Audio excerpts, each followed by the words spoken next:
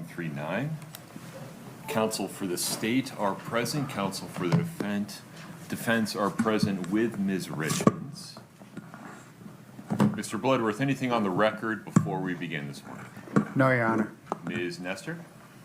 No, sir. Is Ms. Gibson close by? She's ready. Okay. Are we ready for the jury? Yes. I do. I'll get that happen. Ms. Nestor, are we ready for the jury? Yes, Your Honor.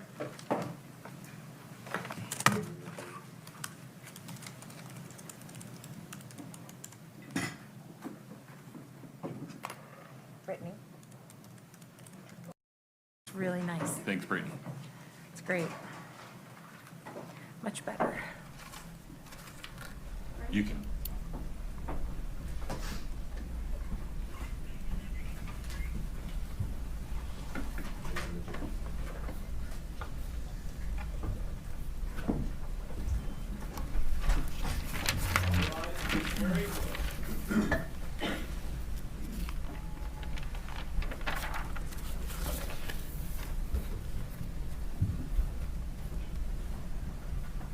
Feel free to have a seat. Thank you.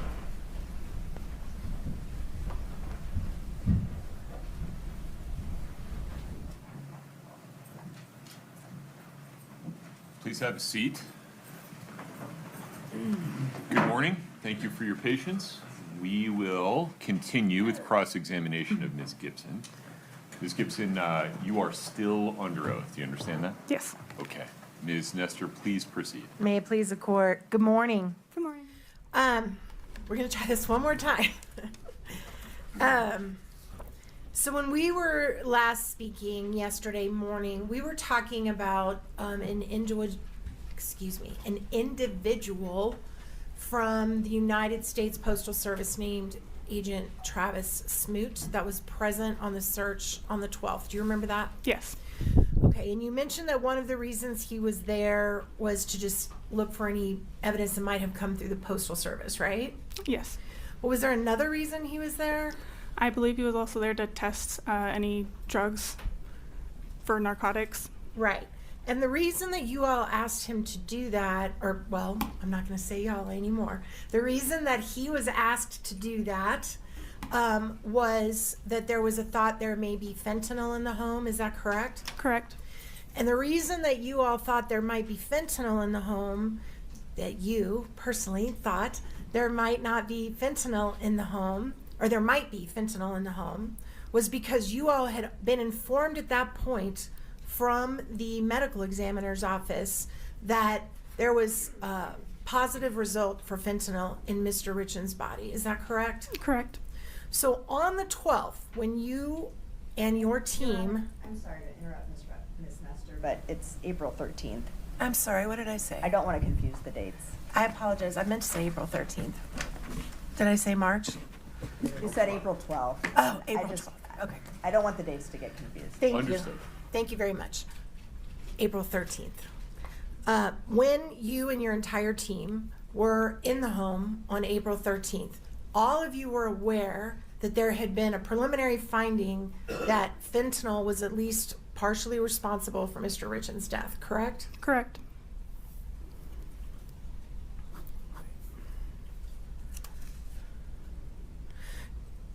When you were there, you noticed, I'm sure, and you have noticed since you've done the Matterport videos, that there was a very large garage detached from the home, behind the home, correct? Yes.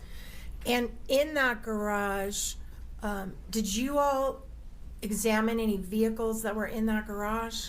Not that I recall. Are you aware, or were you aware then, of what vehicle Mr. Richins regularly drove in? Not that I recall, no. Did you know whether he had a work truck, a personal truck? Did you know any of that? I believe he had both.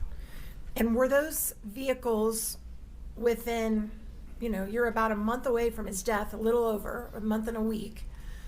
Did anybody search his vehicles? I'm not sure which one you're referring to. I believe we did search a vehicle that was inside the main garage of the home. A personal vehicle, right? I'm assuming it's a personal vehicle. I don't know for sure. Were any of the vehicles that Mr. Richins drove in the detached garage searched? I don't believe so. I'm also interested in that warrant that you had on the 12th. It was also included I did it again. It's because I have the 12th written on my paper, so I'm fixing it right now. The 13th. The warrant, the search on the 13th, it was also for electronics. Is that correct? Correct. And you were looking for electronics that could have belonged to either Mrs. Richins or Mr. Richins, correct? Correct. And did you find in the home Mr. Richins' computers? I don't believe so in the home. At some point, you did take Mr. Richins' computer into custody or into your custody, correct? We've located a computer in the office shop. I'm not sure whose computer that one was, though. But in fact, didn't you actually get the computer from Mr. Todd Gabler? If that's who turned it in, yes. I'm not sure who exactly turned it in. So, being the person responsible for everything that was checked in on the day of the 13th, when you all did this search, did anybody turn in a computer for Mr. Richins on that day? I don't believe it was that day. I'd have to double check the records on which day it was booked into. And if you check your records, would you be able to tell, well, strike that. So just to be crystal clear, on the 13th of April, Mr. Richins' computer was not in that home or the detached garage where his office was located, correct?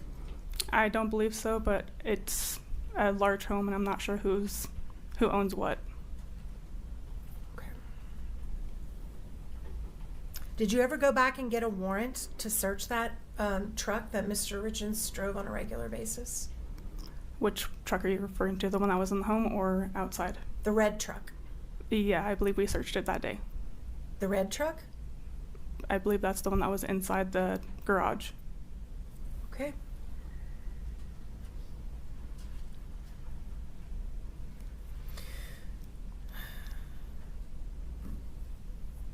There was a picture in the, well, strike that. We're not going to talk about that right now. Did you ever go retrieve any of Eric Richins' personal items, either vehicles, computers, anything, from his business partner, Kouri, right? I did not personally know. Do you know if anybody did and brought them to you? I believe so, yes. And what items were taken from Kouri Wright and brought to you? I believe it was a computer or a hard drive from a computer. And before, were you present when that hard drive was obtained from Kouri Wright? No, I was not.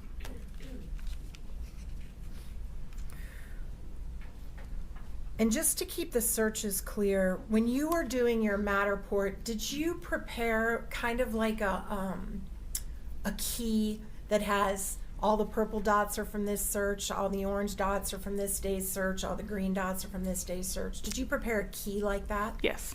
All right. Can we please pull up State's Exhibit 1-15 and just show it to the witness, please?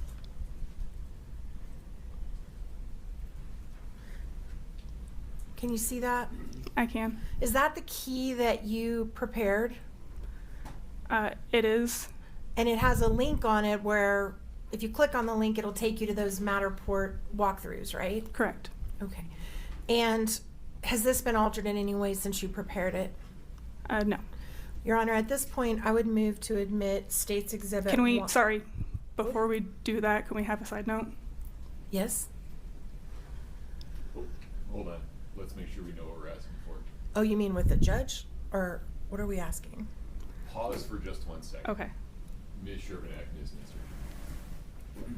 Nisser.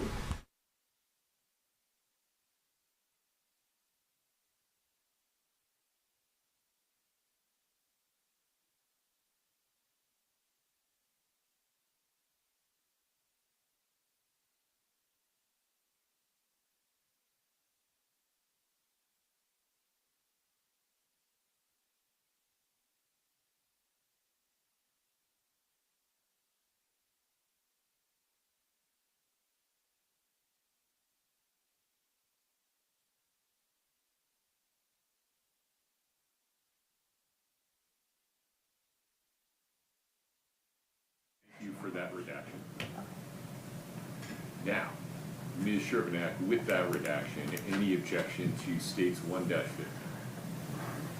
I can't show it to the jury. Hold on, not yet. No, I need to clarify. I want to make sure this box is going to travel when we publish it, so just one moment. It will? Okay. Sorry. May we approach? Of course.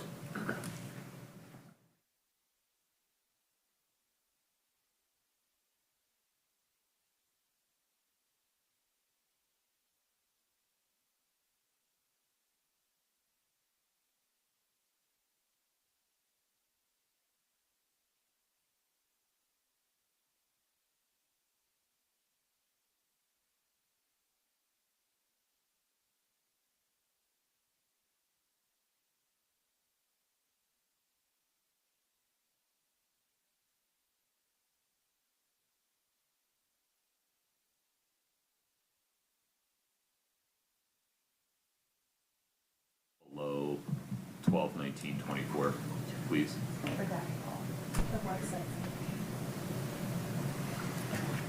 Perfect. Ms. Sherbanek, I need a yes or a no here. Just a moment. Yeah. We'd actually need to be in black so we know something. Yeah, if they could just be in black, so we know that they're not just removed, so that it looks like a redacted version. Sure. That would be helpful.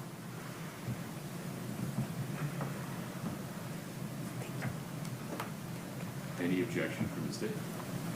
No. Okay. 1-15 as redacted is now published. So, From there, Mr. My apologies. no worries. Thank you, Your Honor. So that list right there, that is the list of the dates of every single time through December of '24 when the home was searched by law enforcement, correct? Correct. And in your Matterport videos, which have been introduced, if the jury wants to use this key, they can go back and compare. The little pink dots were from the search on March 5th, and the magenta dots were from the search on August 9th, correct? Correct. Okay. Since this list was prepared, you all have been back to the home again, right? Correct. And what date did you return to the home that is not listed on this list? I don't remember the exact date, but it was about a month or two ago. So sometime in February of 2025 or Correct. 6. Yes, I believe it was February 6th around that time. Okay. Were there any other searches after December 24 and between the one on February 6th of 26? I don't believe so. And every single one of the times that you guys went in this home, you're trying to find evidence about what happened in the 6 hours before Mr. Richins' body was discovered, right? Correct. And you kept going back and back and back. Yes. All right, I do want to talk a little bit. You can take it down. Thank you. I do want to talk a little bit about the Matterport. You mentioned you did some measuring Correct. with, is it the same device you do the video with that does the measurements? Yeah, it's the Matterport. Okay. And I believe you said you measured the distance from the master bedroom to the front door, Correct. and then from the, what is the second one you did? There's one from the master bedroom to the kitchen, master bedroom to each boy's room. Okay. And what's the purpose? Why did you make those measurements? I was asked to try to figure out how far they were to correlate with data that was retrieved off of a cell phone. Perfect. Did you also take any measurements from the master bedroom to the back porch door? I have not, no. Did you notice the day that you were there when Mr. Richins died? Did they have a dog? I believe so, yes.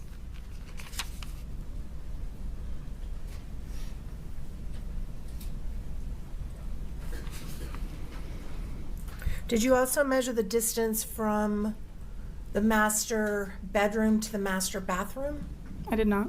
or to the hallway bathroom? No.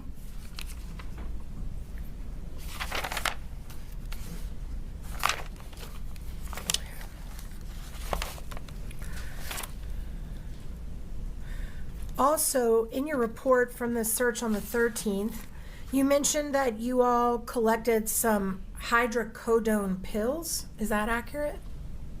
Correct. Where did you find those? Hold on. Okay, my apologies, Ms. Nestor, keep going. Where did you find those pills? I didn't personally find them, but they were located in the laundry room in the cabinet. And how many hydrocodone pills did you find? Like I said, I wasn't the one that found them. I collected them. I don't know the exact, approximately 10 around that. And were they in a bottle or were they loose? They were in a bag. And in the garage, I know you were very careful about marking where every single thing was found. When these hydrocodone pills were found in the garage, what were they near? They weren't in the garage. They were I'm in the sorry. laundry room. The laundry room, which is right at the door where the garage starts, right? It's near it, yes. And what was it near? It was inside the cabinet in the laundry room. Up high? Correct.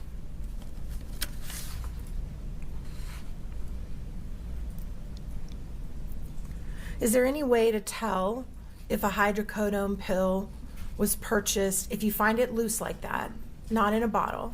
Is there any way for law enforcement to look at it and say, hey, this is bought on the street or this is bought in the drugstore? Not that I know of on scene.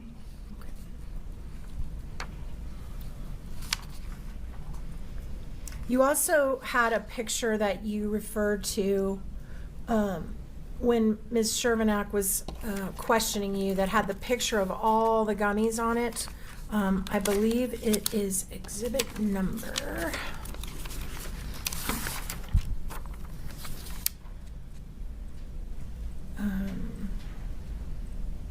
Sorry, give me just a second.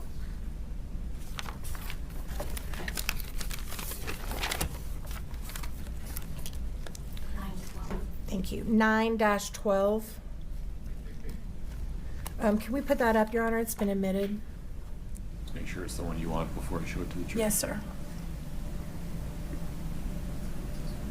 No worries.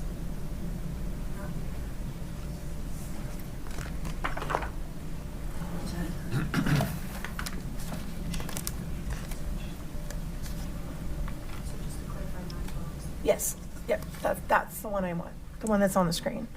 Can we publish that, Your Honor? Any objection, Ms. Sherburne? No, Your Honor. One moment. And I need to approach the screen. Do I need permission for that, or? No. Okay. Just make sure your mic is working. We're not going to pick you up.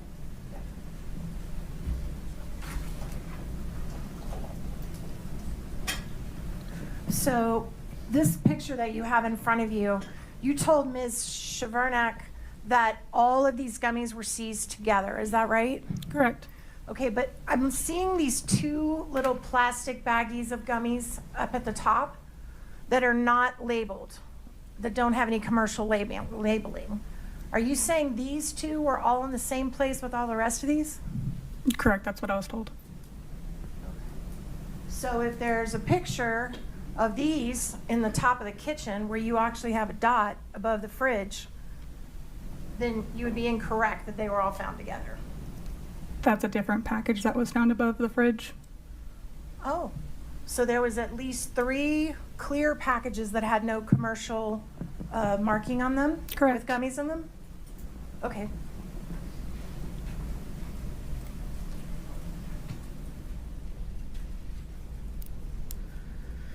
And the gummies that are on the screen that have the red packaging, at least one of those was found in that green jacket in the closet, right? Not the specific ones. That's an additional one that was located. So there was another red bag of gummies. Correct. Did anybody take that green jacket into custody? No. Do you recall where in the closet it was as compared to near men's clothing or women's clothing?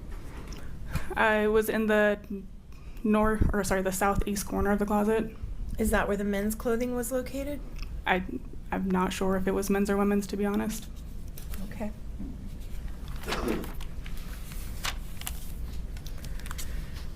All right, now I want to move to the search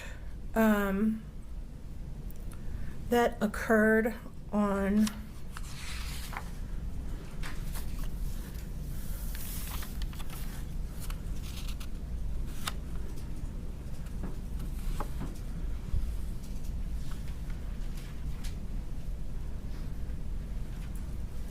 Can we put the key back up that we just had on, the key? Make sure I have the right date. I don't want to say the wrong date and get corrected. Oh, there it is. March 14th of 2022, right? Is that the next one that was on your key? Yeah, that's the second one, correct. All right, what was the purpose of the search on March 14th, which was just about,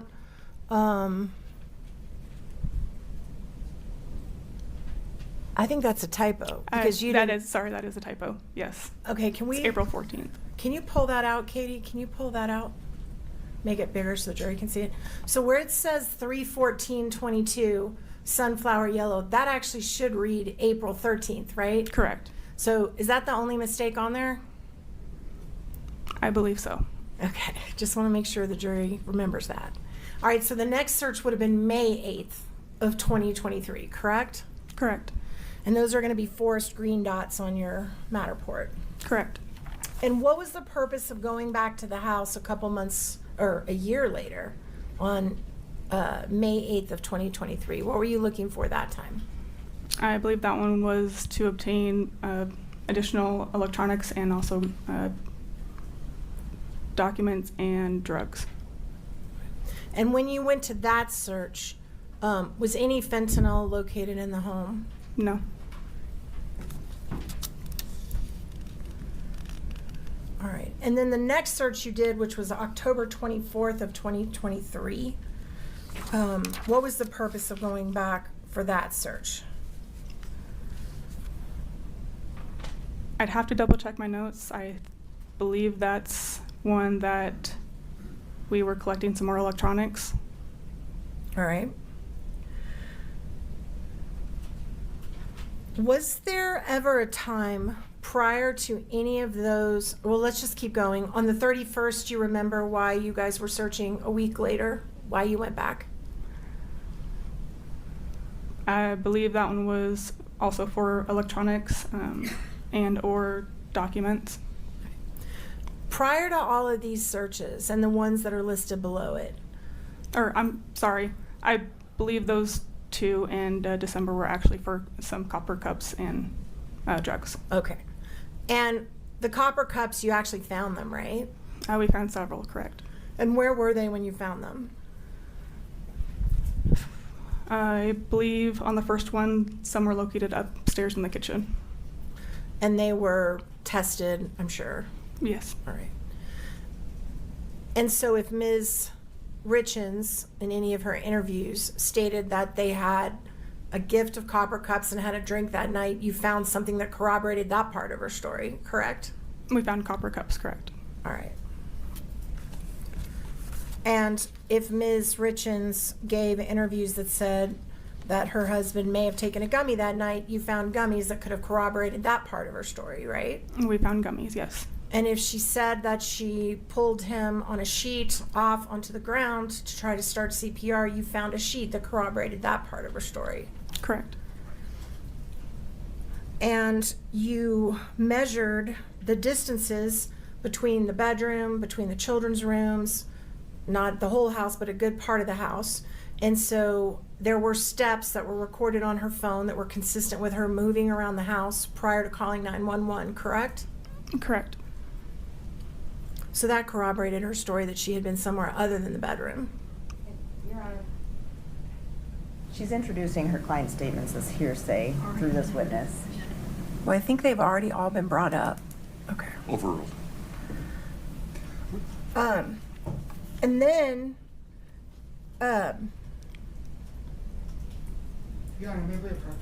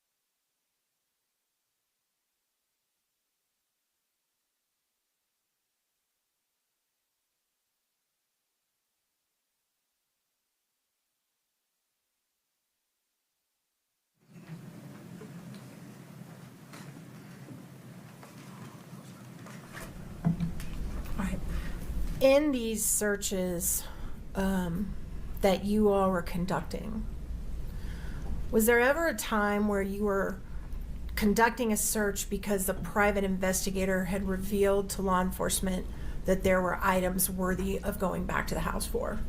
Yes, How many times did that happen? at least one that I recall. All right, I want to talk about that one time. Does that involve the letter that was recovered from the bed? Okay, there's two. Okay, 2 times. So tell me about the first one that you remembered. I believe it was a voice recording or a recording device that was Alright. located. And you all got information from a private investigator that had been in the scene on the house that he'd found something he thought you wanted to see. Correct. And so you issued a warrant and went and picked it up. I did not issue the warrant, but somebody else did. Of course. I'm sorry, that's inaccurate. A warrant was issued and you Correct. guys went in. All right, and the second time, what did that involve? A letter that was located. And the letter that was located in this search, and do you remember the date of the search? Want me to refresh your memory? If you could, yes, please. Sure, no worries. 11/7/24. Okay. Your purple day. It's your purple dot day. My understanding is a letter was recovered on the foot of the bed, of Eric's side of the bed. Correct. Now, the jury has seen multiple photos from that night where there's clearly no letter on that bed. Correct. And there were several, at least 7 searches prior to November of 24 where that letter was not seen on the bed, right? Correct. And that included walkthroughs of defense counsel, walkthroughs of prosecution team, you doing Matterport videos where there's no letter on the foot of the bed, right? Correct. And then when all of a sudden, when you guys get there in November, there's this letter on the bed. Yes. Right. And you took that into evidence. Yes, we did. Same when you went and you got the tip off that there's a recording device, you went and were you showed exactly where it was by the private investigator? Yes. How many times when you all searched the house was the private investigator there and present? I don't know. I Was wasn't it- told. When you saw him with your own eyes, right? Just the one time. Just once that you saw him. Correct.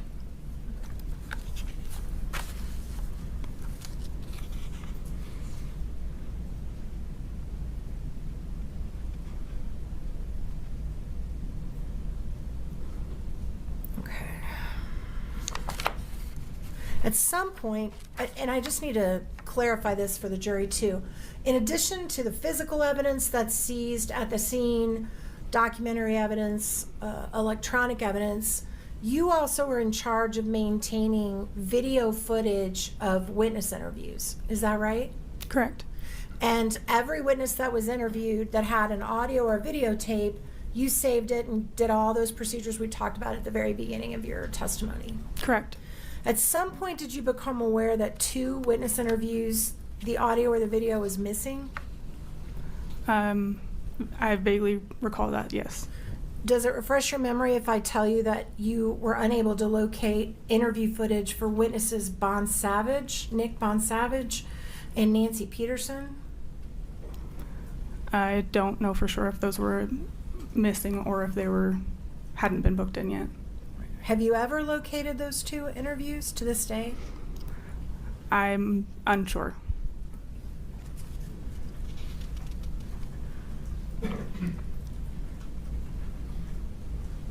Also, one of the items you recovered on a search on September, well, I'm not sure of the date, so I'm just going to say one of the searches you seized or took custody of an Apple Watch that belonged to Eric Richins. Is that right? Correct.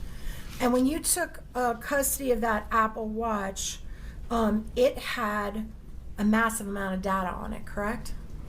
I wouldn't say a mass amount of data. It had gigabytes worth of data. So it wasn't deleted. No. So if someone testified that the Apple Watch had been deleted, that might not be true. Wasn't true because you got it. On Eric's Apple Watch, Mhm. we had very little data off of it. You had how much data? I don't recall the exact amount. But you had data on it. We had some data, yes. So it wasn't deleted. I don't recall if anything was deleted off of it. Thank you.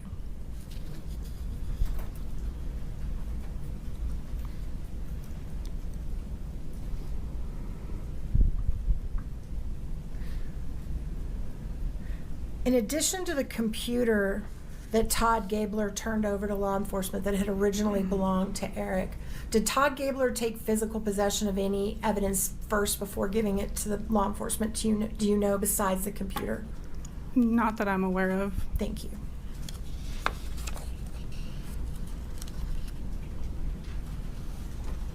One of the things you found on the search in November 7th of 2024, you all found what's called an epinephrine medical injection unit, right? Correct. And can you tell us what that is? I believe that one was just a EpiPen that's used to administer insulin. Or maybe not insulin, maybe something for an allergic reaction. Yes. And that's something that you normally find on a scene if someone's severely allergic? Correct. And where did you find that epinephrine medical injection? I believe it was in the kitchen. I believe it was inside the refrigerator. Wasn't there also one located in the master bathroom? At one point, I believe so. All right. And you did not take that into evidence? No. You just noted it? Correct. You also found syringes in the master bedroom? Yes. In the master bedroom. I'm sorry, master bathroom? There was some in the master closet. And where in the closet were the syringes located? At the very top shelf in the northwest corner. Up high. Correct. And did you all take those into evidence? Yes. Did you test them No. They were unused. and destroyed them? They were not destroyed, no. You still have them. Correct. And there was one syringe that you found in the master bathroom, I believe, that did have residue of substance in it, right? There was a syringe located in the kitchen. Okay. And was that tested? That one was, yes. And what was the substance that was determined to be inside that syringe? I don't recall what was the positive.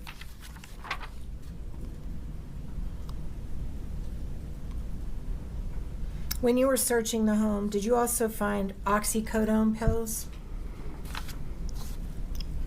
I'm unsure.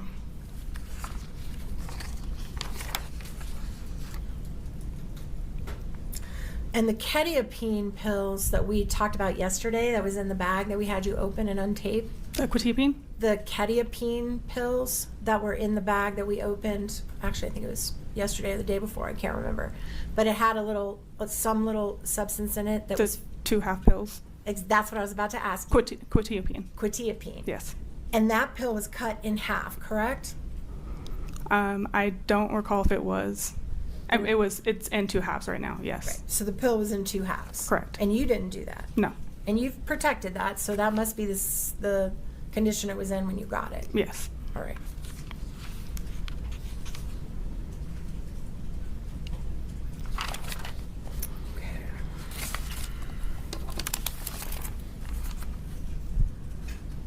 Court's indulgence for just 1 minute. I think I'm wrapping up.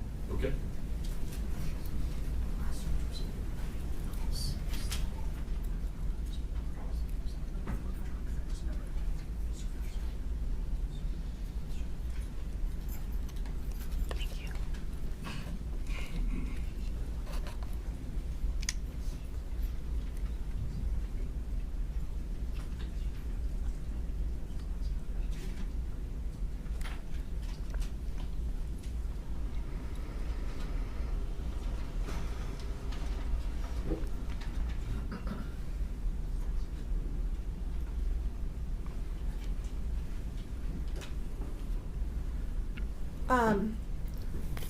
I believe, if it refreshes your memory, that the last search that was conducted on the house might have been February 9th. Does that sound familiar? Yes.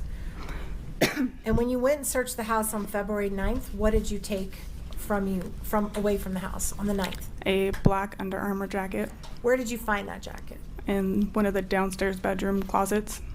And how many jackets would you say were in that house 3 years after the death, There was 4 a- years? A lot of jackets. Right. And that's the jacket you picked and you took it with you out of the house. Correct. And I want to be really specific about the search of the truck. So there were 2 trucks. One was a brown work truck and one was a red truck. Which is the truck that you believe was searched when you were present and logging in all the search materials? I believe it was red, and it was the truck that was inside the garage.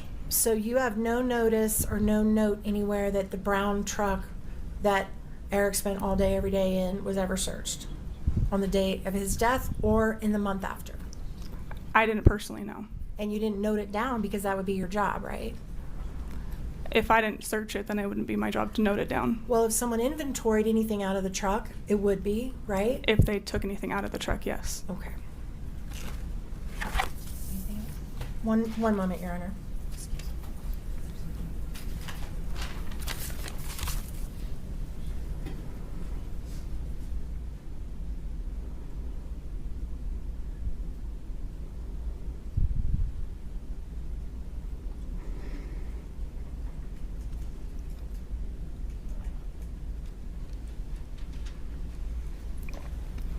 There was a canine search run at one point with a dog. Yes. When was that, approximately? You don't need to know the exact date. That was on the April 14th of 2022 search. And was the canine just run through the home? I can't attest to where it ran. I believe it just ran through the entire home. To your knowledge, did the canine go into any vehicles on that day? I'm unaware. Okay, thank you, Your Honor. I tender the witness. Thank you, ma'am. Thank you. Ms. Sherman. Let's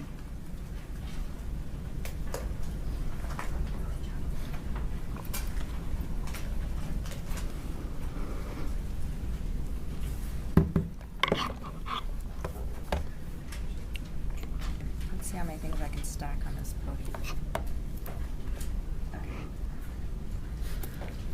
Ms. Gibson, let's talk about March 4th. That's the day that, of 2022, that's the day Eric Richins died. Did you have a search warrant that day? No, we did not. Were you legally permitted to search the house for anything you wanted? No, not at that time. Were you looking for prescriptions of Eric Richins? Yes. And you weren't looking for prescriptions of Kouri Richins? No. Why not? A little closer, yeah. How's that? Are we better? Yeah, thank you very much. And you weren't looking for prescriptions of Kouri Richins? Correct. Why not? Typically, when we have a death investigation, we only look for the decedent's medications or any other medicine that could be potentially misused. I think we did note some prescription bottles of Kouri Richins just to verify, make sure there wasn't an overdose possibility on those. And you didn't find any hydrocodone that day? No. So let's move forward 5 weeks. April 13th, 2022. That's the first time the house is searched by a search warrant. Correct. You weren't in the house between March 4th of 2022 when Eric died and April 13th of 2022. Correct. There was no search warrant on the home in that time frame. Correct. And you went back on April 13th with a search warrant looking for fentanyl Yes. because fentanyl killed Eric Richins. Correct.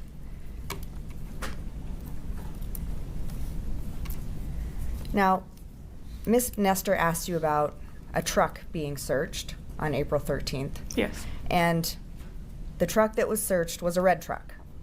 I believe so. When you were at the home during any of those searches, but in particular on April 13th, was there a brown truck at the home?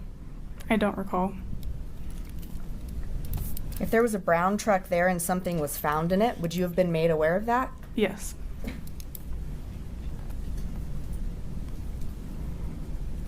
If we could, Scott, put up Exhibit 1-16 and 1-18 side by side.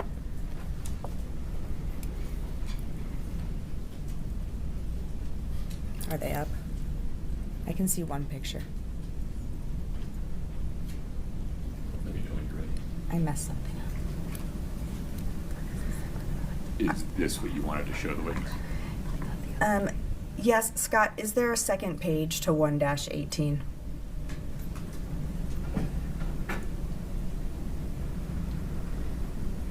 Okay, that's the view that I would like, please, if we could publish that to the jury. Any objection, Ms. Nestor? No. So when we're looking at these two photographs, the photograph on the left, I just want to make this clear for the jury. These items were located on April 13th, 2022. Correct. And the items on the left were located in the cupboard above the toilet. Correct.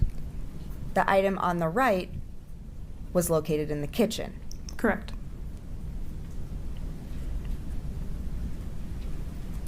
Now, you also testified with Ms. Nestor there was hydrocodone found in a baggie, Yes. and that was located kind of like a mudroom area. Yeah. Were those items sent to be tested at the lab? I believe so, but I'm not positive. Scott, if we could show the witness exhibit 1-17, please.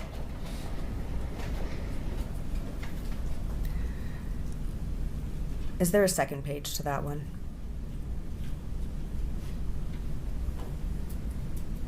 Okay, that view is fine. If we could show that to the jury, please. Ms. Nestor? No objection. Is this a photograph that you took? Yes. Did you look at that jacket? I didn't look inside the jacket. Not inside the jacket, but did you look at the jacket? Not really, no. Could you tell if it was a men's jacket or a women's jacket? I can't tell, no. You can take it down. Now, I want to talk about the black jacket, the Under Armour jacket. You went back and retrieved that jacket from the home Correct. with a search warrant. Yes. Why did you retrieve that jacket out of all the jackets in the home? It was the jacket that a pair of tweezers and a small piece of plastic was located in.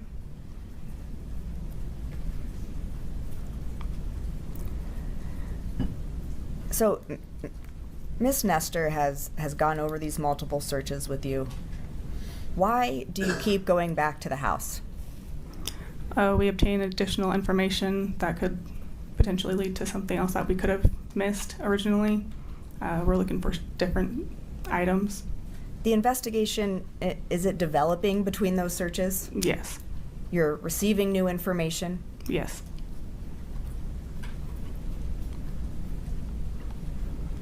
And we talked about some phone calls that you had retrieved and booked into evidence. Were you ever, is that correct? Yes. Were you ever involved in downloading, storing, retrieving, preserving any secret phone calls? What do you mean secret phone calls? Yes or no? No. Give me just a minute.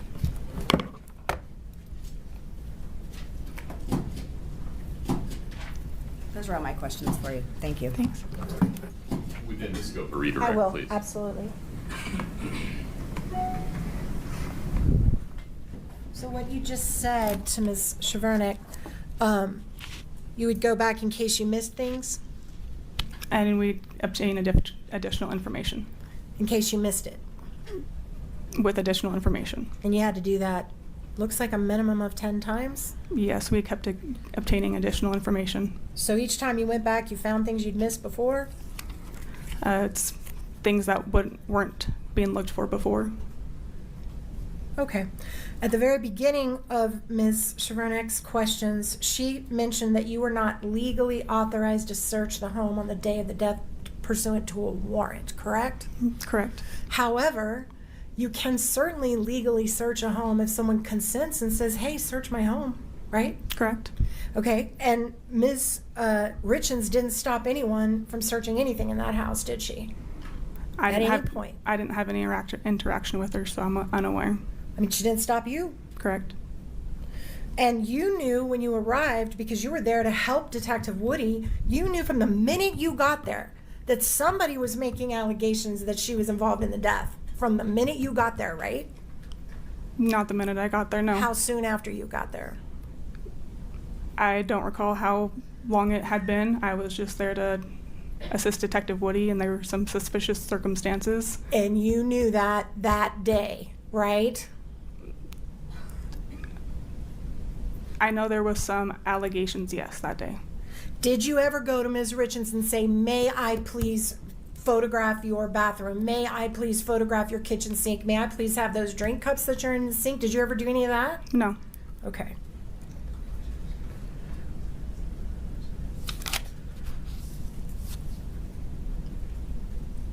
I think that's all I have. Thank you, Your Honor. Ms. Shervinack, anything else? No, Judge. Okay. Ms. Gibson, you can step down. You can take the things in your custody with you. Thank you. Very good. Am I released from my subpoena? Or am I gonna I'm be actually not back? sure. Let me ask. That's a fair question. Do we need to release her or just hold her? If we could just not release her, but we promise if we need her, we'll give her much advance notice that Fair she needs to notice, come yeah. back. So you're Okay. not released. We'll make sure you get fair notice. Okay. Thank you. Thank you. All right.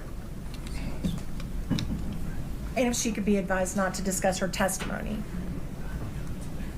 Yeah. Counsel, would you approach? Yes.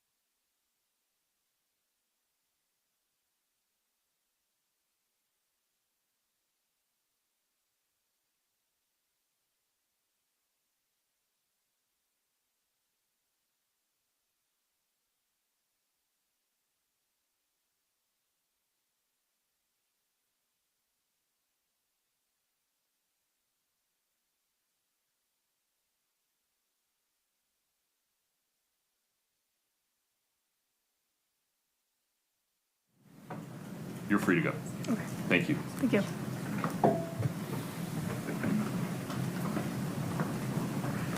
Ms. Shervinack, Mr. Bloodworth, the state's next witness. The Dr. Peterson. Okay.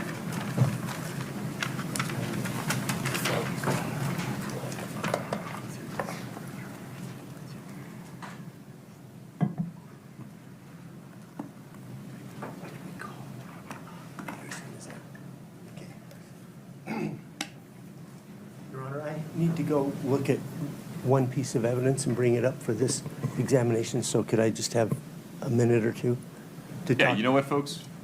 We'll just let you stretch your legs for 5 minutes. All rise for the jury, please.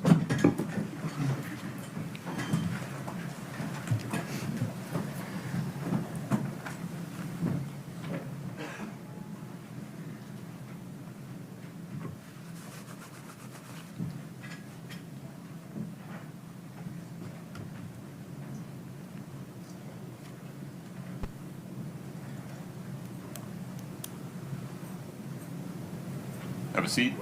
The court will be in recess until, Mr. Burmester, why don't you do that, and I'll give Mr. Bloodworth the benefit of the record. How about that? Okay. Very good. Mr. Bloodworth. Your Honor, I appreciate that. I've actually asked Ms. Payer for a quick dirty of the transcript. I think that would help the argument. I don't have it yet. No problem. We'll do it later. Thank you. Okay. We'll be in recess until 9:30.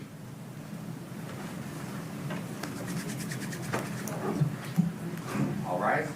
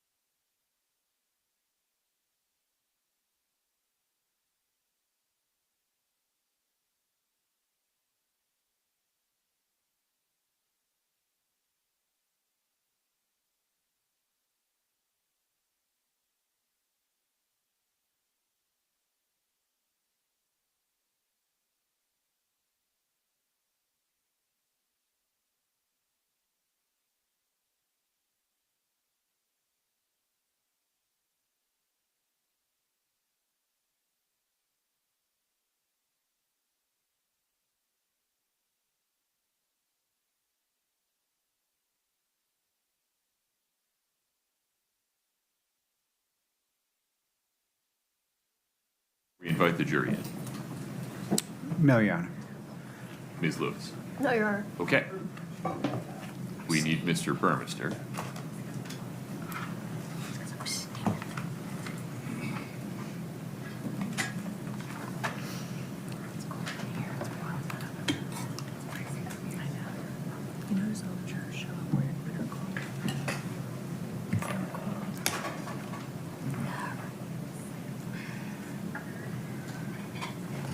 Peggy.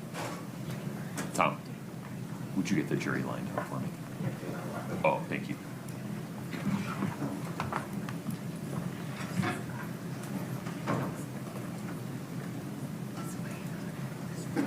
Sir, if you'd just wait in the gallery for just a second. Yep. Yeah, I'm sorry. Yeah, right there is fine.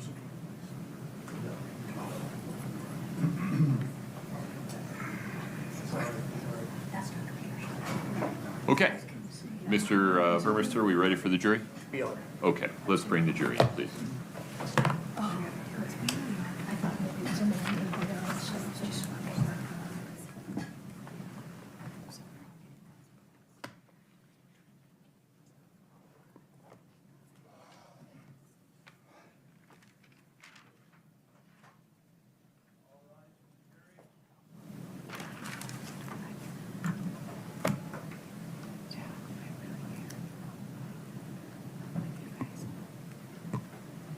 Have a seat, folks. Thank you.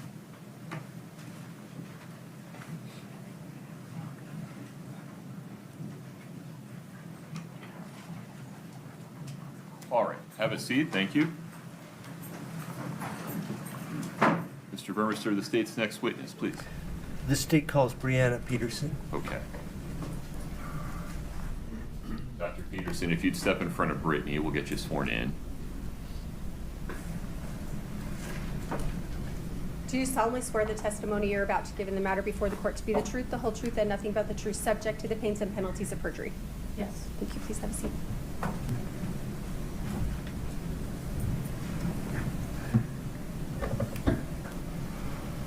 Hello, doctor. Can you please state your full name and spell your last name for the record?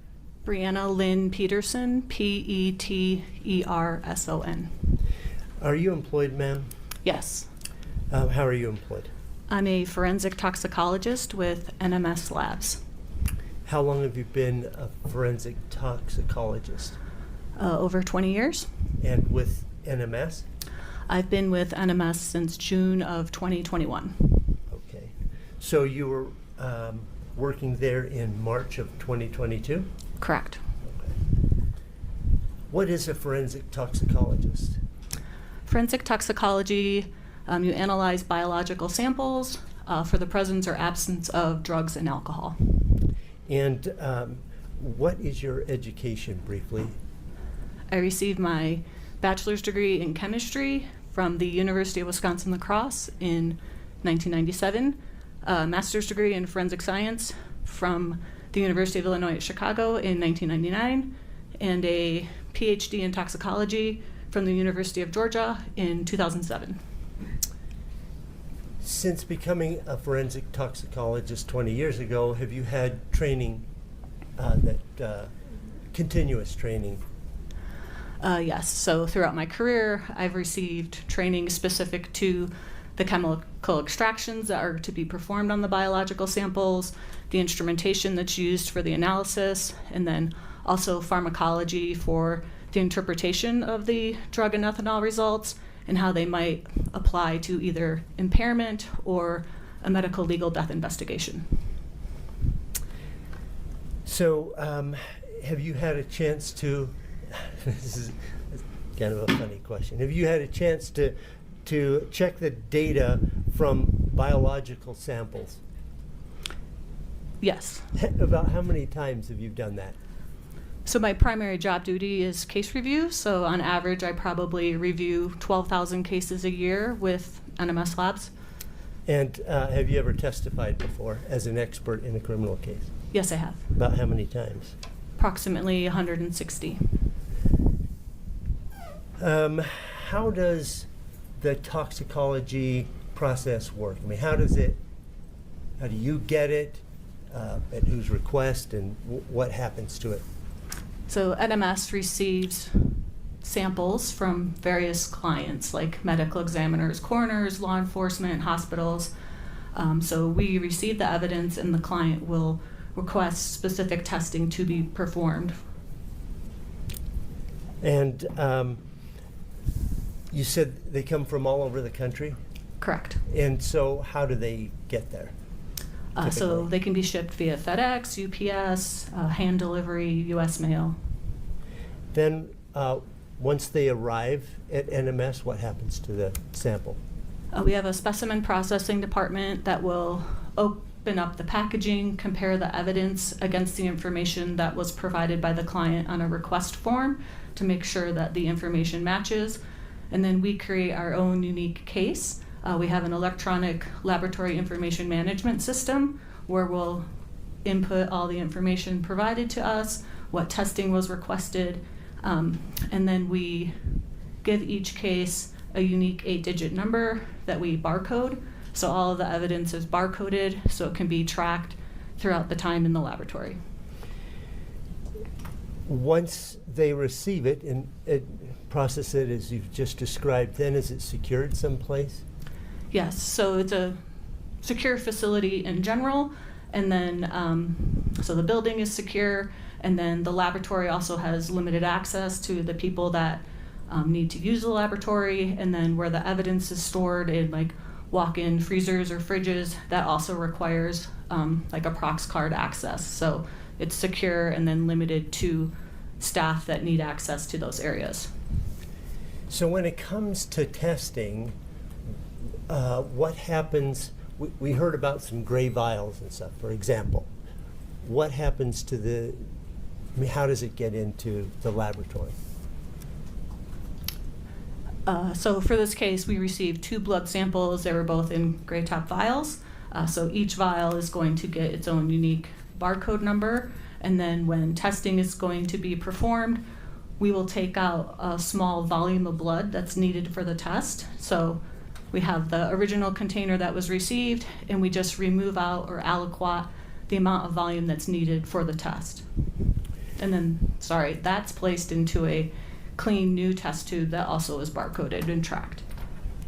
Then this aliquot is forwarded to the lab for the scientists to run through the instruments? Yes, so the aliquot is given to a staff member who will perform the specific test following a standardized operating procedure. Okay. Is it run by itself or in batches of cases? So we run batches, so there's going to be many other unknown case samples, and then also every batch will have a set of standards and controls that is also run concurrently with the unknown cases.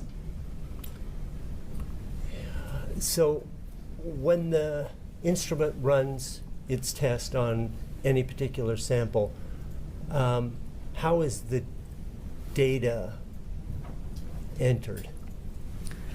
So everything is being tracked by that unique case number that we gave it. Once an extraction is performed, the sample is run on an instrument. The instrument has inputted, like they scan the barcode to tell the instrument this is, this vial is this case number. After the data is reviewed, it's sent electronically from the instrument to our electronic laboratory information management system that stores the results. So it's always just following our unique case number. Is there someone near in time who then reviews that data to make sure that it was processed properly? Yes, so after the person in the laboratory performs their procedure, it runs on an instrument. When the instrument is done running the entire batch, someone's going to review all of the data for the knowns to make sure that the positive controls were positive, the negatives were negative, and then that all of the unknown cases, that any results that were found meet the acceptance criteria for reporting. So they'll look at the batch in its entirety to make sure that it's acceptable based on those standards and controls. And then when they're done, a second person is going to do the exact same thing. So it's like a double check of their work before that batch is released and those results sent to the computer system. And that's the same process for each test that you run on all the various substances? Correct. Okay. When do you come into the picture? So after all testing has been completed for a case, then in my role as a toxicologist, I'm going to review the data from all of the testing that was performed for this specific case. I also have access to the administrative information provided by the client on that request form, so I'm making sure that the correct testing was performed that was requested. So I review everything, and then I will issue a final toxicology report with the findings from all of the testing. So in this particular case, you received some samples from the Utah medical examiner on March 8th? Correct. Okay, and it was assigned the unique number at that point? Correct. And what did you receive? We received 2 tubes of blood, vitreous fluid, urine, liver tissue, and gastric fluid. Okay. And initially, what were you asked to do?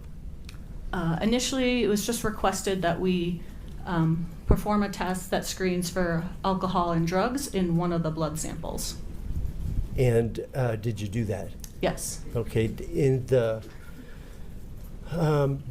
screening, were any of those? Did any of those come up positive for substances that you subsequently tested a confirmatory test? Yes. Okay. And tell the jury about that. So we first perform a broad drug screen that looks for hundreds of different drugs. And then based on those results, if there's any positive findings, then we will perform a second confirmation test that's more specific and sensitive for that drug or drug class. And so that's, we're taking a separate aliquot, performing a separate test, running on another instrument to confirm those original screening results. And in this case, what did you find in the confirmatory test? Fentanyl and norfentanyl. Okay, did the confirmatory test identify levels? Yes, so fentanyl was reported at 15 nanograms per milliliter and norfentanyl at 3.3 nanograms per milliliter. What is norfentanyl? Norfentanyl is a metabolite of fentanyl. So when your body is trying to eliminate drugs, they'll break them down into a different form called metabolites sometime that are easier for the body to excrete. So it's inactive, it doesn't cause any effects, but it just shows that some fentanyl has been metabolized to norfentanyl. Did you screen for hydrocodone? Yes. And did the screen identify anything for further testing? No. Okay. Any other opioids tested in the screening? Yes. And any others besides fentanyl positive for further testing? No. Do you know how long hydrocodone stays in the body that you're able to find it in the subsequent toxicology test? So hydrocodone has a half-life of maybe 4 to 6 hours. So a half-life refers to how long does it take for the concentration to go in half. And usually drugs will be completely eliminated from your body in 5 half-lives. So if someone took a dose of hydrocodone, we would expect it all to be eliminated within 20 to 30 hours based on that 4 to 6 hour half-life times 5. Okay. When a person dies, does it freeze in place whatever is there? I mean, you don't continue to eliminate it, or it doesn't evaporate once the blood is drawn out. It freezes it in place. Is that correct? In general, it's going to be a snapshot of what was going on. There are some drugs that might have limited stability, like cocaine can be broken down after death just due to enzymes that are present that can break it down into its metabolite. So there are a few drugs that we know have limited stability in the biological samples after death, but for the most part, yes, it's, your body has stopped working, like it's no longer going to be metabolizing, etc. Is that true for opioids then? That it should be a snapshot of them, yes. Yeah, okay. Have you ever heard of a principle or a theory or something called post-mortem redistribution? Yes. Can you give a brief explanation of what that is? So postmortem redistribution, so after someone dies, the pH of your blood starts to change and the permeability of the tissues isn't maintained the same. So it means if there was like drugs stored in like major organs like your heart or your lungs, they might start to seep out of those organs and go into the neighboring blood. And so this means like they're being redistributed. So maybe there was a concentration of drugs in your heart, and now after death, due to the changes the body might be undergoing, they might go into the blood and increase the concentration. So the blood might not be, the concentration that's there might not be an exact representation of the concentration at the time right before death, right? So it might have increased due to the tissues releasing some of their drug stores into that blood sample.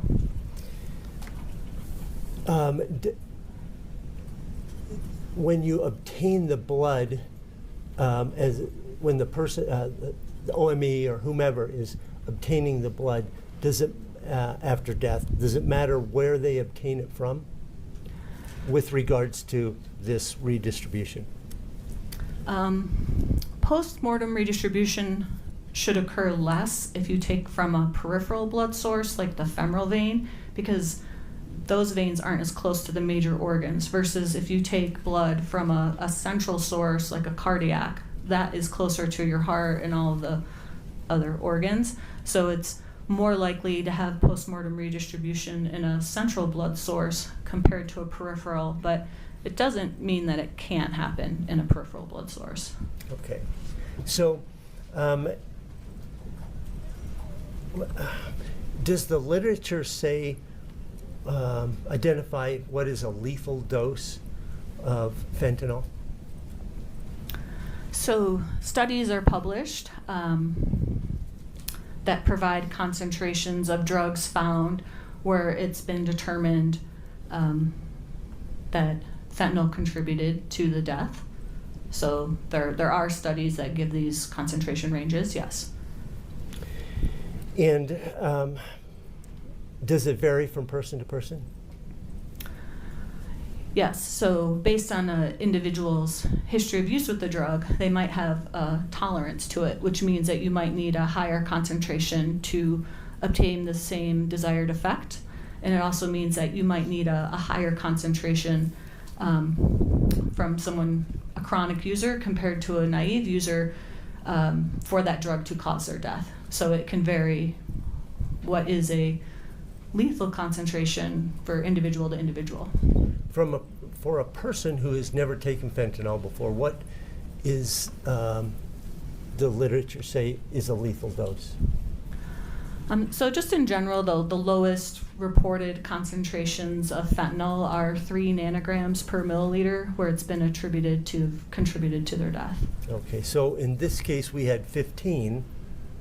Correct. Which is 5 times that. Correct. Okay, now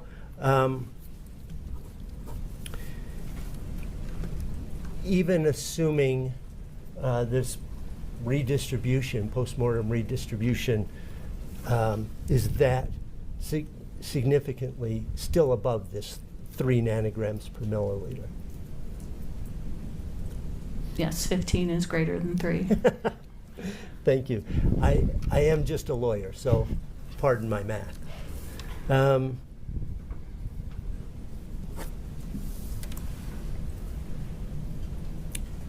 Okay, at a later time, were you asked to examine other of the samples that you were sent by the Utah Medical Examiner? Yes, in October of 2022, the client requested that we perform a alcohol and drug screen on the gastric fluid. And did you do that? Yes. Did, following that screen, did you get positive results for which you subsequently performed confirmatory tests? Yes. Okay, can you tell us about those? Yes, so ethanol was detected at 279 milligrams per deciliter. Quetiapine was detected at 16,000 nanograms per milliliter. Fentanyl was detected at 20,000 nanograms per milliliter. Norfentanyl was detected at 52 nanograms per milliliter, and acetylfentanyl was detected at 29 nanograms per milliliter. We haven't heard about acetylfentanyl. What is that? Acetylfentanyl is a fentanyl analog, so it's similar in structure, but it's a illicit drug. So there's no prescription pharmaceutical drug where it's going to be prescribed. It's solely illicit, and it's often seen in illicitly manufactured fentanyl as a co-product. So for purposes of an analyst or a criminal investigator, that would be a marker that this came from a source, this fentanyl came from a source that was illicit. You could provide that interpretation, yes. Okay. I mean, they could have just had acetylfentanyl and maybe a fentanyl prescription, but often when you see acetylfentanyl, it's an indication that the fentanyl was illicit. Okay. This 279 milligrams per deciliter of ethanol, I want to go into that. First of all, how much alcohol is that in layman's terms, like in order of, say, shots of liquor or 12-ounce beers or whatever? So this will be kind of a multi-step answer. So the 279 milligrams per deciliter is a concentration. And so your question was asking just about milligrams. So like if you have a beer or a shot of alcohol, that's just in terms of milligrams of ethanol. So to figure that out, you would have to take the 279 times the total volume of gastric fluid that's available. Were you made aware of the total volume? Yes, I was. From whom?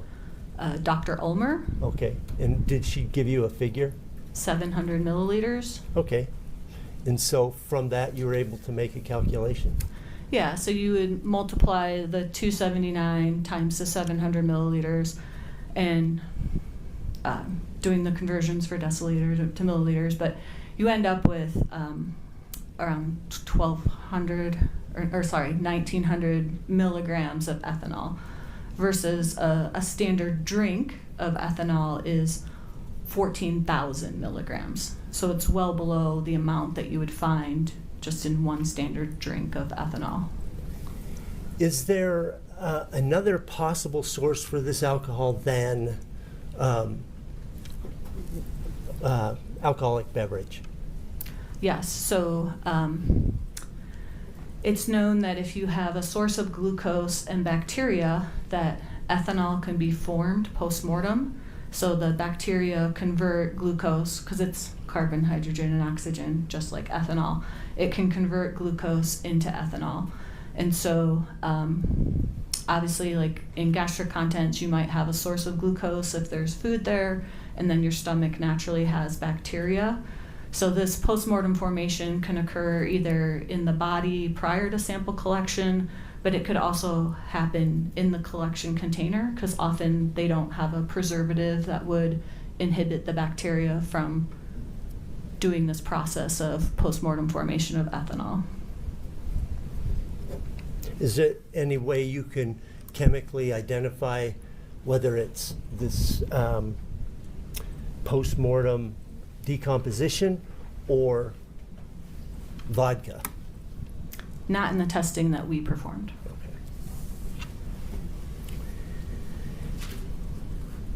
Can you tell us, based on your knowledge of the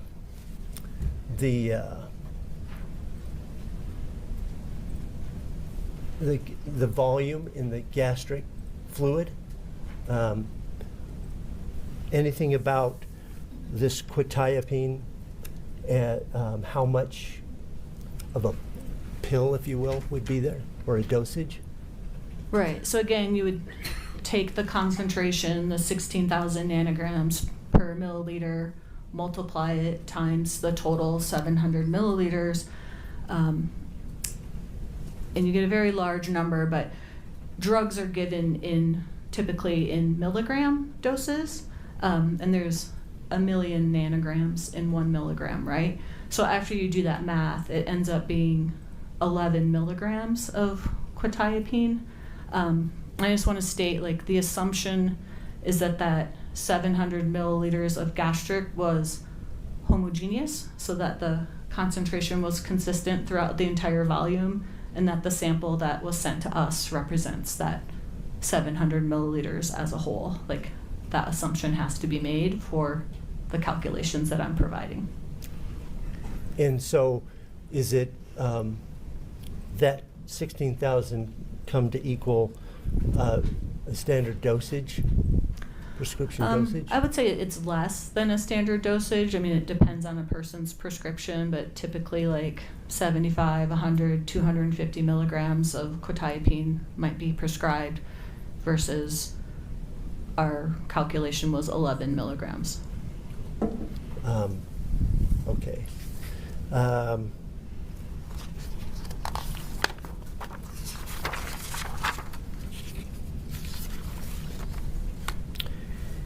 Did you, a few minutes ago, did you have an opportunity to look at State's Exhibit 9-1, a quetiapine bottle with its label on it? Yes, I did. Okay. You also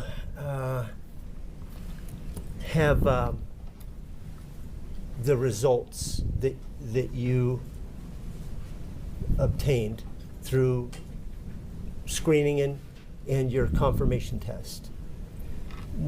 With the knowns that you have available to you, are you able to say that the quetiapine and fentanyl had to have been taken sequentially, either one before the other one, or at the same time, or anything like that? I cannot make any of those conclusions. Okay.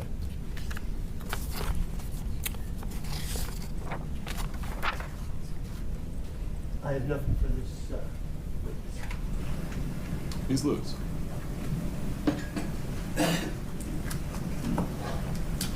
Glass of water is for you.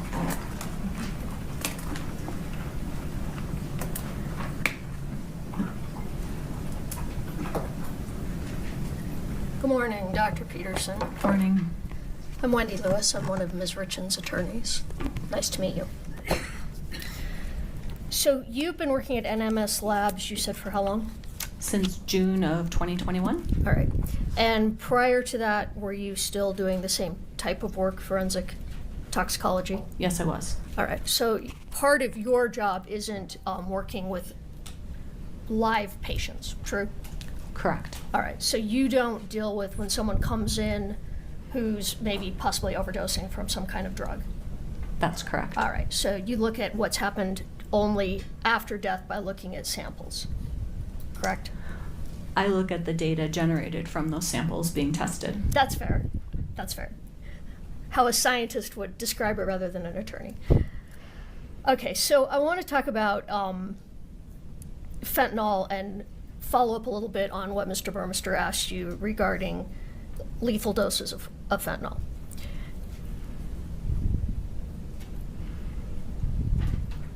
So here you said we had 15 nanograms per milliliter of fentanyl in the bloodstream. Did I get that right?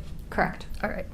And fatalities for fentanyl, there's a fairly large range of what could be a fatal dose of fentanyl. Is that fair?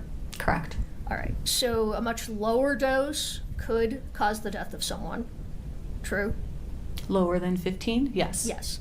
And in some people who have some tolerance, it could be a higher dose than that before it would be fatal. Fair? That's correct. All right. So when someone takes fentanyl, is it fair to say that it would take about 30 minutes from the time the fentanyl's ingested before it starts to show up in the bloodstream? Yeah, some of it's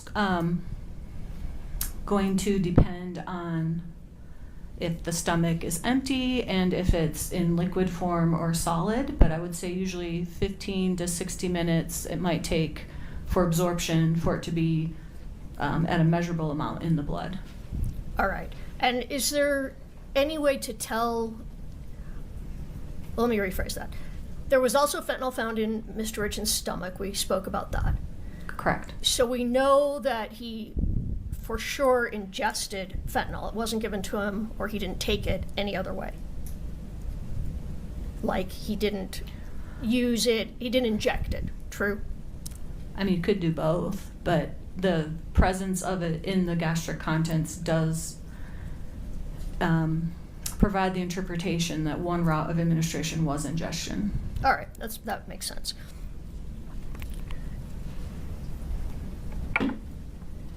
Now, you mentioned that also present was norfentanyl. Correct.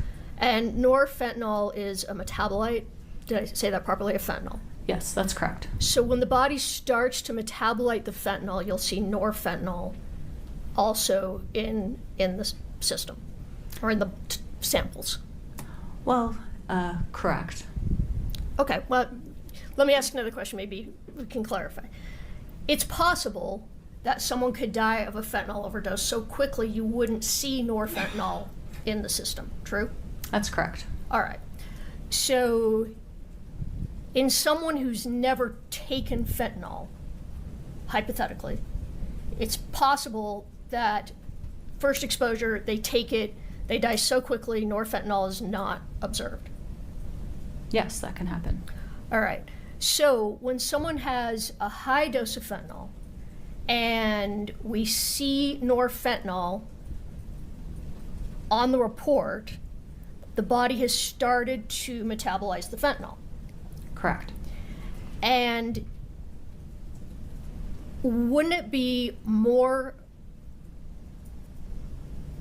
well, strike that. Let me ask one question before I get to that one.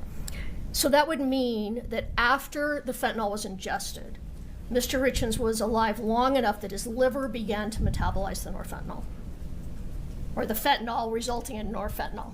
Correct. All right. And that would be more likely for the body to start to metabolize it before death in someone who it was not their first time taking fentanyl, correct? I don't think you can draw that conclusion. And, well, let me back up. So it's possible someone has no exposure to fentanyl, they take it, they die very, very quickly. That's a possibility, yes. And someone who has had exposure, I'm not saying that 100% wouldn't, they may show norfentanyl, but it's more likely that someone who's had some exposure to fentanyl would start, especially at a higher dose, would start to metabolize it, having the norfentanyl appear, as opposed to someone who had never taken it. True? I don't agree with that. All right.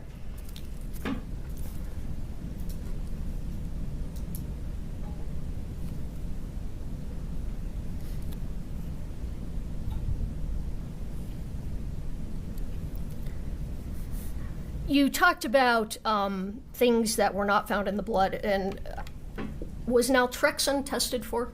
Yes, it was. Okay, and there was no naltrexone in Mr. Richins' blood? The screening result did not meet the threshold to go to that second confirmation test. All right. All right, I want to move to post-mortem production of alcohol that you talked about with Mr. Burmester.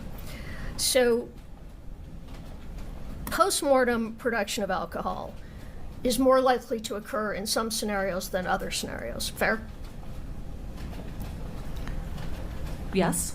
I mean, not every body is going to have post-mortem production of alcohol. We don't see that just because someone dies, that's not there. True? That's correct. All right. So some of the circumstances that might result in postmortem are things such as a long delay between the death and autopsy. True? I mean, the two variables that are needed are glucose and the bacteria. All right. But is it also true that there are certain scenarios where it's more likely to happen, such as a long delay between the autopsy and the death? You're more likely to see it than an autopsy that happened fairly quickly. Fair? Are you talking about in any matrix or gastric in particular or just general? Well, Sorry. no, now you're getting scientific on me. I'll just answer your question that yes, a longer postmortem interval is a pre-analytical factor that could lead to postmortem formation of ethanol. Okay. Yes. All right. And I'm not saying every time, but these are Correct. circumstances that make it more likely. It can be, yes. Okay. And we didn't have a long delay here between death and autopsy. No idea. Well, assuming he died somewhere between 10:30 p.m. and 3 a.m., autopsy's done at 7:30 a.m., that's not considered a long delay in terms of an autopsy, true? That's just not something I do, so Okay. I don't have So an that would be a opinion. question. I'm sorry, I didn't mean to talk over you. Question for an ME. Yes. All right, fair. Does trauma to the body increase the chances of postmortem production of alcohol? It can, because if you have trauma where the gastric tract gets broken open, then that bacteria is released and can be in the blood, and you need the bacteria to do the postmortem formation. Right. And that didn't happen here. No idea. So a body being warm for a long period of time, that also increases the chances It of could. postmortem. It could, yes. And are you aware if when a body arrives at a ME's office, typically it's refrigerated, fair? Yes. All right. Was there testing done for yeast in his system that could produce alcohol? No, there was not. Because yeast in the system is something that would result in postmortem. Well, I might be phrasing that wrong, but yeast in the system could result in the production of alcohol that would be seen, such as it was here. Yes. All right, but that wasn't tested for. No. All right. So it's possible that there was postmortem decomposition, but it's equally possible that he took a drink before bed, correct? Correct. How long after taking a drink of alcohol? Well, is it fair to say alcohol takes about 10 to 15 minutes to hit the bloodstream? Again, it depends on the stomach and if it's full or not. So if you have an empty stomach, then the alcohol can get to the intestines faster, which is where the majority of the absorption occurs. So yeah, maybe 15, 30 minutes if your stomach is empty, but if you have delayed gastric emptying, then it might take longer for you to reach that peak alcohol concentration. Right, But- peak alcohol concentration. Yeah, but for that's some alcohol to be in the blood, sure, 15, Okay. 30 minutes. within 30 minutes. Yes, And some fentanyl would be in the blood probably within 30 minutes of ingestion. again, yeah, within 15 to 60 minutes in general, yes. So, if Mr. Richins had fentanyl in the blood, but not alcohol, a real possibility is that he ingested the fentanyl and then took a drink, give or take maybe 30 minutes later. Maybe less, 15 to 30 minutes after he took the fentanyl. Fair assumption, correct? I can't provide a timeline of when things were ingested. Some of it is, you say, take a drink. Did you take a sip? That might not even become measurable in the blood. Or how long did he live after the alcohol was consumed, and the body could have just metabolized it below our threshold for reporting. So I can speak generally about both. Yes, can be absorbed and be present in the blood within the 15, 30 minutes. Well, that amount of fentanyl, typically, someone would pass away, would die from that dosage of fentanyl within 20 minutes? I can't provide an exact time frame. Sometimes there's delayed deaths with respiratory depression, so I can't pinpoint. Okay, you can't I understand. I mean, we're talking in generalities here. So if someone takes that dosage of fentanyl that you found, what would you expect? Would someone live for hours after that? They wouldn't.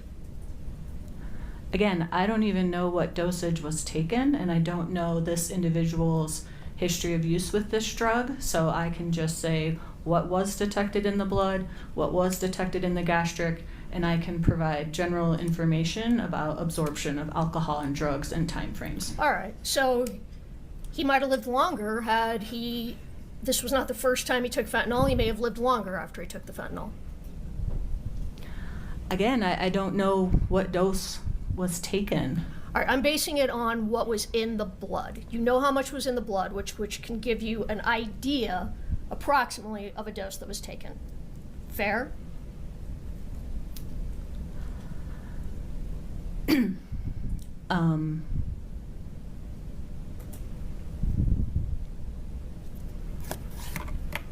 mean, assuming it, I'm not sure what you mean by dose, like how many micrograms of fentanyl were taken.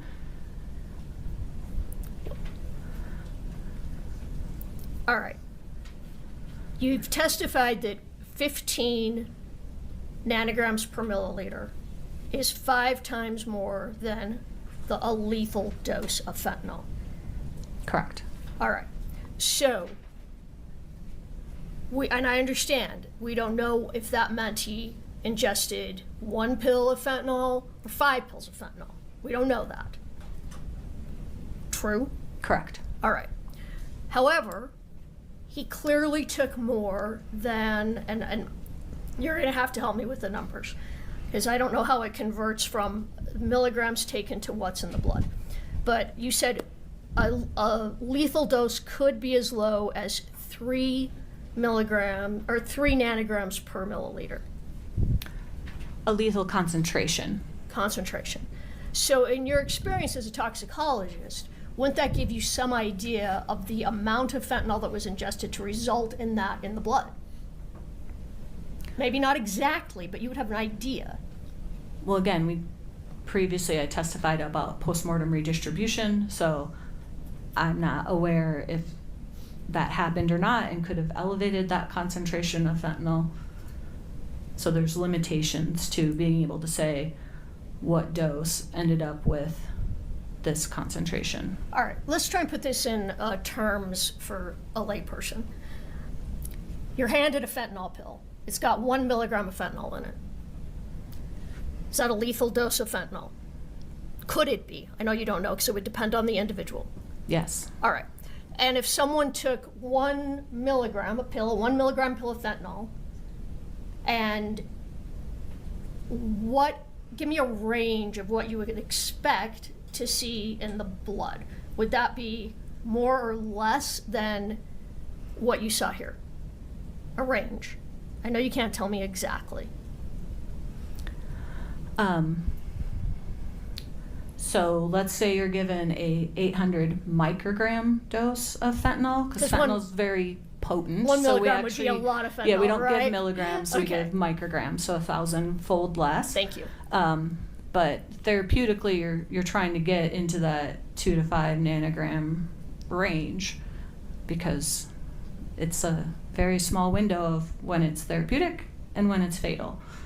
So. All right. I think that helps me with my question. So someone's just given a therapeutic dose of fentanyl in the hospital, which apparently is nanograms, because milligrams is a lot when it comes to fentanyl. Micrograms, yes. Micrograms, thank you. Yeah, I don't know if I ever took a science class in college, so. What would you expect to see range-wise in the blood had someone had a therapeutic dose of fentanyl in the hospital? Let's say they died, not for some reason or another, after they had that therapeutic dose of fentanyl. What range would you expect to see in the blood? All right, so clinically, when they dose people, then like 2 to 3 nanograms per milliliter. All right. So he clearly took more, obviously, than a therapeutic dose. I can't make that conclusion. Well, it would be pretty unusual to see 15 nanograms per milliliter if normally you think you'd see 2 or 3. Or I think you even said lower than that, I'm sorry. But again, I don't know if postmortem redistribution occurred. I don't know this individual's history of use with this drug. And so if they had tolerance, they could take a higher dose and be able to be alive with a higher concentration. All right. And we don't know that. Okay, let me just boil it down. Is it possible, based on the findings here, that Mr. Richins ingested fentanyl and then after he ingested the fentanyl, he had a drink of alcohol?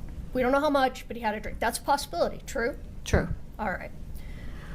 I want to talk about the quetiapine for a minute. Now, quetiapine is not naturally produced in the body after someone dies, right? Correct. So he had to have ingested quetiapine. Correct. And it appears that it was not a very high dose. You said it was probably a fairly low dose of quetiapine. In the gastric, yes. In the gastric. And again, the quetiapine had not made it to the blood. He died before there was a chance for the quetiapine to make its way into his blood. Correct?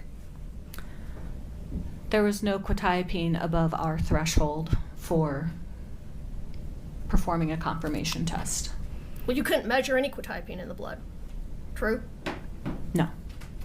You did measure some in the blood. Yes. And where's that in your report?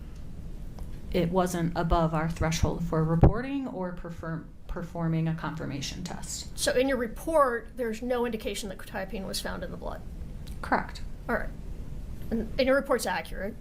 Correct. All right. So, again, quetiapine takes about the same amount of time to hit the blood as fentanyl, more or Correct. less, about Correct. 30 minutes. Correct. So, a very possible scenario, likely scenario, is that he ingested the fentanyl before the quetiapine. Fair? No. Well, if he took them together, they would have both been in the blood, right? That's not true. I mean, if you didn't take a dose that would lead to a concentration that's reportable in the blood, doesn't mean you didn't take it. It just means that it wasn't at a concentration high enough to be above our threshold for reporting. All right, I understand that, but maybe my question wasn't clear. Whatever amount of quetiapine he took, there was not a measurable, reportable amount in his blood. That is correct. The fentanyl he took, there was. That is correct. The fentanyl had made its way to his blood prior to him passing. That is correct. The quetiapine had not. Not above a concentration that would be reported by us. Not even in a concentration that you noted in any way. Correct. So it is possible that he took the fentanyl and then later took the quetiapine. That's a possibility.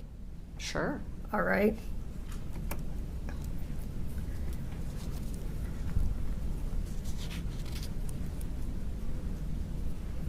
So one possibility here is that Mr. Richins ingested fentanyl, and then within the next 15, 20, 30 minutes, he had a drink and took a quetiapine. That's a possibility, correct? Sure. All right. Just give me a moment, please.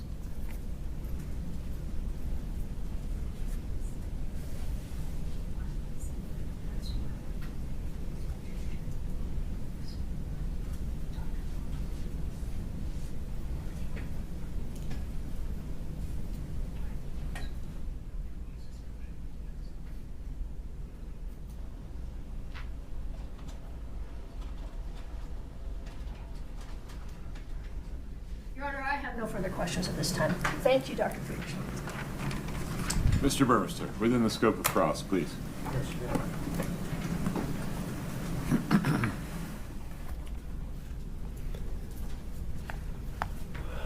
Taking up where we last were, aren't there other equally possible hypotheticals, such as a drink of alcohol with quetiapine and fentanyl taken at the same time? Sure. Okay. Is the problem that there aren't enough, there are too many variables that are left unknown that we can't fix any of those?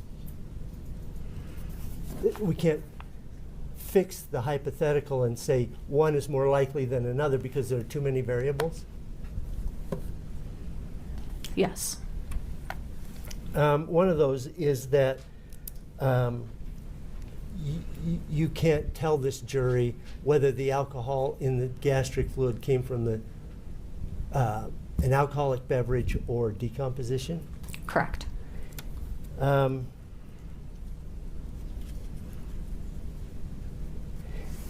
When you look at the 15 nanograms of fentanyl and the 3.3 of norfentanyl, can you give any insight as, is there a relationship, those numbers have some sort of relationship that we can tell anything from that? For example, how long ago it was taken, that sort of thing? So assumptions still have to be made. So you would have, one assumption is this person has never used fentanyl before.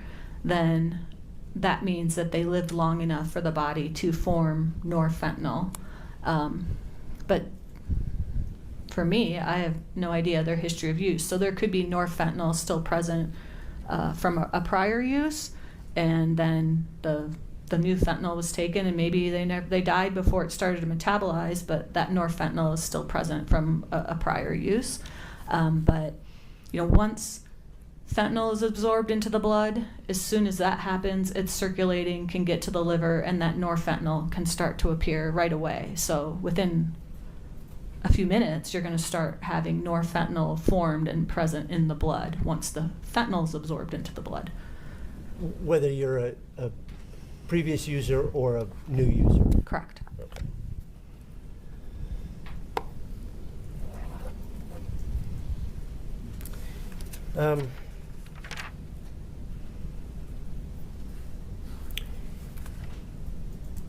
We have the marker, possible marker of the acetyl fentanyl. And if we make an assumption that that came from the same source as the fentanyl. Your Honor, I think that's beyond the scope. I didn't ask her anything about the acetyl fentanyl. Well, let's see what the rest of the question is, and then you can renew your objection. Go ahead, Mr. Burmester. We can make the assumption that it was an illicit source as opposed to a illicit source. Same objection. Sustained. Just keep. Okay. Okay, it's fine. That's All all right. the questions. Anything further, Ms. Lewis? No, Your Honor. Okay, you're welcome to step down. Thank you. Thank you. Detective Frank Root. Give me a sense. Is this a 15-minute witness or a longer? Shorter. Okay, let's do it.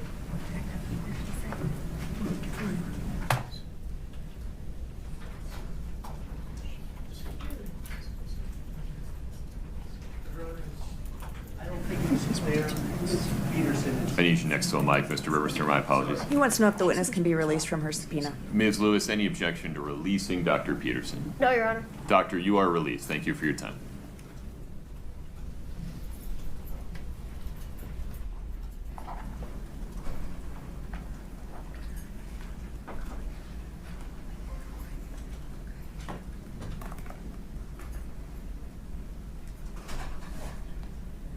Detective, if you'd step in front of Brittany, we'll get you sworn in.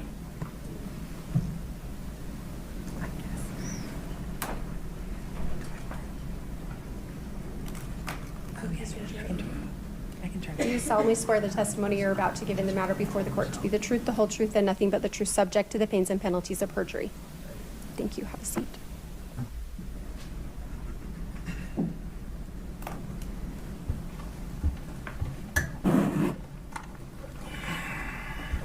Good morning, sir. If you could state your name and spell your last name, please. Frank Root, R-O-O-T, Where do you work? Summit County Sheriff's Office, How long have you worked there? 6 years, And what's your assignment with the sheriff's office? investigations detective. And as part of your role in this case, did you meet with Robert Josh Grossman? Yes, And during one of those times that you've met with him, did you collect a cell phone from him? yes, Was that an iPhone 7? yes, I believe so. When did you collect that phone from him? May 26, 2023. Once you collected that phone, was it booked into evidence? Yes, Was it later transferred to be downloaded, the contents? yes. Okay, those are all my questions for you. Thank you. Ms. Nestor, any questions? Mr. Oh, Mr. Ramos, my No, apologies. it's me. It's me. Can we approach for just a minute? Sure.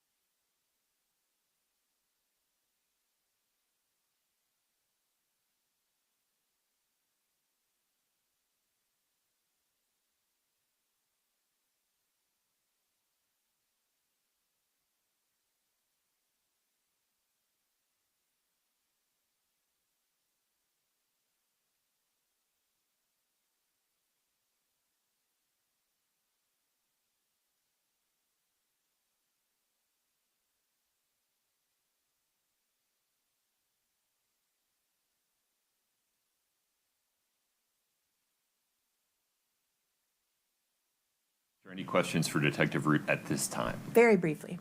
Go ahead. Good morning, Detective Root. How are you? Good morning, counsel. Good, thank you.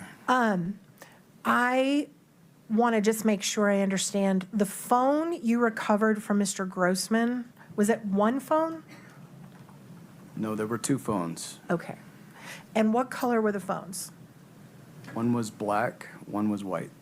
Did you recover both of them at the same time, or did you do 2 trips to get phones from him No, I recovered 2 phones at that time. together? Yes, ma'am. Was that the first time you'd ever met Mr. Grossman? No, it was not. All right, so you knew it to be Mr. Grossman because you had met him before. Yes, ma'am. And the way you had met him before is interviewing him? Correct. We can't go into the interview? Okay. Not right now. We're going to talk about that at another time. Yes, ma'am.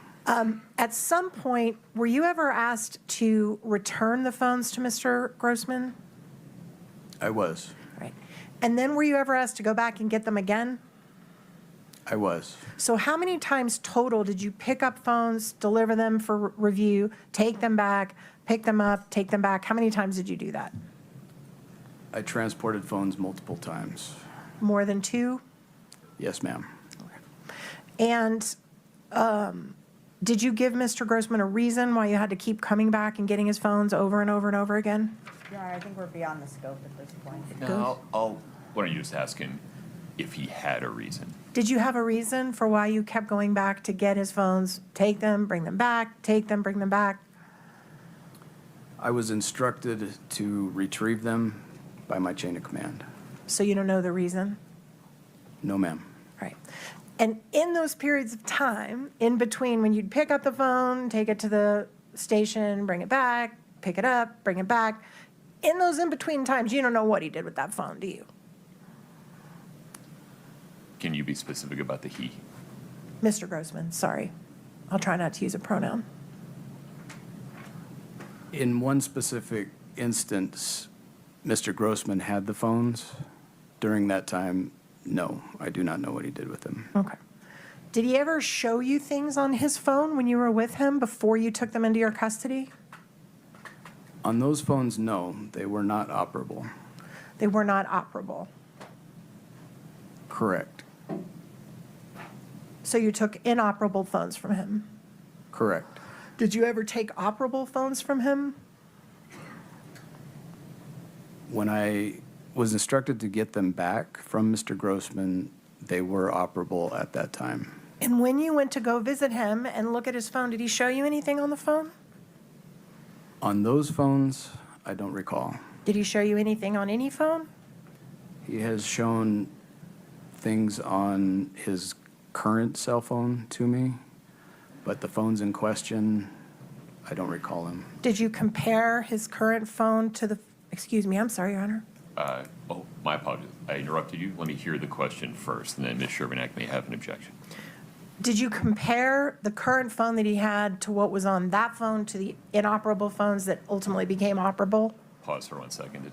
Your Honor, I do think we're beyond the scope now. I agree. Sustained. Anything else about the two phones that Detective Root collected? Did Mr. Grossman give you any reason why he believed the phones were inoperable? Yes, What was the reason he gave you? he had broken them on accident. Okay. Your Honor, we'll reserve the rest of our questioning for a later time, and we would ask that this witness not be released from his trial subpoena. Understood. Detective, you're free to step down today. You may be called back in the future. We'll give you some notice. Thank you, Your Honor. Very good, sir. Would you? Yeah, watch out. Appropriate time to take a break, Ms. Sherbanek? Sure. Okay, let's take a restroom break, folks. Thank you. Please rise for the jury.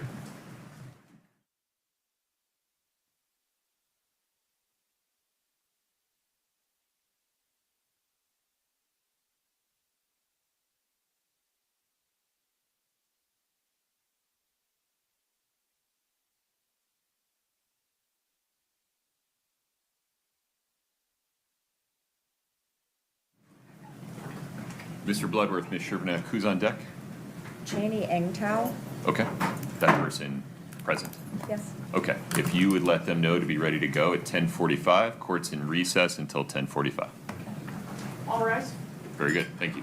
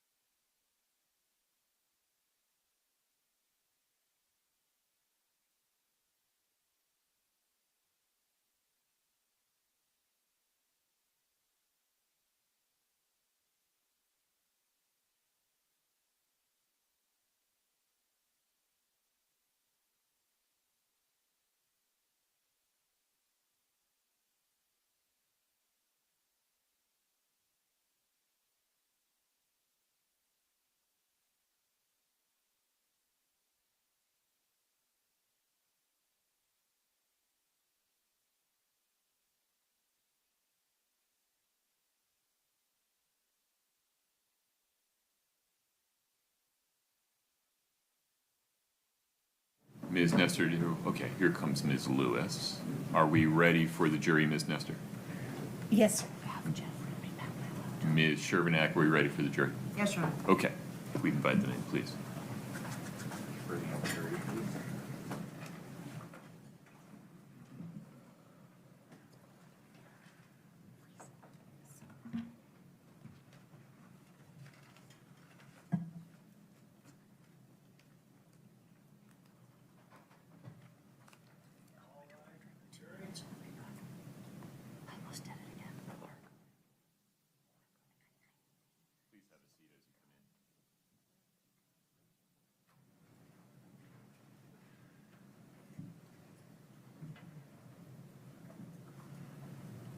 All right, folks, have a seat, please. Ms. Shervinack, the state's next witness. Yes, Your Honor, we'll call Mr. Cheney Engtow. Before he takes the stand, I do need to move to admit the state's Exhibit 9-6 that Detective Root testified to. Is it just one talking bottle? 9-6 was 2 phones. Are we admitting both or just the iPhone 7 that he testified to? The iPhone 7 is the one we need, but And forgive me, I didn't catch the color. the color, Yeah, it's either white or black. Do we know? it's the only iPhone 7. Understood. Okay, any objection, Ms. Nestor? I'm so sorry. Can you repeat the exhibit number, please? It's the, 9-6. 96. No objection, Your Honor. okay, so the iPhone 7 that is part of 9-6 is admitted. Thank you. We're ready for our witness. Sir, if you would please step in front of Brittany, we'll get you sworn in.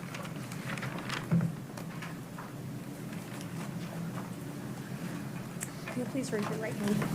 Do you solemnly swear the testimony you're about to give in the matter before the court to be the truth, the whole truth, and nothing but the truth, subject to the pains and penalties of perjury? I do. Thank you. Please have a seat.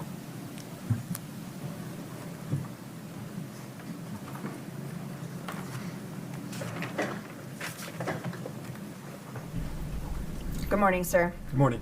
If you could state your name and spell your last name, please. My name is Cheney Engtow. Last name is spelled Echo November Golf hyphen Tango Oscar Whiskey. Where do you work?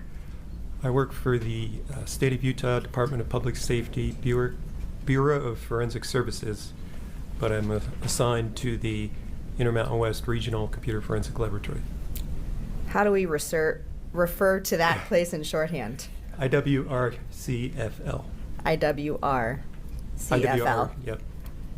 And what do you do? Is it okay if I refer to it as the RCFL? Absolutely. Thank you. What do you do at the RCFL? I'm a digital evidence laboratory technician there, and my primary role is to access data from Apple mobile devices. Are you trained to perform cell phone downloads? Yes. What kind of programs do you use to do that work? For Apple devices, we typically use a device known as Gray Key. Are you certified to, well, I guess, do you need to be certified to use that program? No. Are you also familiar with Celebrate? Yes. Are you certified to use that program? Yes, certain aspects of it, yes. And what are your certifications in Celebrate? Cellbrite Certified Operator and Cellbrite Certified Physical Analyst. What is Celebrate? Cellbrite's just software that can be used to download phones, and it can also be used to parse out extractions which are obtained from phones. So it puts the data in a readable format for people. Did you receive a request from the Summit County Sheriff's Office to do extractions or downloads from cell phones? Yes, they submitted 2 phones to the IWRCFL. And were you able to complete downloads of those 2 phones? Yes. I want to talk first about the white iPhone 12 with the phone number ending 1987.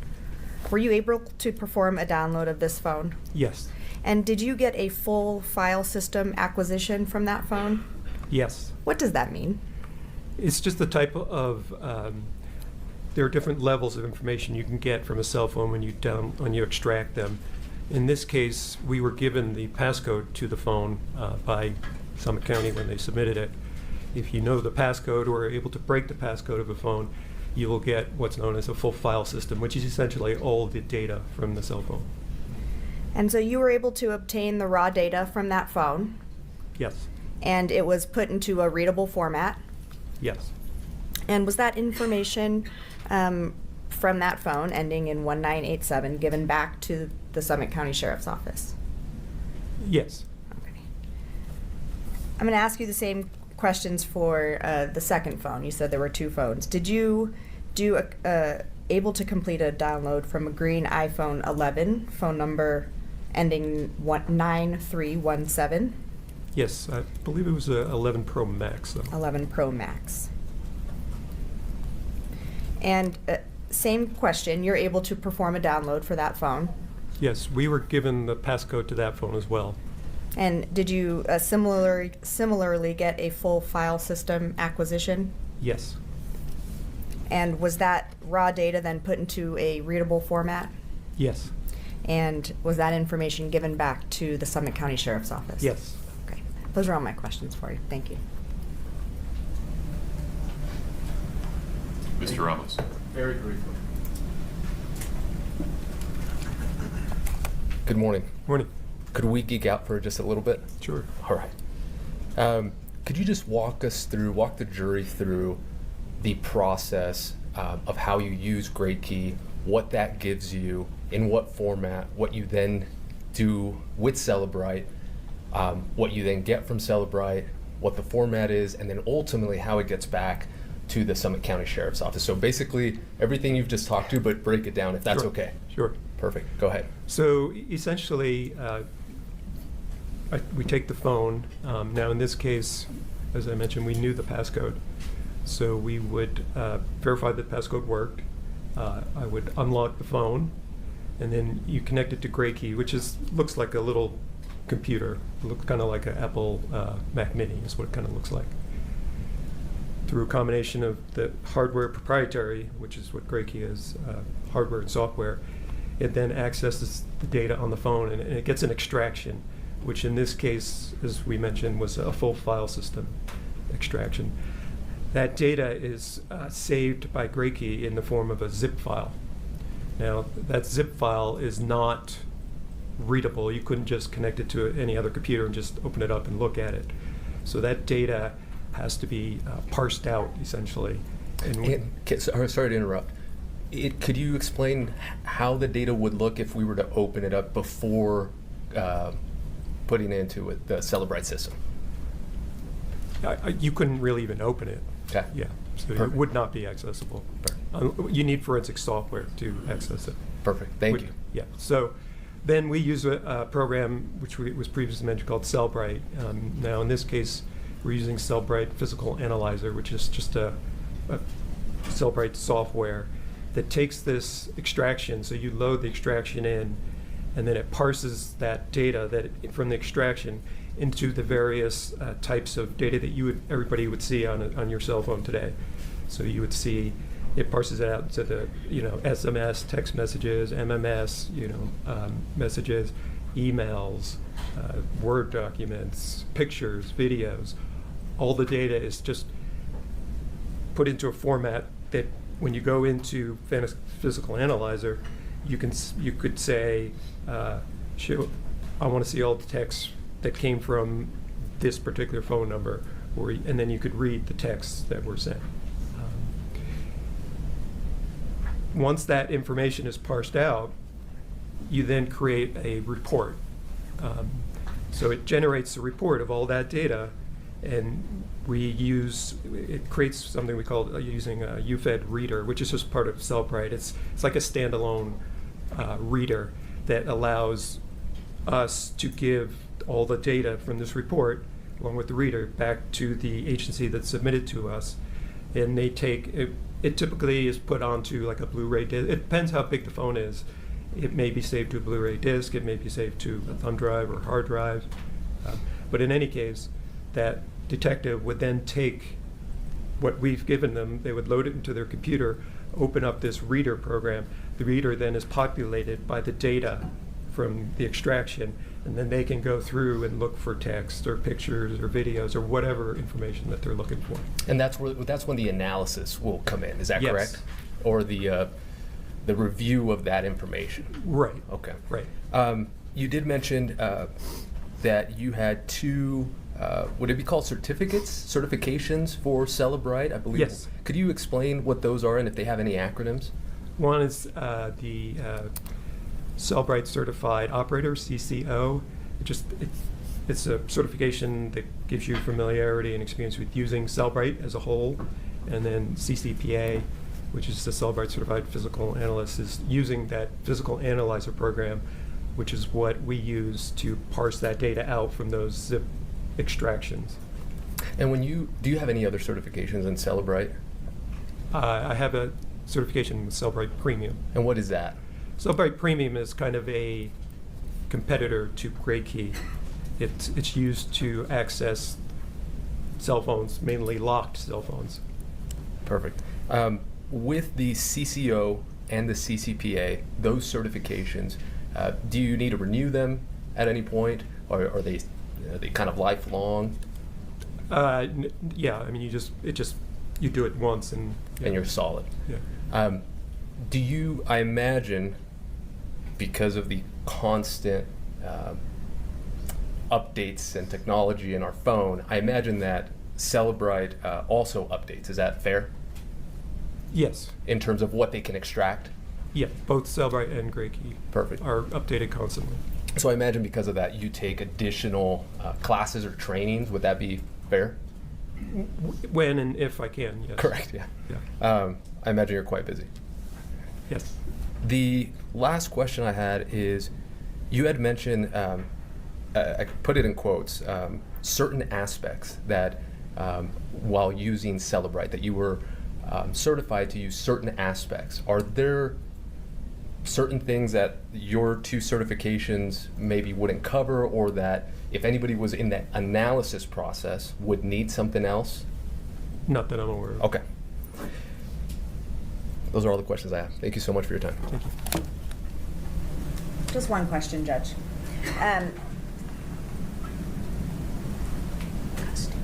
So you went through the process of how the raw data comes from the phone and then it's placed into a readable format. When that's taking place, is it correct that the data can't be manipulated in any way? Yes. So when we get an extraction from GrayKey creates what is known as a hash value. You can think of a hash value as kind of like a digital fingerprint. So every file is unique. For instance, if I went into a Word and I created a file and I typed hello, and then I saved that file, and then I ran a hash, I got a hash value from it, which is just, a hash is just a mathematical algorithm that looks at the file, and then it gives you a unique like fingerprint, which is basically a big long hexadecimal set of alphanumeric characters. But they're unique to that file. So in my example with this Word document, it would give me a value. Now if I opened that document again and I put a period after the O and then saved it, and then I would hash that file again, that hash value would be completely different. So the way we use that is, now that I have the hash value for the extractions that I got from these two cell phones, I copied those to staging media, which is essentially a forensically wiped hard drive. Once I copy it to that hard drive, I then hashed the extractions on that hard drive. Those values that I got should and did match the values that GrayKey gave me. So now I know my files on that hard drive are identical to what GrayKey pulled off. Mathematically, it's impossible for them to be different. That hard drive was then provided to an examiner in our laboratory who then processed the data. When he was done processing that data, he would then hash the extractions again at the end. If those extractions show the exact same hash value, we can then say we did not change those extraction, which is the data from the phone, at all. And we could say it's identical to what GrayKey got.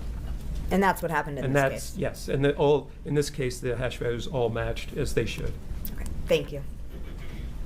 Mr. Ramos.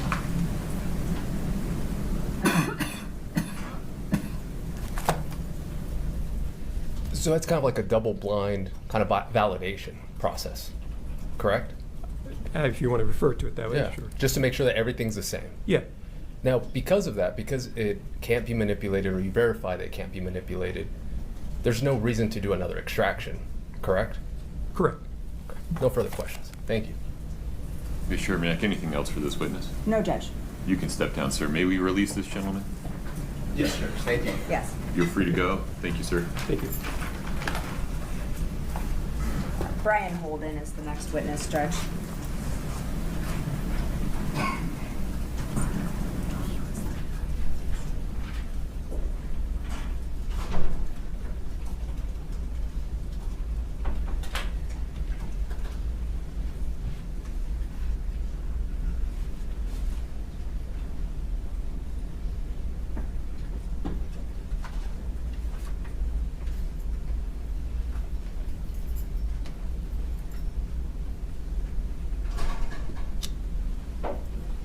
Mr. Holden, if you step in front of Brittany, we'll get you sworn in.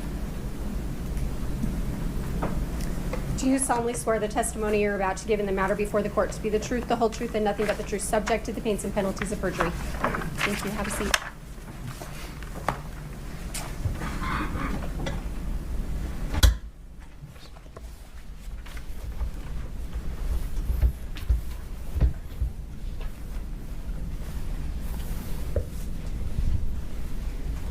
Thank you, Your Honor. Can you please state your full name and spell your last name for the record? Brian Holden, Holden. Sir, are you employed? Yes, I am. By whom? I'm employed by the Utah Bureau of Forensic Services, also known as the Utah State Crime Lab. How long have you been with this state crime lab? I've been with the State Crime Lab for over 20 years. And what is your current capacity? Currently, I'm a senior forensic scientist. I analyze unknown substances, determine their identification, and determine if that substance is controlled. And were you serving in that same capacity in March of 2022? Yes, I was. I guess continuing through 23, 24 in that same capacity? Yes. Okay. All right, so in this particular case, were you given a number of items to test? I was, yes. What were you asked to test? I was asked to analyze. Can you clarify? Are you asking what I was asked to look for, or what were you items? No. You were given a large number of items to test. Okay. Were you given specific instructions to look for certain properties or certain substances? Okay, thank you. Yes, I was asked to look for a compound or a controlled substance named fentanyl in all of the items that were submitted to the lab. Okay. And of all those things, let me just back up. When you receive something, is there a two-process testing that you do? Yes, to be able to identify a controlled substance based off of our operating procedures, we do a presumptive test followed by a confirmation test. And the initial presumptive or screening then tells you, oh, I can move on to this next step? Correct. I see. Okay. So of all the items you were given, did you run this screening? I did, yes. And after doing that, did you find, what were you looking for, I guess, is what I should be asking. Like I previously stated, they asked me to look for fentanyl. Nothing else? No. Okay. So were you able to confirm any fentanyl on anything that you tested? No, I was not. Okay. May I have one moment, Your Honor? Of course.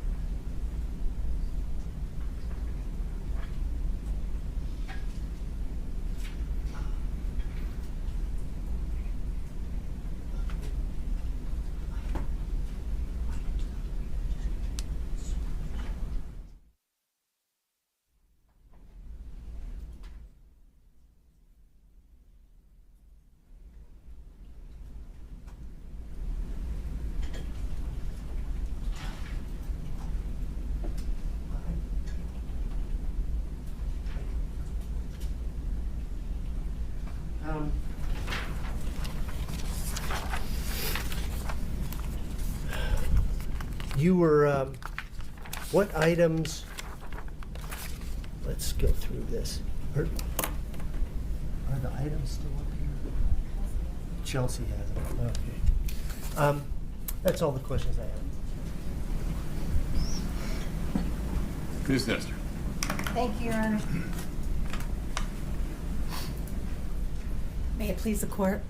Good morning. Good morning. My name's Kathy Nestor. I'm one of the attorneys representing Kouri Richins. Okay. I do have just a few questions for you. Sure. If we could pull up for the witness only, States Exhibit 1-19.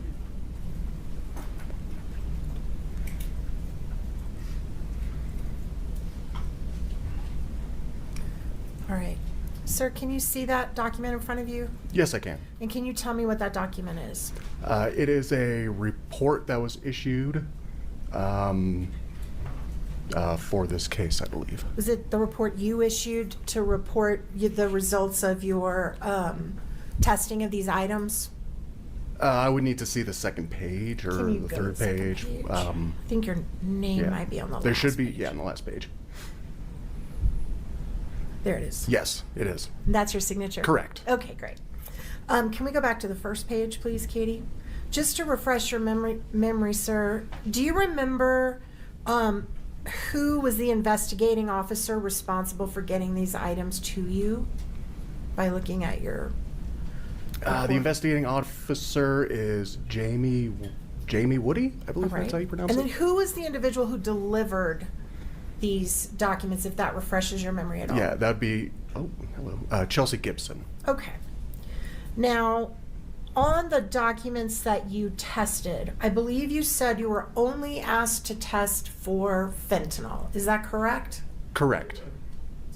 Documents, I don't think there's any mention of testing documents, so. May we agree to items? Did I say documents? You did. I meant items. Okay. Yeah, yes. Thank you. Okay. And were you ever asked to run any tests on any of the pills or other items that were seized from the home to see if any of them contained oxycodone? No, I was not asked to do that. And you've never been asked to do that in the last 4 years? No, I was not. And have you ever been asked to test any of the items that were pulled from the home for hydrocodone? No, I was not. And I didn't hear you say, do you have a chemistry background? No, I have a degree in forensic science, which is heavy in chemistry and biology. So do you know the difference between oxycodone and hydrocodone? If I looked at the structure of them, yeah, they have a different molecular structure. But are they both considered pain pills? Correct. They're both opiates. They're both controlled, Schedule II controlled substances. And you were also not asked to search any items for OxyContin?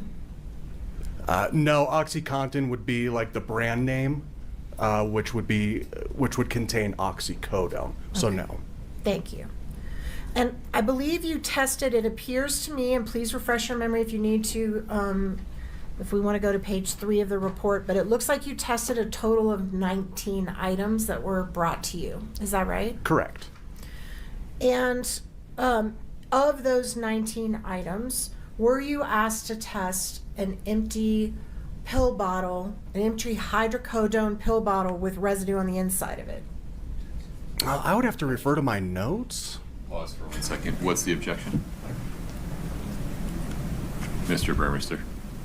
It exceeds the scope. Your Honor, may we approach? Sure.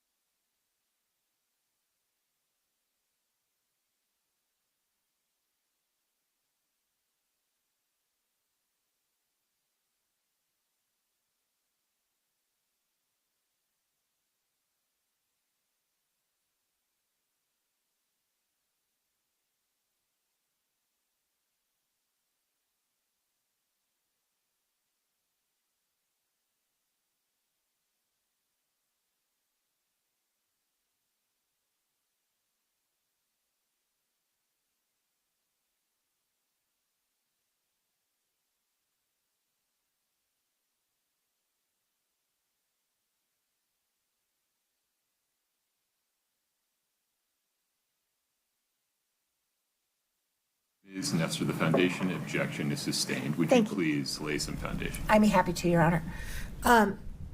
So I want to go back to the question I just asked you about the hydrocodone bottle. If you were presented with an item to test that was an empty pill bottle, what would you do to test that item?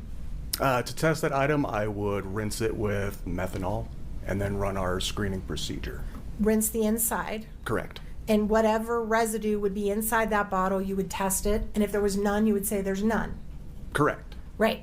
So were you given the opportunity to do that with a hydrocodone bottle in this case? I would have to refer to my notes, but I don't recall. Please take a moment and Okay. let's let you go through the 19 items. Katie, can you start with one, and just when you're ready for us to go to the next page, sir, please let us know.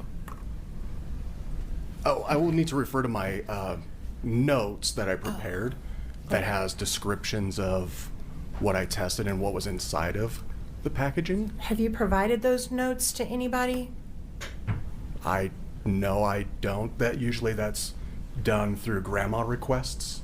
Did you bring those notes with you today? I did, yes. Can you take a look at them? Yes. And can I see them for just a moment, please? I can provide you with a copy of them, yes. Yes. Can we do that now? May I approach her? With Mr. Burmester, please.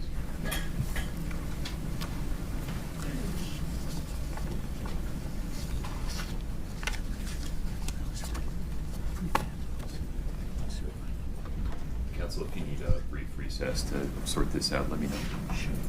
Yeah, I think it would be helpful. Okay, folks, let's let you stretch your legs. Please rise for the jury.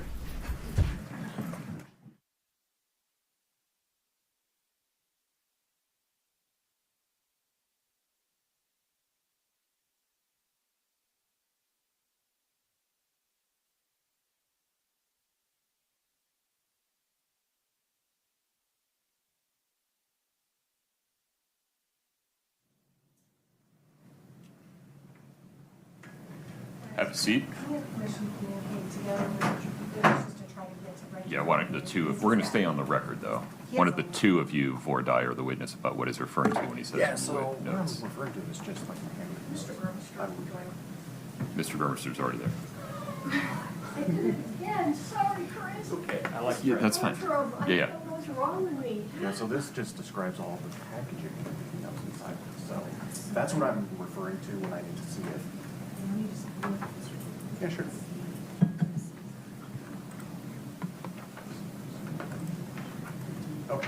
Okay, yeah, that's all.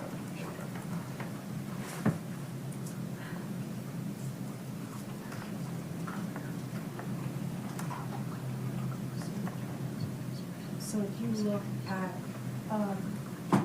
for example, a plastic container containing white powder, you can't say that was codone bottle? Yes, it's a sodium, yes, it is with this one. Oh, got it. Yes, This is looking at more subsections. yes. And then there's a plastic container with white powder, yes. But that one had 11 tablets. So can you just look at your notes and see if you find anything? For what, are you specifically answering? No. Oh. I'm asking if there's an empty hydrocodone bottle that you were asked to Okay, swirl around and test the contents, if there was. That would have to be down here. Because I would have stated down here notes that an empty bottle is not analyzed. Notes. 20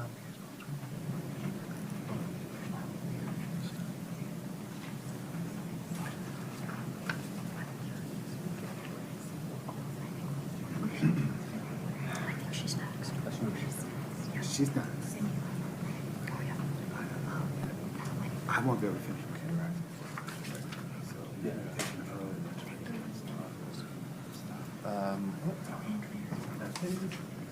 No, it doesn't appear like there was. Yep. I want to take that. I don't.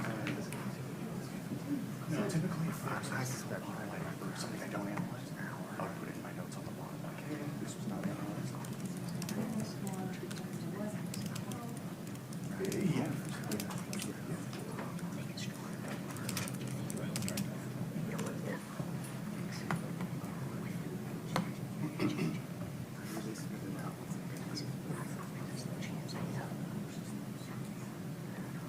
the number of things that were tested.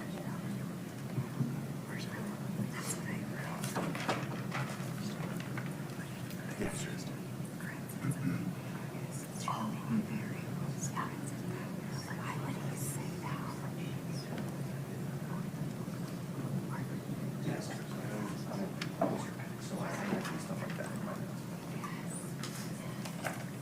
Why are you sending this to me again? The hookah. Because there's no OSC now. I'm not going to convert and rule, or I got to hear every year.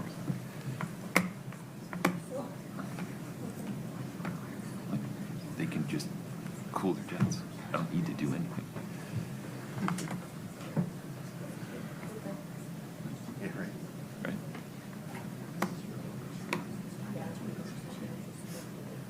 Well, maybe, but maybe not. We're going to find out when this Nobel warrant that's existing is executed and we handle it. Oh, I mean, forgive me, I'm looking it up. Ah. Now I'm following. Well, 2019, but yeah. Because they were still sealed. Okay. Yeah. So, yes. Yeah, they're manufactured all right. Now, my apologies. Okay.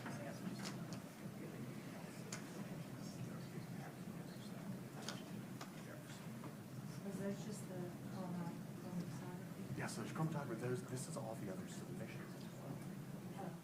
Oh, from other than the ones we did there. Yeah. Yeah, you're welcome. Yeah, let's just have a clear record. You okay? Yeah, this chair is sucks. awful. No, I agree. Jeez. I apologize. I was expecting wheels. You're the 10,000th person to say that. I'm so sorry. Ms. Nestor, anything else before we invite the jury back in? No, sir, I only have a couple more. Mr. Burmester, Mr. Bloodworth? Nothing from the state. Okay, let's invite the jury back in, please.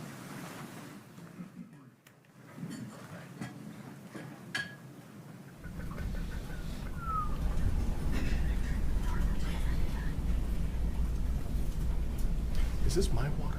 I believe it is. Nikki, is that his one? Yes. Yes. Okay, thank you. Let us, if you know, let us know if you need a read. Okay.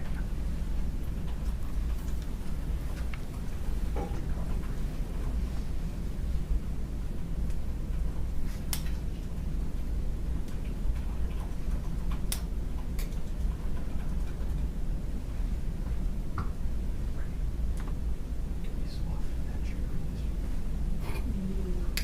Oh, what we were worried about. Understood.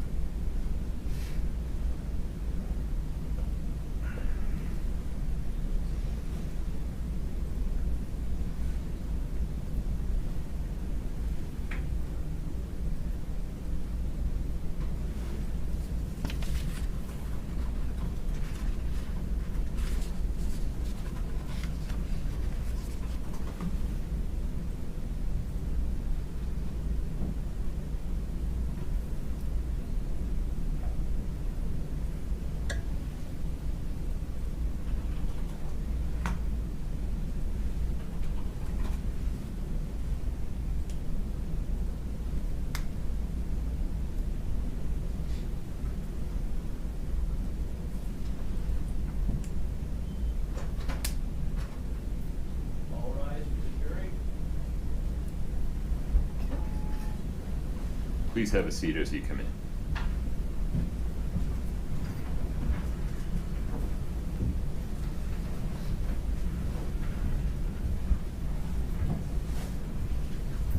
All right, please be seated. Mr. Holden, you're still under oath. Please wait for Ms. Nestor's next question. May it please the court. Okay, so we took a little break and you had an opportunity to review your notes that would refresh your recollection if you were handed or asked to test an empty hydrocodone bottle. After reviewing those notes, what is your answer to that question? There was no empty bottle that was submitted for me to test. Thank you, Your Honor. At this point, that's all I have. Thank you, sir. I appreciate your time. Mr. Burmester, anything further for this witness? No, Your Honor. Counsel, may we release this witness? Yes, sir. Mr. Burmester? Yes. Mr. Holden, you're free to go. Thank you for your time.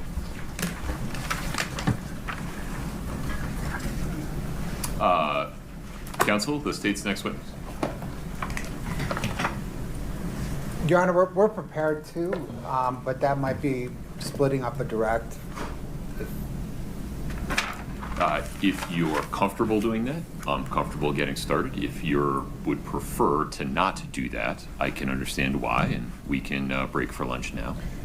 Your Honor, I think we also have some other issues to discuss, so maybe if we were to break for lunch now, we could discuss those other issues outside the presence of the jury. That's fine. And then maybe reconvene 12:30. I think that's fair. Does that work, Ms. Nestor? Yes, sir. Yes. All right, folks. Counsel, would you approach for a minute?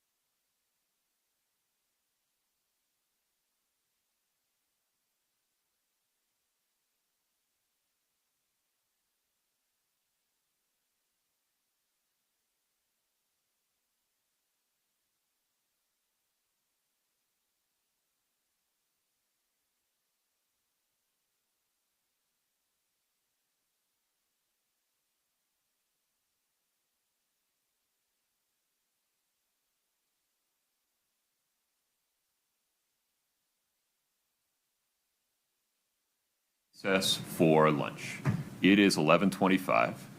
Food will be here by 11:45, but this is a longer recess than we've taken the last few days, and so I'd understand if you want to get some sunshine, go get a cup of coffee, check on a family member, whatever. If you decide to leave the courthouse, which you are allowed to do, please remember the court's instructions. Do not speak about the case. Do not let anyone else speak to you about the case. If anybody in the outside world attempts to speak to you about the case, I need to know when you come back. Please do not listen to any radio or other media reports about the case. Please don't read any headlines about it. Please don't post anything about it. Please be back ready to go at 12:30. We will have lunch for you around 11:45 if that's something you're interested in. Please rise for the jury.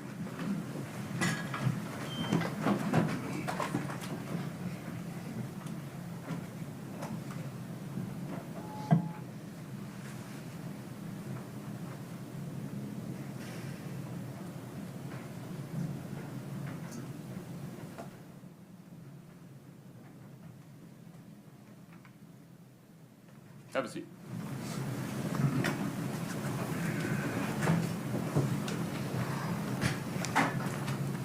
Mr. Bloodworth, we're on the record. Your Honor, the state would like to make a record of, and I guess ask for reconsideration at the same time, what we discussed at a bench conference. Can't go back in time, but you can make a record. I appreciate it. It Yeah. may be more prophylactic than retrospective. If, when you're making this record, you would please remember that the court's ruling on any one objection to any one form of question is not necessarily a predictor of how it will rule on the object to the form of a future question. Understood and agreed, Your Honor. Yeah. The issue has come up where defense counsel is using hypotheticals with fact witnesses, and hypotheticals kind of are treated differently between expert witnesses and fact witnesses.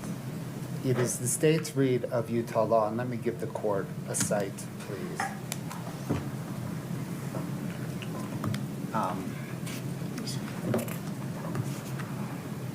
It is Utah Department of Transportation versus 6200 South Associates, 872 P. 2nd, 462.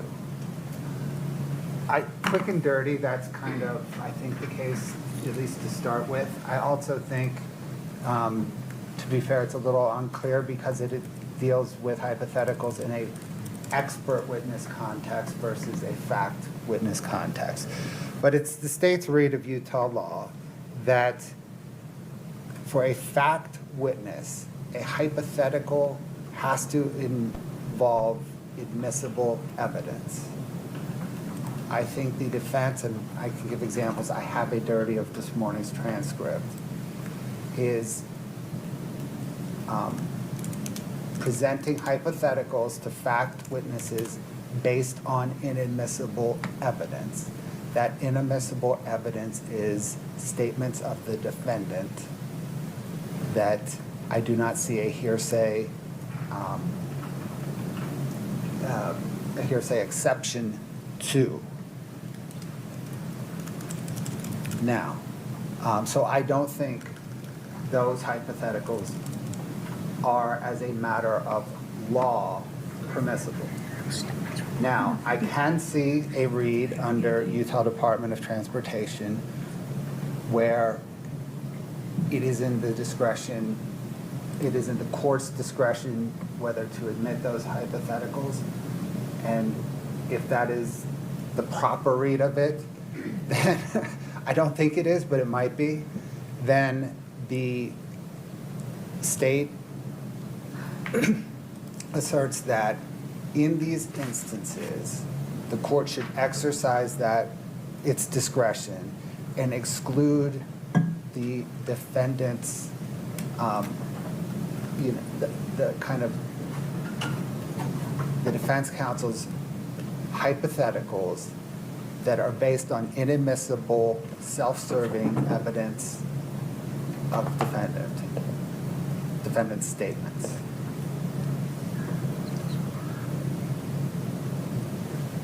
That's the issue, Your Honor. I appreciate the record. Just practically speaking, on a going forward basis, I think it would be helpful to me and opposing counsel if, when the state is objecting on this basis, you just stand up and say objection foundation. Let's see if they rephrase or if they push back, and then I can exercise discretion as appropriate. Will do, Your Honor. Okay. May I also just ask a favor? Can we have a one horse, one rider rule going forward at sidebar? You are, of course, allowed to confer, act as a team, but I just need one speaker from each side of the V at the sidebar. Appreciate that, Your Honor. Certainly. Can I clarify one thing? Sure. Does the rider at sidebar have to be the same rider that's examining the witness? That would typically be the rule, but we I can just understand that. agree that that's not going to be the case. I'm not sure how you feel about your team dynamics if the person behind you is jumping up to object and.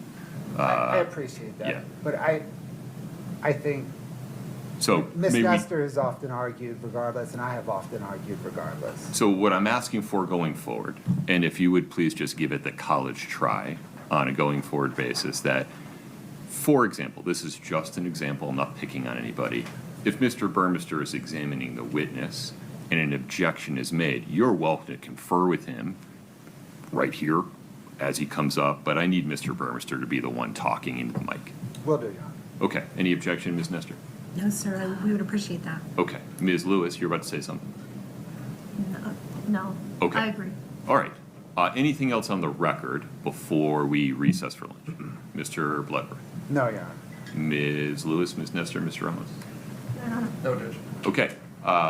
Ladies and gentlemen, thank you for your patience. We will be back on the record at 12:30. I need to make this crystal clear. If any of you see a juror out in the wild, you need to turn around and walk the other way. I cannot emphasize this more heavily. All right, 12:30. We're in recess.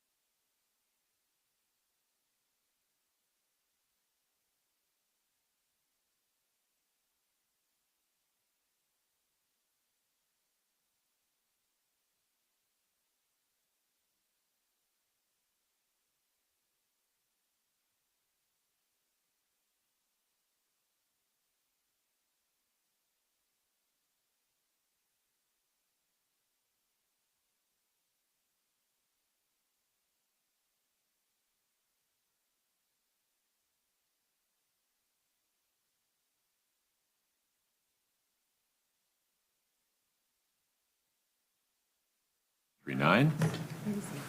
Ms. Shervanack, Mr. Bloodworth, anything before we invite the jury in? No, Your Honor. Ms. Lewis? No, Your Honor. Okay. Is the state's next witness in the wings? Yes, Your Honor. Okay, very good. If you'd please invite the jury back.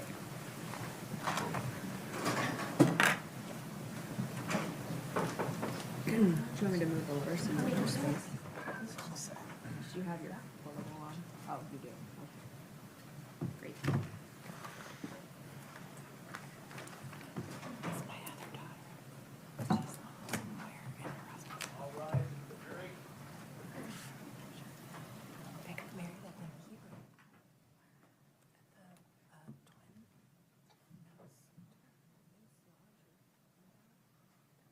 Have a seat. My apologies.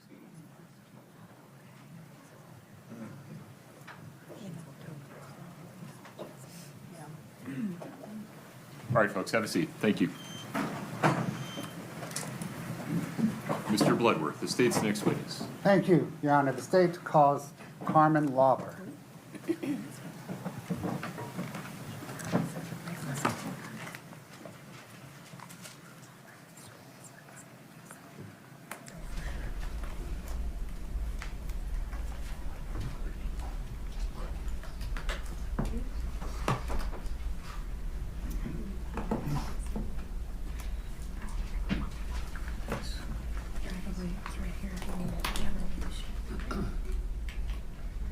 Ms. Lauber, if you would please step in front of Brittany, we'll get you sworn in.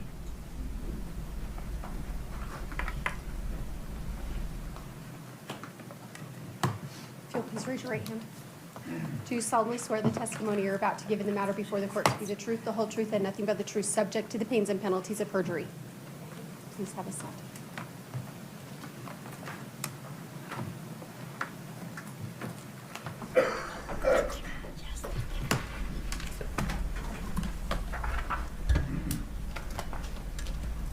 Please proceed.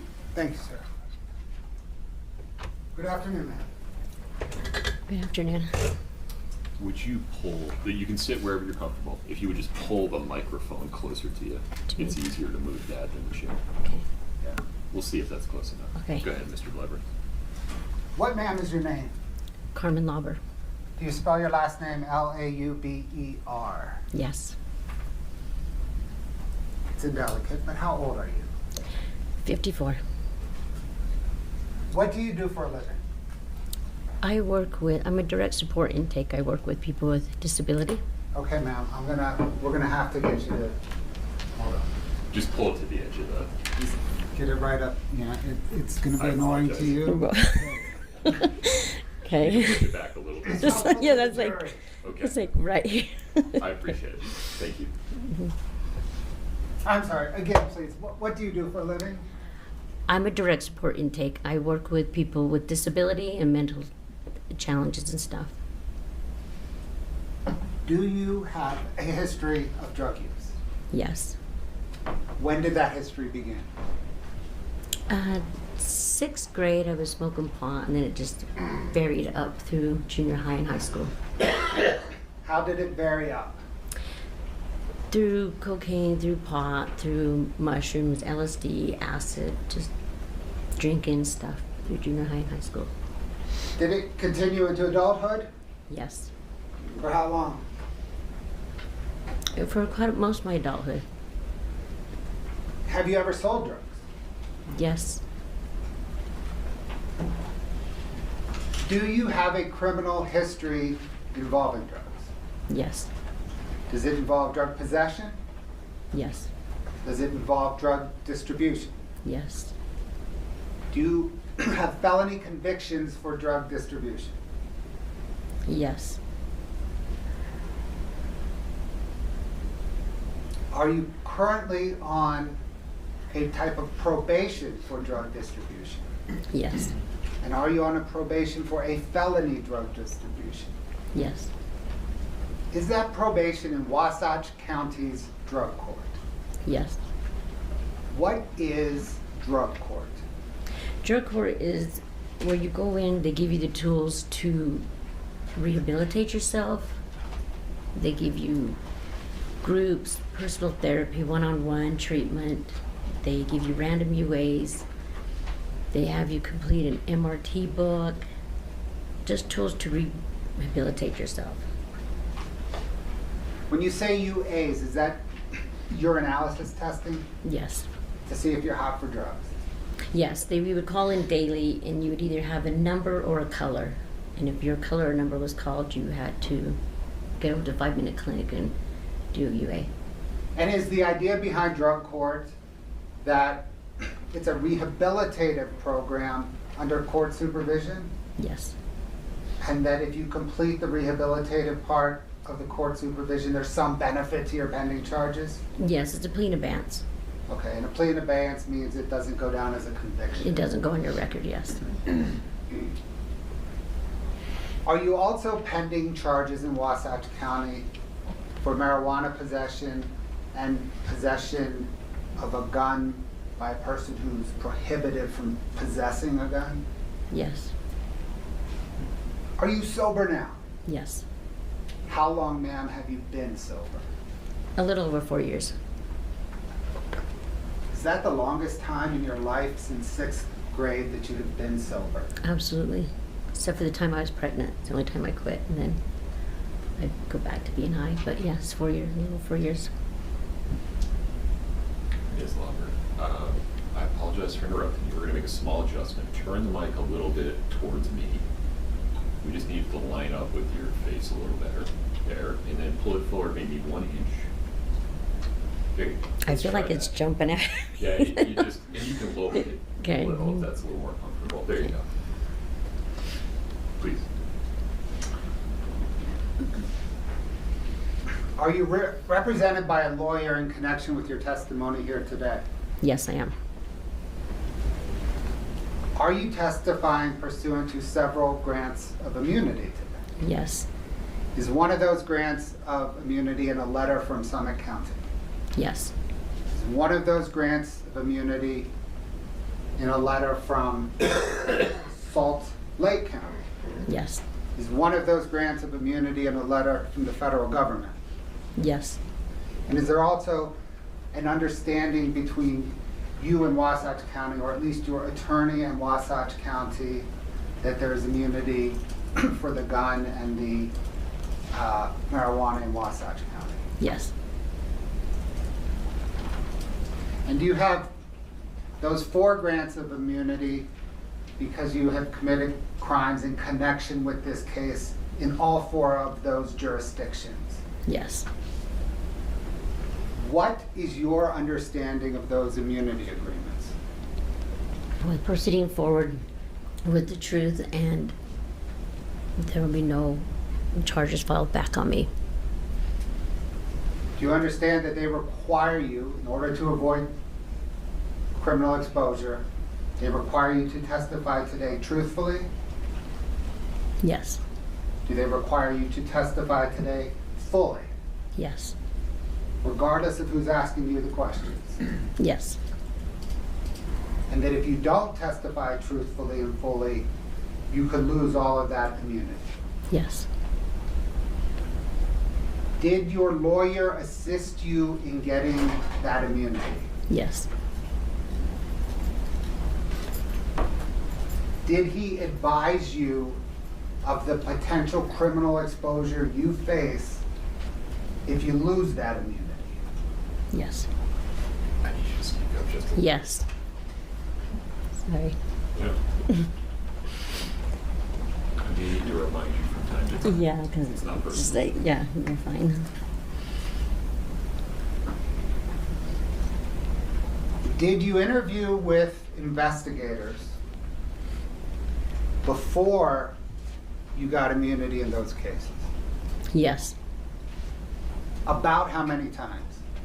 6 times, 6 or 7 times. And over the course of those 6 or 7 times before you had immunity, about how many hours total did you speak with investigators?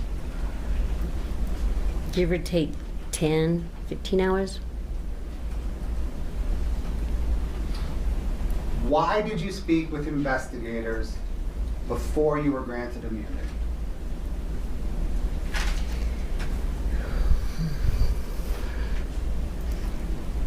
Well, after they told me what I was being held for,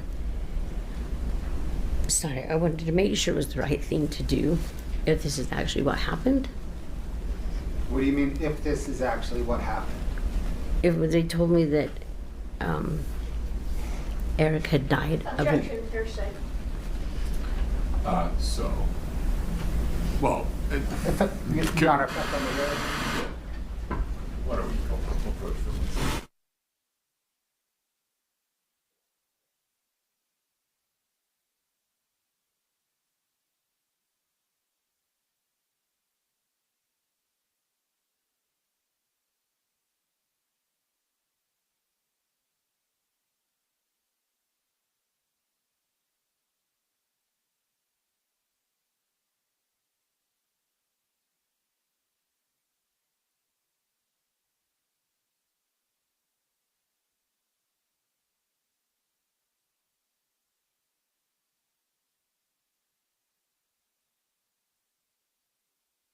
Bloodworth, please continue. Thank you, Your Honor. Ms. Lauber, I had just asked you why you testified before you had been granted immunity.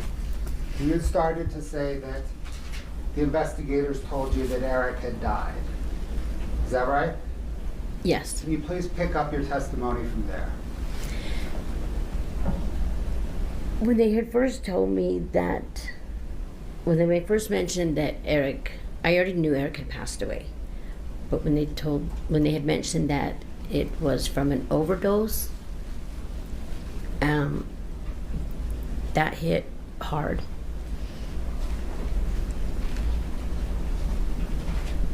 Only for the fact that if that's what happened, I needed to step up and take accountability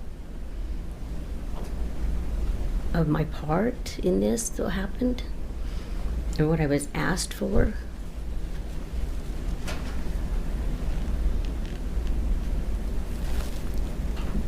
At first, it took a minute to process everything.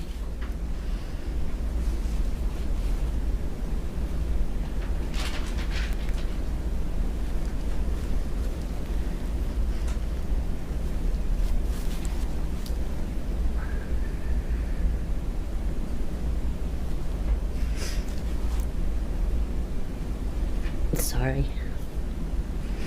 That's fine. Is it fair to summarize, though, that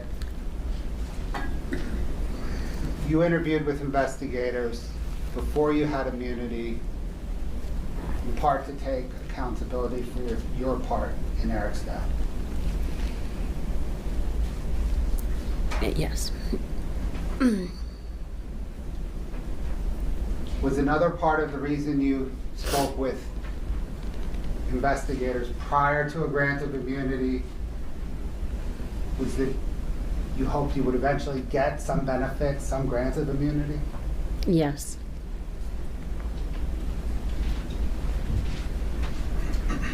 Before you interviewed with investigators prior to the grant of immunity, right, the 6 interviews over 10 to 15 hours, had you consulted with an attorney? No. Had you reviewed any materials to prepare for those interviews? No, I was in jail. I was in, yeah.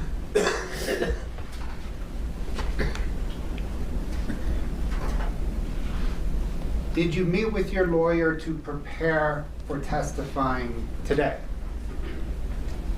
No, I didn't use them. Oh, yeah. Sorry, I'm confused. Sorry, ask the question. I'll ask it again.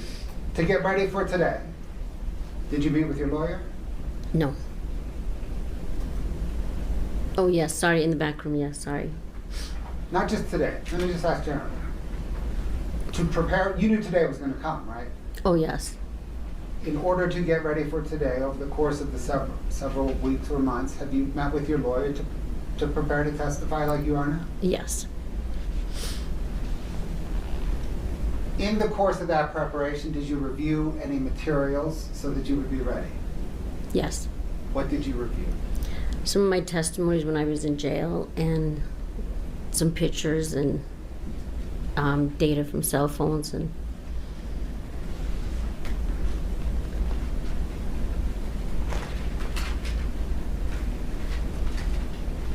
Ma'am, did you know Kouri Richins? Yes. How did you know her? I worked for her aunt for LTD's personal house cleaning. And as part of working for Kouri Richins' aunt's house cleaning business, did you clean Kouri Richins' home? Yes. Every other Friday, unless she needed an extra clean or a deep clean. About how long did you know Kouri Richins? I worked for her aunt for 9 years. And did you know Kouri Richins that whole 9 years? Yes. We got to know each other throughout the years. Did you also perform other cleaning services for Kouri Richins? Yes, when I wasn't working for Doreen, I reached out to her and asked her if she had any house cleaning or landscaping or anything that she needed help with. Did you ever discuss your drug history with Kouri Richins? Yes. How so? We just talk about how how I was going in drug court and when I would graduate, and she would reach out and ask how things were going, or if we'd run into each other, I'd tell her I'm almost graduating. And that's the drug court in Wasatch County. Yes. When did you go into drug court in Wasatch County? Late 21. I had my evaluation in 2019 and I entered in late 2021. So then am I right that your drug court discussions with Kouri Richins would have been while you were in drug court beginning in late 2021? Yes. Did you know Eric Richins? Yes. How did you know him? I cleaned his house, and he'd come in and he would joke with us that we were there a little later than what we should have been. And he'd tell us, get out of here, we're working past 5 o'clock, it's time to go home. I've gone to their house with my grandkids on a barbecue when it was one of their sons' birthdays with her aunt.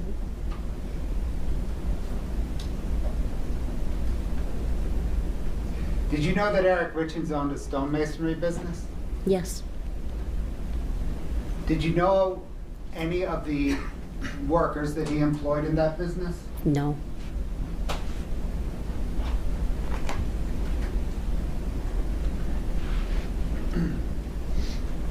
Did Kouri Richins ever ask you to purchase for her illicit drugs? Yes. How many times? 4. Did you purchase illicit drugs for her? Yes. How many times? 4.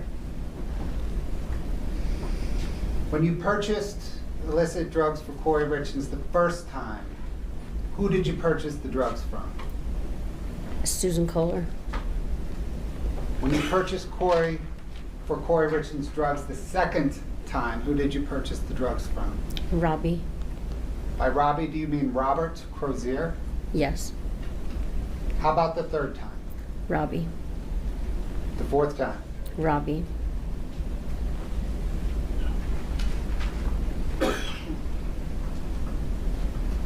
Let's please begin with the first purchase of drugs for Kouri Richins from Susan Kohler, okay?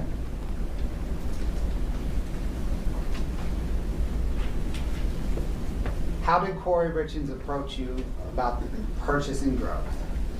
She had reached out and asked if I could do her a favor, and I said, yeah, probably, what is it? And then she had called me and asked me if I could reach out to somebody for some pain meds for an investor that she knew. And I told her I could see what I could do. So I knew Susan Kohler was still using at the time, an active user still. And then Susan Kohler reached back and told me she knew somebody that had some pain meds. Ms. Lauber, I need you to speak up. Thank you. Sorry. How did you know Susan Kohler? She used to work, she was working for Doreen at the time. And how did you know Susan Kohler was an active user at that time? That's one of the reasons why I quit working with Doreen, because they were still active users. So you had worked with her at the time? Yes, Knew she was an active user? over the year, yeah. When did Kouri Richins approach you that first time to get drugs? February 11th, February 10th, right around there. Was it February or was it January?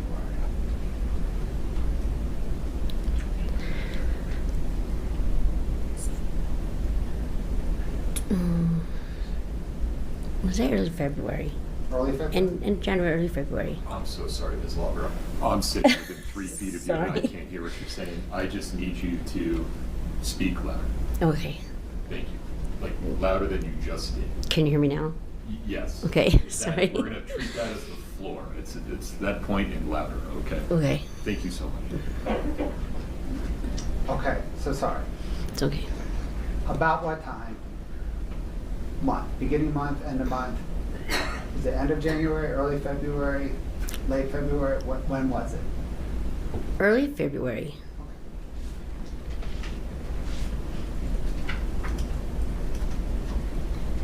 And would that be 2022? Yes.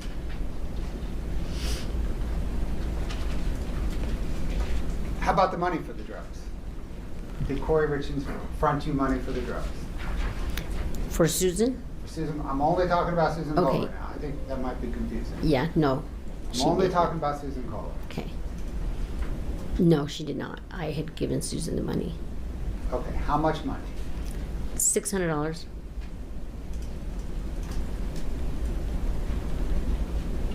What drugs did you ask Susan Kohler? What type of drug did you ask Susan Kohler for on Kouri Richins' behalf? Just some kind of pain pillar, an opiate.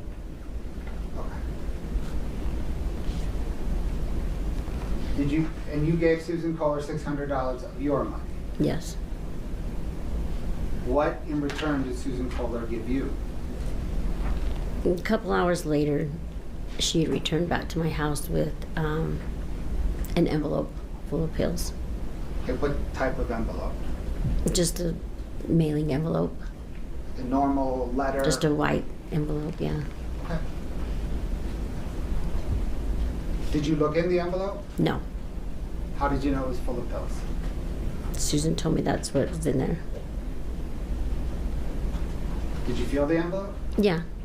Did it feel like there were pills in Yeah, it? they were just little round pills. What did you do next?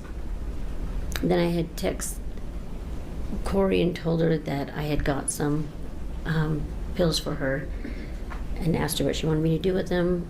Told me she would, it was late when Susan returned, so she showed up in my driveway the next morning. Okay, when you say she showed up in your driveway. Kouri. Kouri Richins showed Yes. up in your driveway the next morning. Yes.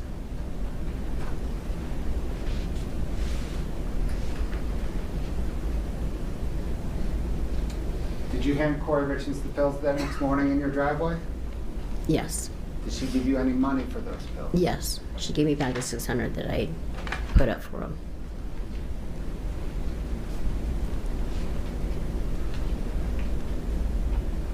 You mentioned you have part of this transaction with Kouri Richins and Susan Kohler involved text messages. Do you have any of those text messages? No. Do you know what happened to those text messages? I deleted them Why? because if I had lost my phone or anybody else got a hold of my phone or anybody in drug court wanted to see my phone, it was evidence that I was not following drug court rules. I was still involved with people that were using It was evidence that you're dealing drugs, and right? participating in selling drugs.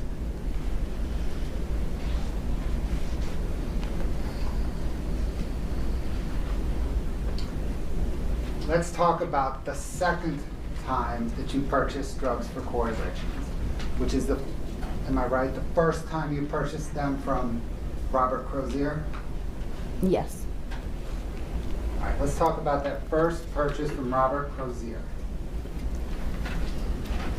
How did Kouri Richins approach you on that purchase? She had reached out to me in text message and said that her investor needed or wanted something stronger. And I kind of told her, well, I can reach out to the people I don't know. You just can't say, hey, this is what I'm looking for. When you're buying drugs off the street, you pretty much purchase what you get. And at the time, I didn't know anybody, so I reached out to another acquaintance that I knew that was still using, which would be Nicole. Okay, you reached out. We're going to have to keep your voice up, please. What's that? Can you keep your voice up, please? Yes. Okay.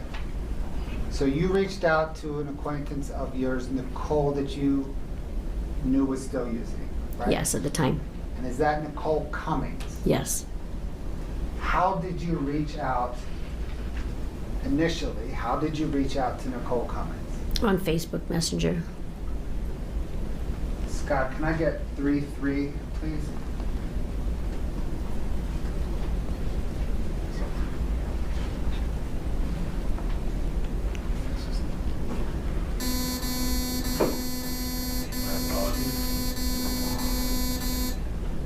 Scott, can we go through our normal dance? Would you disconnect?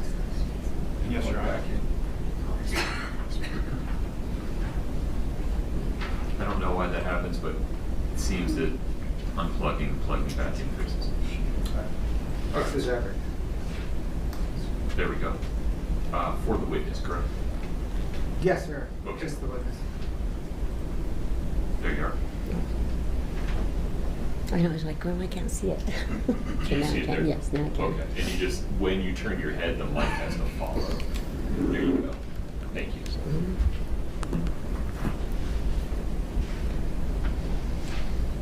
Ms. Lauber, do you recognize that document as a Facebook exchange that you had with Ms. Cummings? Yes, it's off my Facebook Messenger.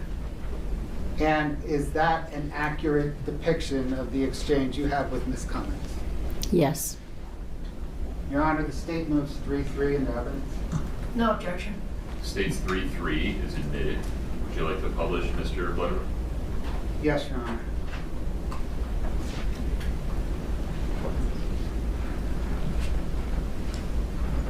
Ms. Lauber, do you see there, blown up out of 3-3 where it says, text me, I got a question and won't do it on this? Yes. Did you send that message by Facebook to Ms. Cummings? Yes. And it says on February the 5th, 2022. Is that when you sent it? Yes. Why did you send that message? I was going to ask her if she knew anybody that had any pills. And you didn't want to ask her over Facebook? No. Why not? Because once again, that's showing what I'm trying to buy. Illegal activities of buying drugs. We couldn't hear that, I'm sorry. Illegal activity of buying drugs. Thanks, Scott.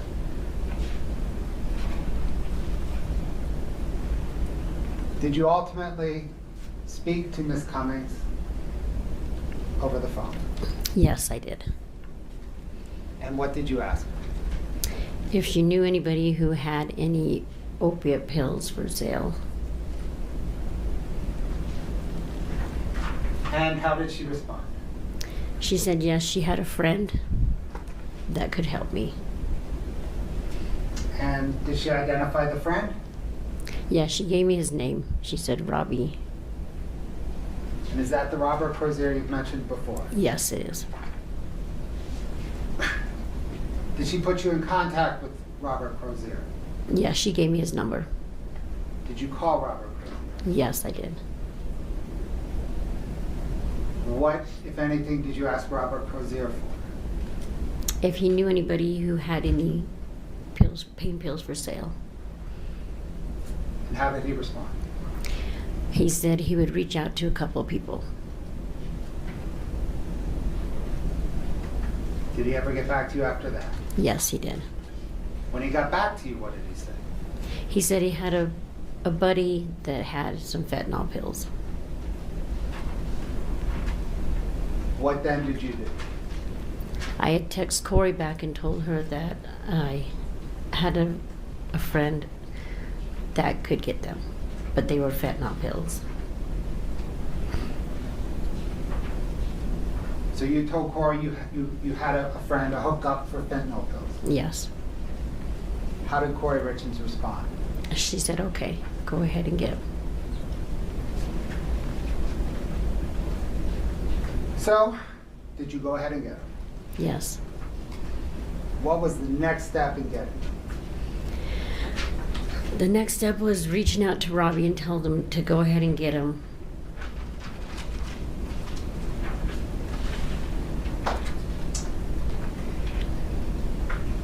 Did you arrange a time and location to purchase pills from Robbie? Robbie did, actually, Okay. because he was coming up from up north. So he had me go to a Maverick off 126 in Draper. It was closer to his person.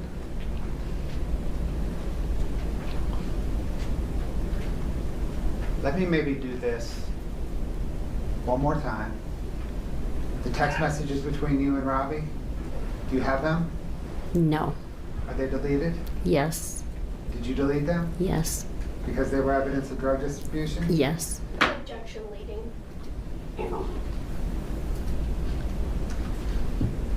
I think you're going to testify about a lot of text messages. Did you delete them all Yes. for the same reason? Exactly.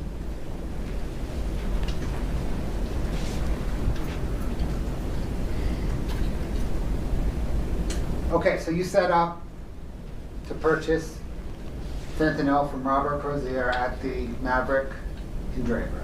Yes. Did you front the money for these? No. That was more, way higher. How much money was involved in this transaction?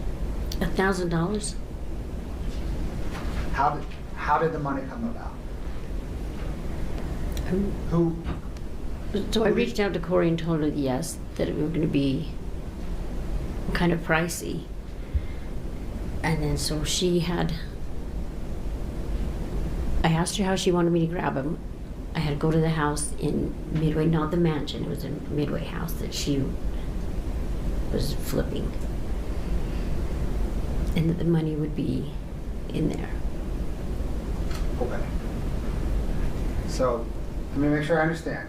Kouri Richins said she would leave you $1,000 at a small house in Midway. Yes. Scott, can I get 8-12, please?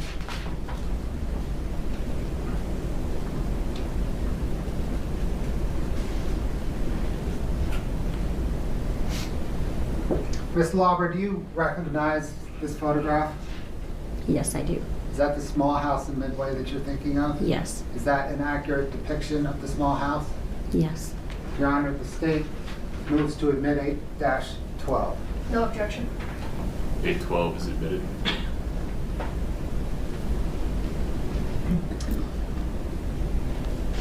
Ms. Lauber, did you enter that house and get the $1,000? Yes, I did. How did you enter the house? Kouri told me the back door was unlocked. Was it? Yes. Did you enter through the back door? Yes, I did. Where inside the house was the money? In a closet in a box with a couple of coffee cups.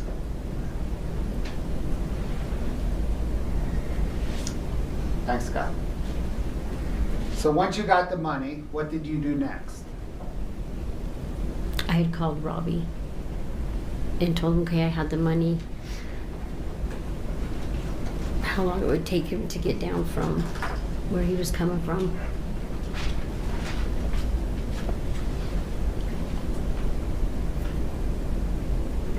Did you then drive to the Maverick and Draper? I didn't drive at the time, I didn't have a car. Who drove, did somebody drive you to the Maverick? Yes, Nancy. Okay. Is Nancy Peters? Yes. Where did she drive, where did she pick you up? At my house in Heber, off of Center Street. And then she drove you from your house in Heber to Maverick and Draper? Yes, down Provo Canyon. Down Provo Canyon?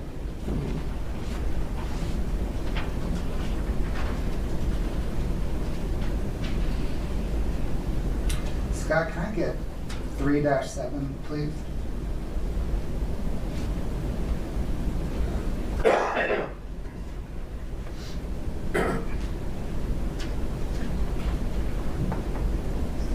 Ms. Lauber, do you recognize that document?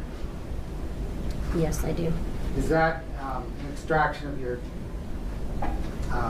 some photographs on your, from your cell phone? Yes, it is. Is that an accurate depiction of the photographs extracted from your cell phone? Yes. Your Honor, the state moves 3-7 into evidence. Your Honor, we'd object. I don't think that Ms. Lauber can identify the Celebrite. The Celebrite hasn't even been introduced into evidence. I suppose she could introduce the photos if they want to pull up the photos separately, but she can't identify the Celebrite, which is not She in can evidence. identify them as photos from her cell phone, correct? I think she can, yes, as photos from her cell phone if they want to show the photos without it being on the Celebrite extraction. Okay, for the moment, Scott, can you, Your Honor, we're going photo by photo as D1, D2, D3. let's do that. We'll come back to this. Is there, I'm sorry, counsel, my apologies. Would you approach briefly?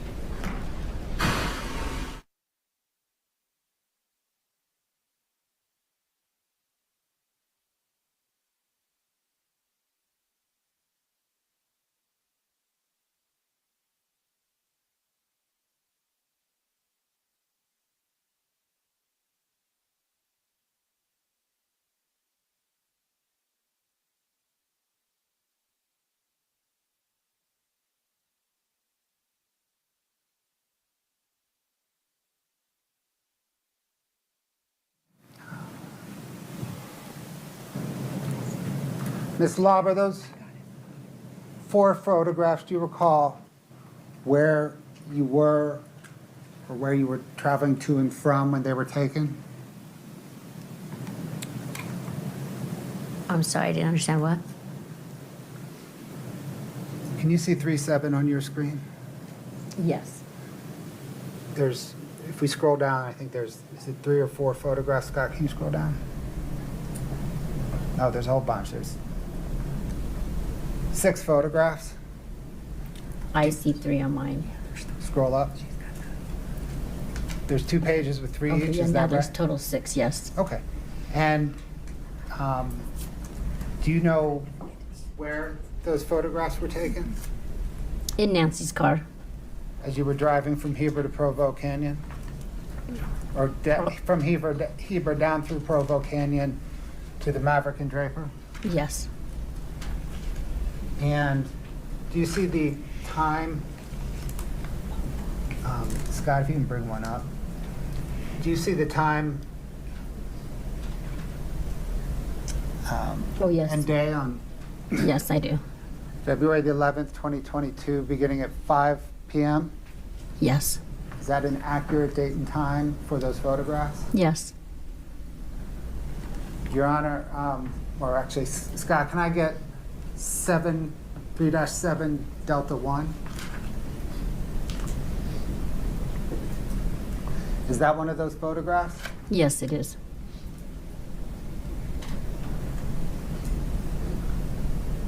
Can I get, Scott, 3-7 Delta 2, please? Is that another one? Yes, it is. 3-7 Delta 3, please? Are those 3 photographs accurate depictions? Yes. Your Honor, the state moves 3-7 Delta 1, Delta 2, and Delta 3 into evidence. No objection.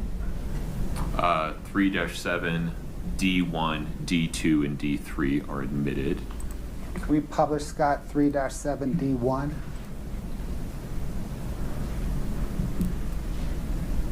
Is that you in the photograph? Yes. Who's the dog? That is my silver lab, Hemi. And whose car are you in? Nancy's. And who's driving that car? Nancy. Hey, D2, please, Scott. Is that you and Nancy Peterson? Yes, it is. Can I get D3, Scott? Another photograph of you and Nancy Peterson? Yes, it is. In Nancy Peterson's car? Yes. Driving to meet up with Robert Crozier at the Draper Maverick on February the 11th, 2022? Yes. Meeting, Your Honor. He's already laid foundation. Overruled. On the way down, thanks, Scott. On the way down Provo Canyon to the Draper, did you text with Mr. Crozier? Yes, I did. What was the content of those texts? Just how far out are you? How long is it going to take? On the way down Provo Canyon, were you texting with Kouri Richins? Yes. What was the context of those texts? Sorry it's taken long. I'm headed there now. I'll let you know when I leave the Maverick. Did you end up meeting with Mr. Crozier at the Maverick? Yes, I did. What happened once you two met there? He would text me and tell me what kind of vehicle he was in. I would tell him what I was in. He came up to the window. I gave him the money. He told me he'd be back like in 20, 25 minutes. And then he left the Maverick. So the money that you gave him was the $1,000 you got from that small Midway house? Yes. Did he ultimately return? Yes, he came back. Did he have anything with him when he returned? Yes, he did. What did he have with him? He handed me a little clear baggie with some pills in it, little round pills. Can you describe, please, the baggie? Just a little clear baggie. Clear like a plastic cup clear, you could see it through it. Okay. Small, big, like? Just a small. What's small? Kind of small like, you know, if you buy a shirt and it has an extra button in it, that kind of size. Gotcha. Did you see about how many pills were inside that baggie? No, I didn't sit there and count them. It was 15 to 20 is what he told me. Did you said they were circular? Yes, just round. Did you notice their color? Kind of light green. What did you do once he gave you the pills? Left. Left to where? Back up through Provo Canyon, back up to my house in Heber. On the way back to your home in Heber, did you exchange text messages with Kouri Richins? Yes, I did. What was the content of those messages? I let her know that I had him. What did she want me to do with them? I really didn't want them with me at my house. Did she tell you what she wanted you to do with those pills? She responded back with, take him over to the Midway house, put him in a shed. There was 3 sheds on that property. I didn't feel comfortable leaving him in the shed out in the open. So I went to the fire pit and kind of dug a little hole and put the gravel back on top of it and then kind of turned a brick to the side to kind of cover it up.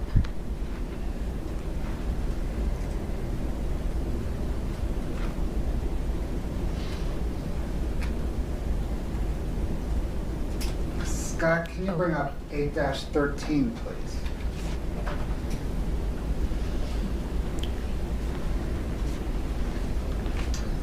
Miss Lauber, do you recognize that photograph? Yes. What does it depict? That is the house in Midway. Is it the backyard of the house? Yes. Is that a fair and accurate depiction of that backyard? Yes. Your Honor, the state moves 813 into evidence. No objection. 8-13 is admitted. Scott, if you could zoom.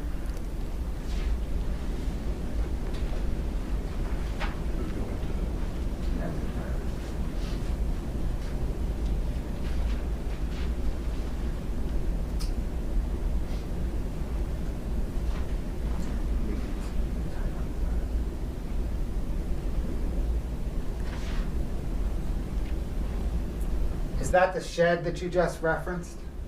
Yes. Is that the fire pit that you just referenced? Yes, it is. So you put the pills that Robert Crozier sold you, the Draper Maverick, in that fire pit? Yes. There was no fire at the time? Not at the time, no. There was no fire. Thanks, Scott.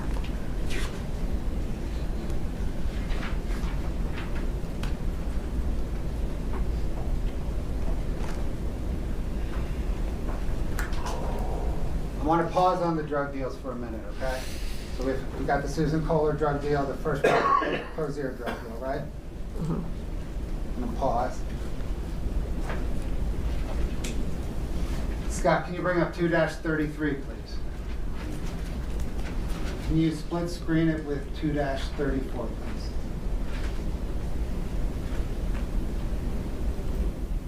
Ms. Lauber, do you recognize those two documents? Yes, I do. What are they? Letters from Kouri saying I did some community hours. Did Kouri Richins give you those letters? Yes, she did. Are they accurate depictions of the letters that she handed you? Yes, they are. Your Honor, the state moves 233 and 234 into evidence. No objection other than previous objection that is ongoing. It's preserved by the record. It's been ruled upon. Court stands upon that ruling. Forgive me, the 2-33 and 2-34 are admitted. Can we publish those, Scott, please, and split screen?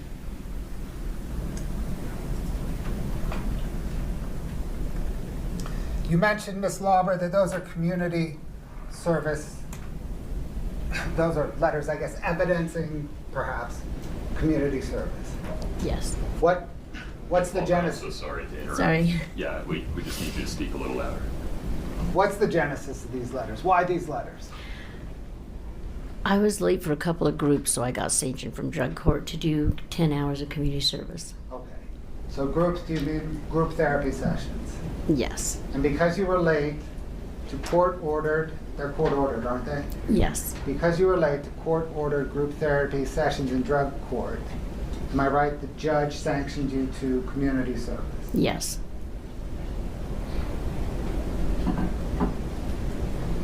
Then did you approach Kouri Richins about getting community service letters? I had asked her if she knew anywhere I could get a letter with a head on it saying that I did some community hours. Okay. Scott, maybe pick the one on the left and blow it up so that we can just read it a little bit easier. Thank you.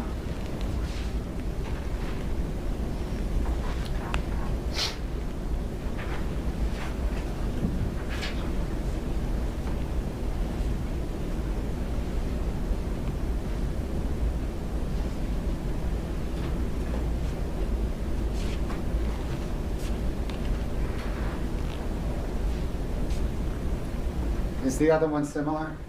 Maybe you just flip it out. Yep. Ms. Lauber, did Kouri Richins hand you those letters? Yes.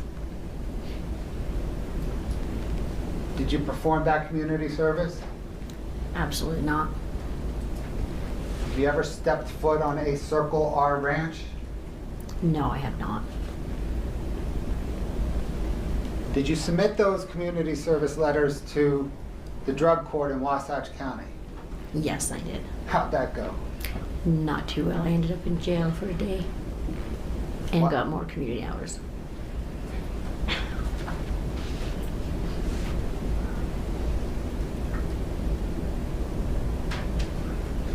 Ms. Lauber, you were in drug court on a felony drug distribution charge, right? Yes. And you just testified that you bought drugs for Kouri Richins, Yes. which is more drug distribution, right? Yes. And you just submitted a fake letter, 2 fake letters, to the drug court judge, right? Yes. Why on earth would you do that? Well, I obviously didn't have time to do my community hours because I was reaching out to Robbie Kazera and picking up pills. But why would you try to put one over on the court at all?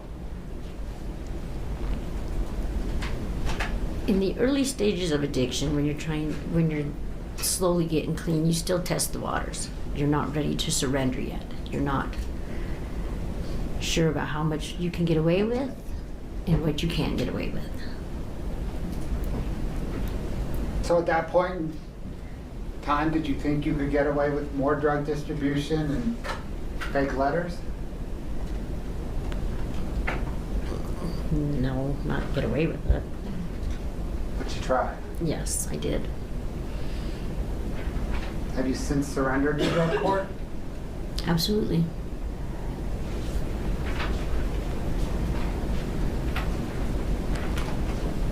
Let's turn back to the drug deals.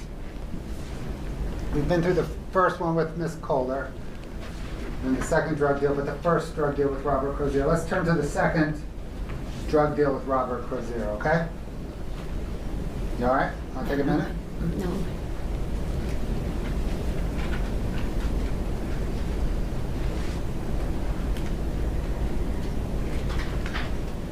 Did there come a time when Kouri Richins again approached you for illicit drugs? Yes. If you want to take a minute, let me know. No, I'm good. I'm fine. Okay. Do you recall about when that second time with Mr. Crozier was? Still in February. I'm not exactly sure of the date. Okay.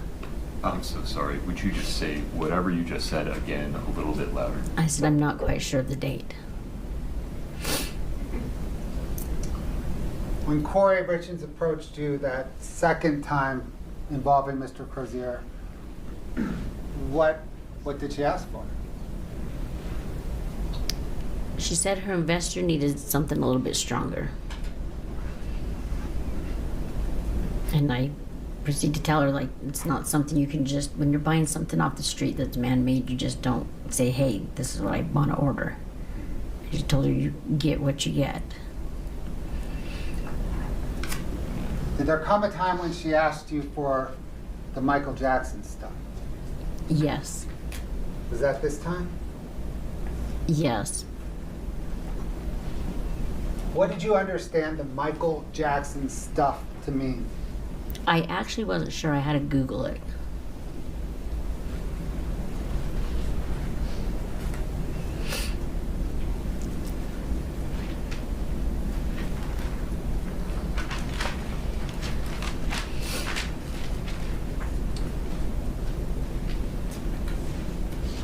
So you said there was ultimately this third buy from Robert Crozier. Did Kouri Richins give you the money up front for the third buy? Yes, it was the Midway house still. Was it the same way she? Same little house in Midway. Okay. Back door. Did you enter the back door of that little Yes. house in Midway? Yes. Did you get some money? Yes. Do you remember about how much? About $1,000. Was it cash? Yes. Was it cash the other time also? Yes.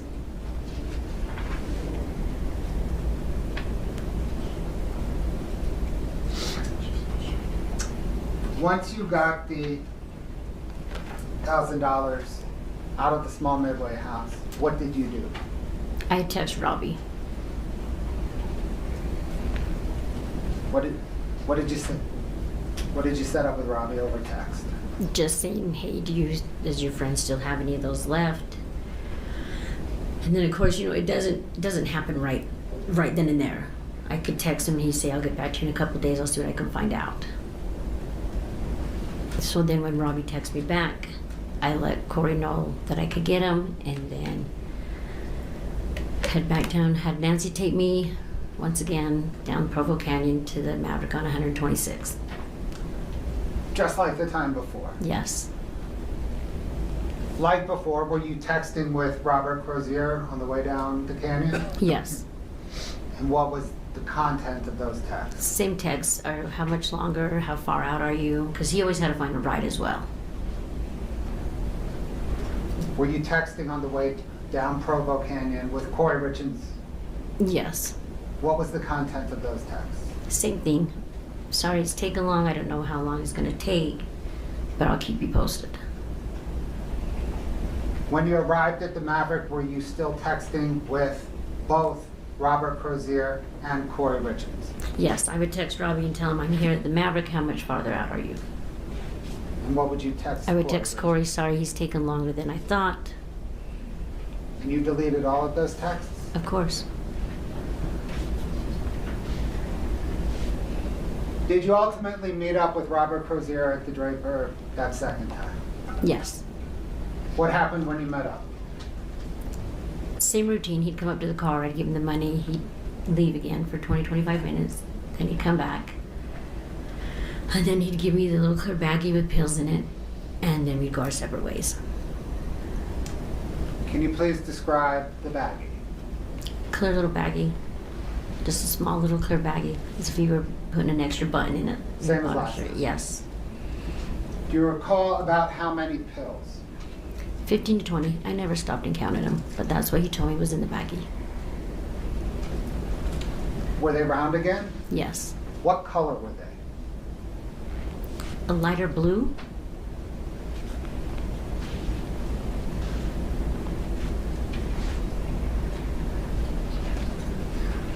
Once you received the pills from Robert Crozier, what did you do? Text Corey and told her I was headed back up Provo Canyon. And sorry it was getting late, so what does she want me to do with them? Okay. Did you text with Kouri Richins on your way back up Provo Canyon to Heber? Yes. When you got back up to Heber, what did you do?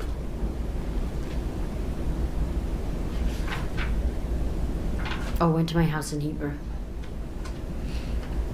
Did you still have the pills with you?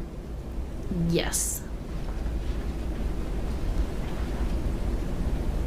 What ultimately did you do with the pills? Well, it was Nancy that drove me, so I had taken her to my house. Oh, wait, hold on, I'm getting confused. Hold on a sec. Take a minute. This is a lot, hold on.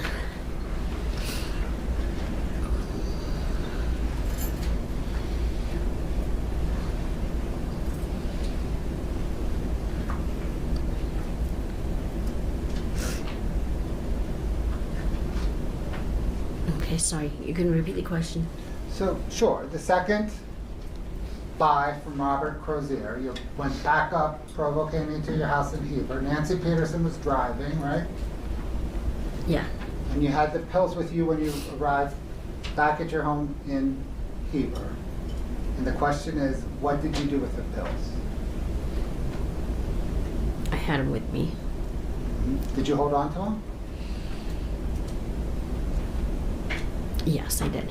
For how long? I had given Nancy a couple for taking me, because that was her drug of choice at the time.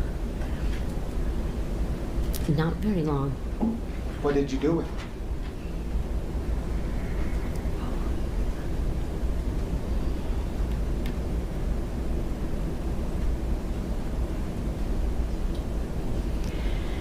I reached out to Kouri and asked her what she wanted me to do with them, because I didn't like having them on me.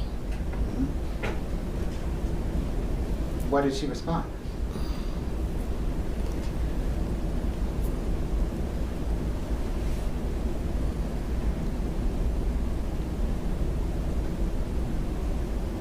That she would come pick them up. Did she? Yes, she did. Where did she pick them up? In my house, in Heber, in my driveway. Basil Oliver, I need you to speak up. She picked him up in my house, in my driveway, in Heber.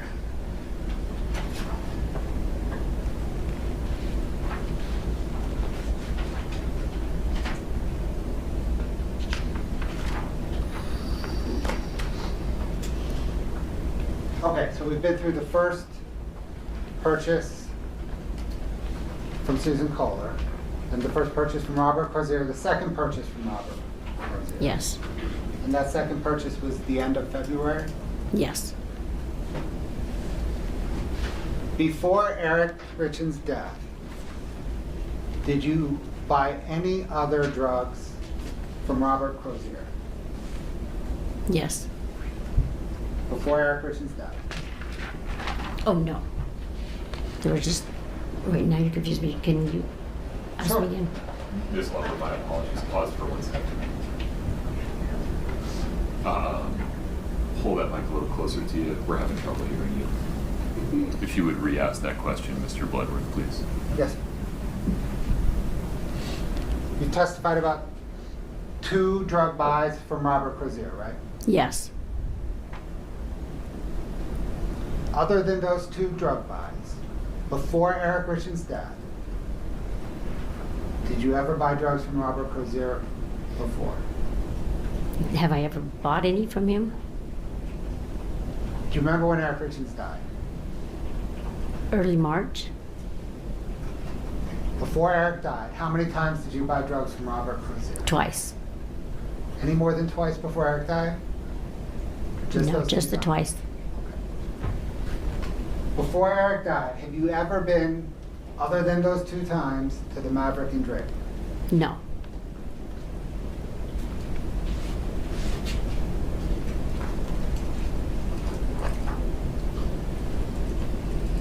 You just said Eric died in early March, right?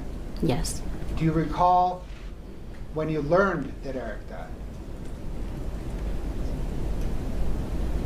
It was one of Doreen's employees that had told me that Eric had passed away. And do you recall how soon after Eric's death she told you that? It was a day or 2 after. Did you ever speak with Kouri Richins about Eric's death? Yes, I did. When? A couple days after. Where were you when you spoke with Kouri Richins the first time about Eric's death? I was with my friend Nick, and we were on our way to do a UA for drug court. Is Nick Bond Savage? Yes, it is. And the UA again is a urinalysis. Yes, it is. So you and Nick were together. Were you on a way? Were you driving to the UA? Yes. When you had that conversation with Kouri Richins about Eric's death, were you on speakerphone? Yes. Could Nick hear the conversation? Yes. Did you ask Kouri Richins about Eric's death? Yes, I did. What did you ask her? I said, please tell me these pills were not for him. Did she respond? She did. How did she respond? She said, no, they were not. Eric passed away from a brain aneurysm.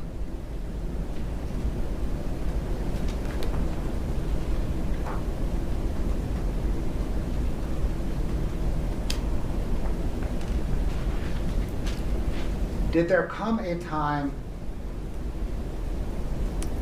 after that conversation where you asked whether Eric died from those pills? Or you asked Kouri Richins whether Eric died from those pills? Did there come a time after that conversation when Kouri Richins again asked you to purchase drugs from her? Yes. How did she ask you? She asked me if I still had the hookup or my friend. Scott, can I get 2-44?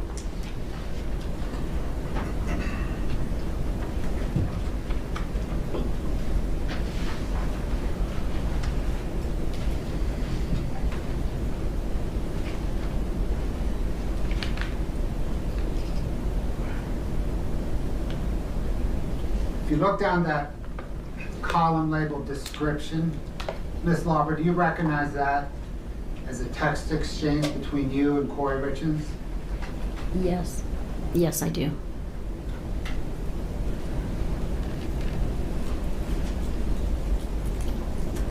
Is this an accurate text exchange? An accurate depiction of the text exchange? Yes, it is. And did it occur on March the 7th, or sorry, March the 6th and into the 7th, 2022? Yes, it is.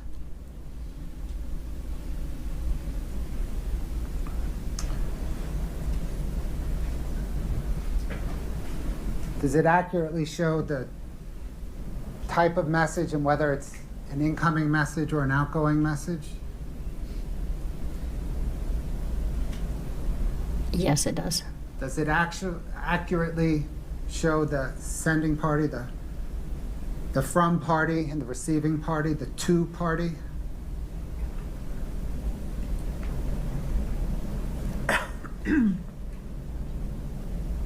Yes. Your Honor, the state moves 2-44 into evidence. Objection, Your Honor. The Celebrite extraction has not been admitted into evidence, and she cannot identify a Celebrite extraction where it came from. Please.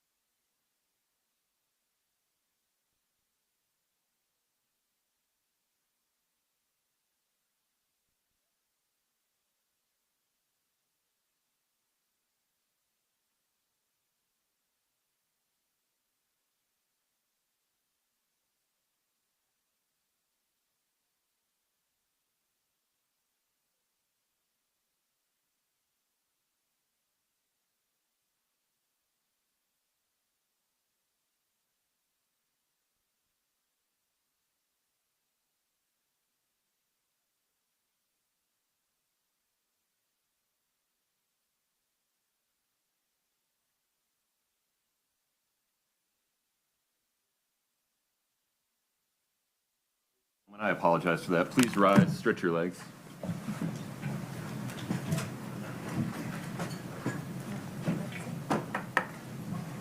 You folks are taking a break.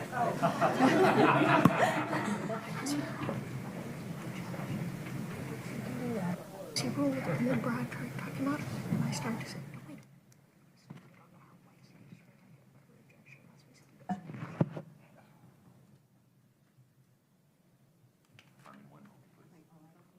That's okay. Everybody have a seat. Carmen, I need you to do me a favor. I need you to go wait in the lobby, okay? Just for a moment, I need to have a conversation about some legal issues. I need to make sure that that conversation does not pollute or affect your memory in any way. Mr. Moffett, you can't counsel her regarding her testimony during the break. Understood, sir. Thank you.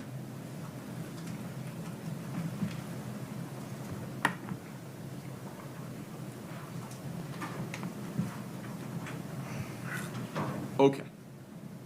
Mr. Bloodworth, if you would please, however the form of it you wanted to admit to the publish to the jury and admit it as an exhibit, would you put that form on the screen so we're all talking about the same thing at the same time? Your Honor, it is there now. Okay, so it's the zoom in that we're currently looking at, rows 1 through 5. Right, we can back it out so you can see the whole form. Is this the page? Is it one page? It's two pages. So it did say celebrate. I thought it did.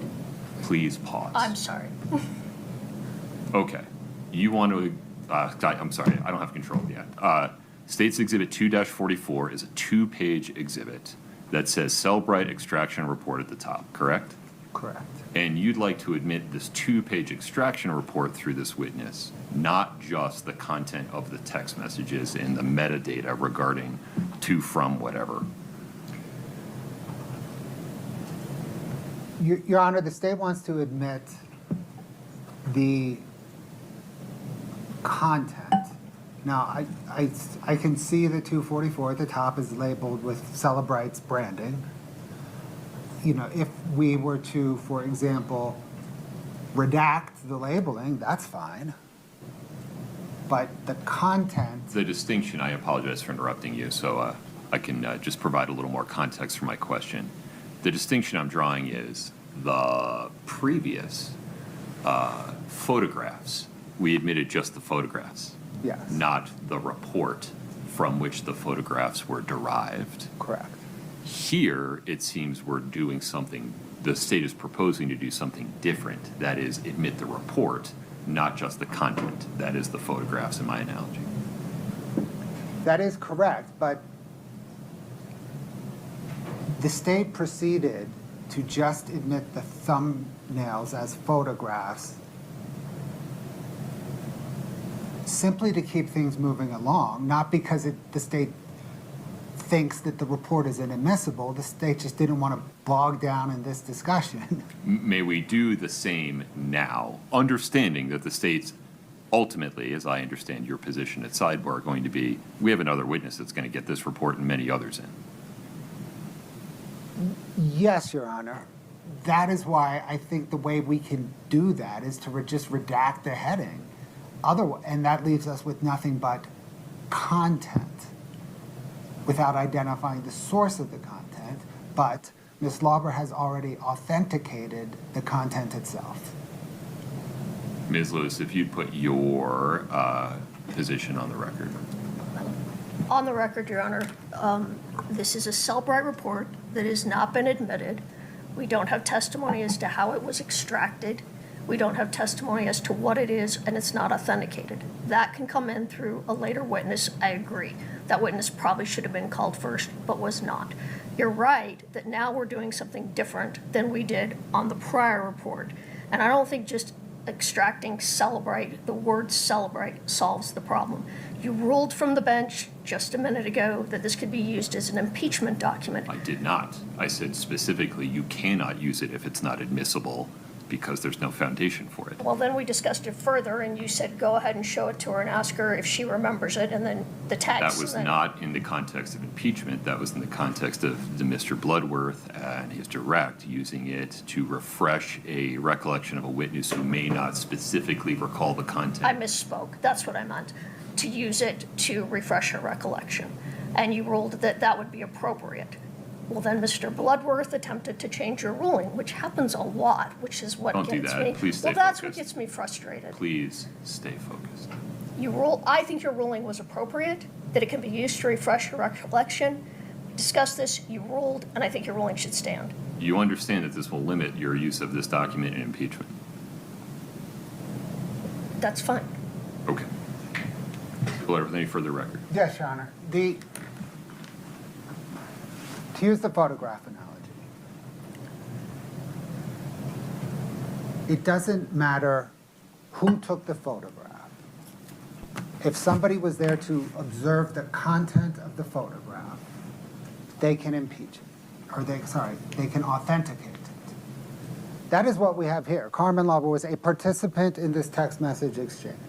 She can authenticate it. And that is the only substance in this report. She has authenticated 100% of the substance of this report. Are you comfortable presenting it to her as, this is a document? Does this document match your recollection of text messages you had with this person on this day? Your Honor, not only am I comfortable with it, that is precisely what I did when I had her authenticated. Okay. And how it was extracted doesn't matter. That is when you don't have a witness who was present to authenticate it. I understand. Okay. I hear you saying if you had a screen grab of text bubbles from a phone and her testimony was the same, like, I remember this, Yes. I remember this exchange on this day at this time, you would seek to admit the bubble as a document that she laid foundation for. Correct. Regardless of who took the screenshot of the bubbles. Right here, Celebrate took the screenshot of the bubbles. Doesn't matter. I understand the state's position. Ms. Lewis, anything further? No, Your Honor. Okay, so the defense has a thought-provoking argument that including all the stuff in the header gives this document some imprimatur of technical proficiency or additional weight regarding which this witness has not laid foundation. So, State's Exhibit 2-44, just the table, not anything from that blue line in the header or above, Scott, may come in through this witness. Yeah, show me page 2, Scott.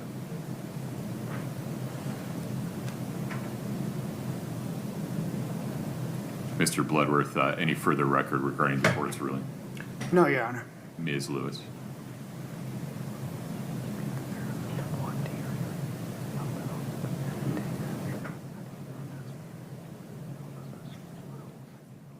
We didn't, 3-7 by itself didn't come in. It was D1, D2, D3 only. Yeah, but those photographs I don't think had. Nothing further. Did they? No, yeah, okay.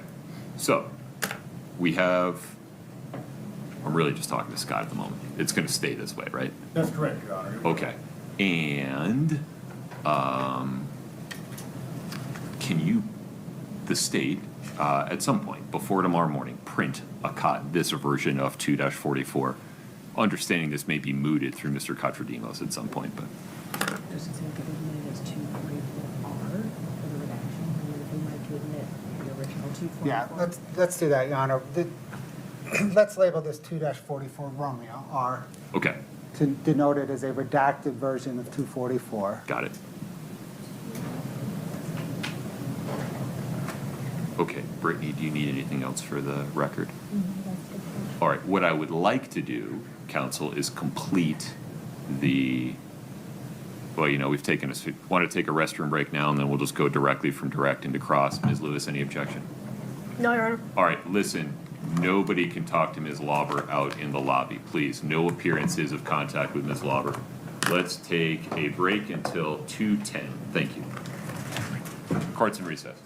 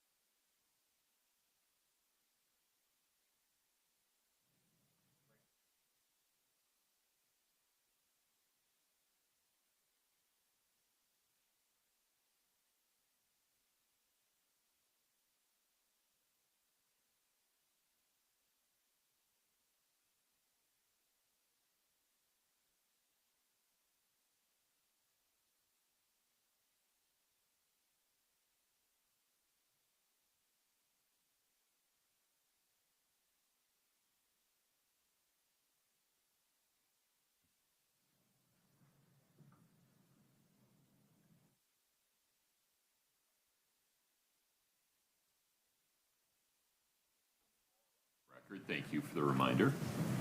All right, Ms. Lauber, I'll give you the early warning. Just get close to the microphone. I appreciate it. Thank you. It just feels like it's so I know. in my face. You'll get used to it. Okay.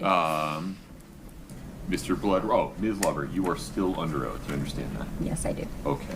Mr. Bloodworth, please proceed. We have 2-44R queued up. Would you like to publish that to the jury? Yes, Your Honor. Okay. You hesitated. We don't have to do that. Did you want to go somewhere else first? Oh, no. Okay. Ms. Lewis, any further record on this? Nothing more for the record, no. Understood. Let's publish 244 now. 244R, my apologies.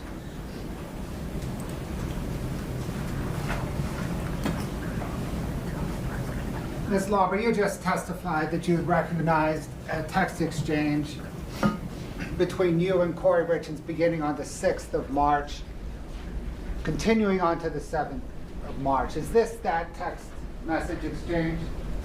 Yes, it is.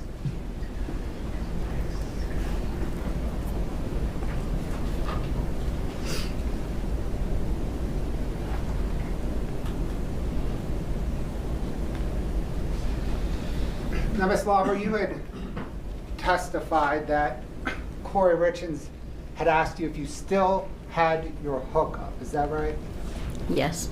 And is that the text message where Ms. Richins asked you if you still had your hookup? Yes, it is. And when you received that text message from Kouri Richins, what did you do? I messaged back to her, text back. And did you ultimately arrange to buy illicit drugs from Mr. Crozier the third time? Yes. Thanks.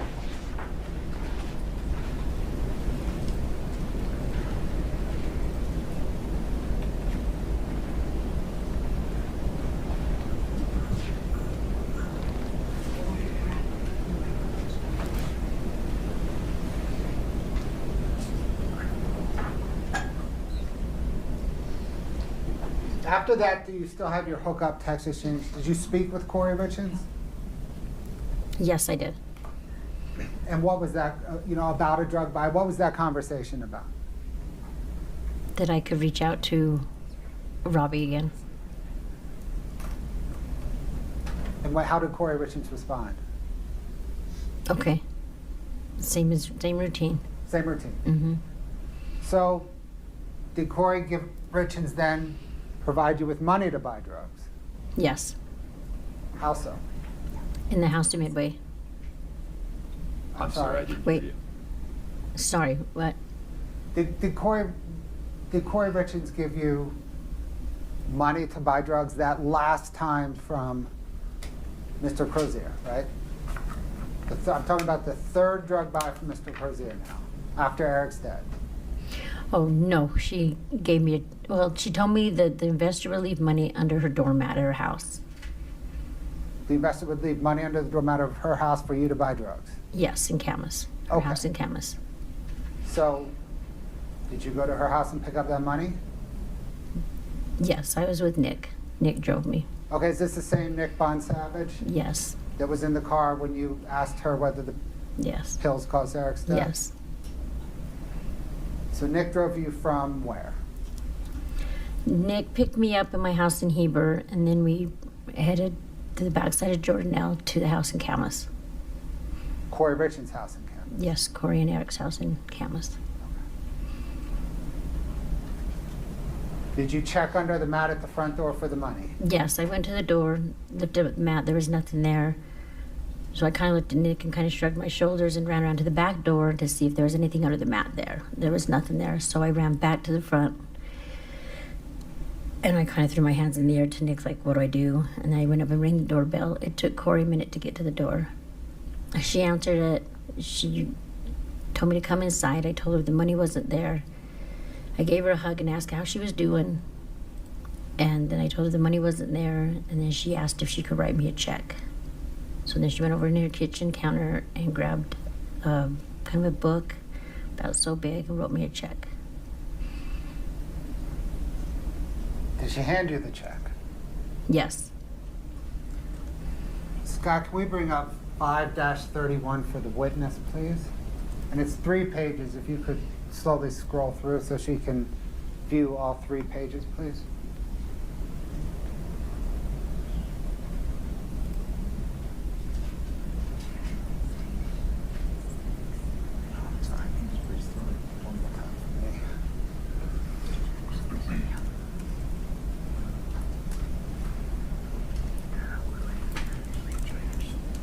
Ms. Lauber, do you recognize those 3 pages? Yes, I do. Do they depict the front of the check, the back of the check, and a deposit slip for the check? Yes. Are they authentic depictions? Yes. Your Honor, the state moves 531 into evidence. No objection. States 5-31 is admitted. Published. Yes, Your Honor. Okay, let's zoom in on the check, please. Ms. Lauber, is that the check that Kouri Richins wrote you that morning? Yes, it is. In the memo section, do you see where it says construction clean midway? Yes, I do. Did Kouri Richins owe you any money for any cleaning? No, she did not. Did she owe you any money for any construction cleaning? No, she did not. Did she owe you any money related to Midway? No, she did not. Did she owe you any money that would make construction clean Midway memo make sense? No, I never cleaned a house ever in my life for $1,300. Okay. Let's go to second page, please, Scott. Is that the back of the check? Yes. Yes, it is. Third place. Third page, please. Okay. Do you recognize that as a deposit slip where you deposited a portion of that check and took out cash for the other? Yes, I do. Okay. Please explain how this came about. I had to go to the bank and cash the check. I was in the negative, so they had me deposit some to clear up my negative balance, and then they gave me the remaining balance of $1,000. Okay, when did you go to the bank in relation to picking up the check? The day of. So you picked up the check. Yeah, that morning, Did yes. you go straight to the bank? Yes, I did. And who drove you there? Nick. Okay. Do you see where the date says March 9th, 2022? Yes, I do. Is that the date that you picked up the check, went straight to the bank and deposited it? Yes. Deposited 300 of it and took out 1,000 in cash? Does that Yes, sound I right? did. Yes. Okay. Thanks, Scott. Once you deposited a portion of the check at the bank, cashed the remainder, what did you do next? Nick and I drove down Provo Canyon, touching bases with Robbie. He said it was taking longer than he thought, so Nick and I went out to a couple of thrift stores. Where did you go to thrift stores? In Orem County. And you said you were texting with Robbie Crozier as you were driving again down through Provo Canyon and as you were in Orem Same County? routine. Same routine. Yes. Were you also texting with Kouri Richins? Yes, I was. Did, like before, you meet up with Robert Crozier at that same Maverick and Draper? Same Maverick up 126, yes. What happened when you met up with him? Same routine, but a little bit different. We waited there for a minute. He left for 20 minutes, came back, and said he couldn't get his friend to answer the door if we wanted to follow him. So we followed him down the road to a couple of townhouses or duplexes. I didn't go to the door with him. We parked down the street, but we could see what complex he walked into. And then we waited there about 20 minutes to a half hour. And I kept texting him, like, hey, this is taking too long. It's too late. I don't like sitting out here. Just wrap it up. Let's go. And then he texts back. He's like, no, I got my friend. He was asleep. I finally woke him up. Okay, had you already given Robert Crozier money before he went into the townhouse? Yes, How much? the 1,000. Well, no, it was only 900 because Nick got 3. I put 3 in my my bank account, and Nick got 3, and then he got the remaining balance. You know that math does not add up. Sorry, hold on. Yeah, I put 3 in my account. Nick got 3, so Robbie got the remaining balance. You got the rest. Yes, Can we call that 700? yes, Okay. yes. Sorry, I had to count on my fingers. I'm like, yes. When Robert Crozier came back out of the townhouse, did he have anything with him? Yes, he did. What did he have with him? A clear little baggie with 15 to 20 pills in it. Same kind of clear little baggie as before? Yes, Were the pills round, yes, just like before? yes. What was the color? A little darker blue. What did you do once you received the pills from Robert Crozier? Left. Where did you go? Back up Provo Canyon with Nick. Nick had dropped me off. It was late. So Nick had dropped me off. Nick went home. I went into my house, texted Kouri, told her I have them. What does she want me to do with them? And then same routine back to the Midway house. Did you text with Kouri Richins back up through the Provo Canyon? Yes, Towards Heber? yes, And then you ultimately left those pills at the Midway house? yes. In the closet on the right up above. Like you walk in the kitchen and there was a door, but on top of the closet. Was that the same closet where you had previously gotten money from? Yes,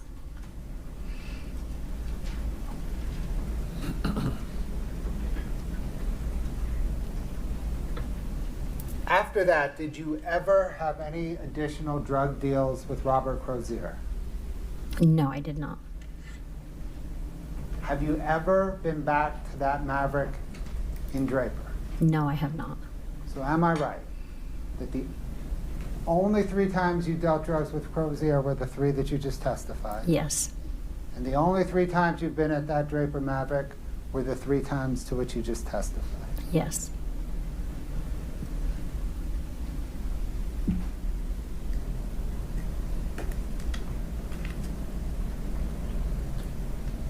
Did Mr. Crozier continue to hit you up for more drug deals? later on he did. He said that his buddy had some more, and if my friend needed any more. When he told you that, what did you do? I reached out to Kouri and told her, hey, my friend said that his buddy has more if your friend needed anything. How did Kouri Richins respond? She said no, her investor had left town. Thank you, ma'am. I do not have any further questions for you at the moment, but I'm sure defense counsel will, okay? Okay.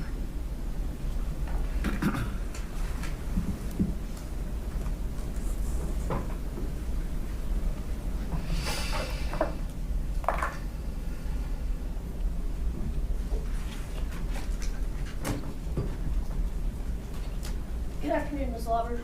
Let me turn on my mic. You just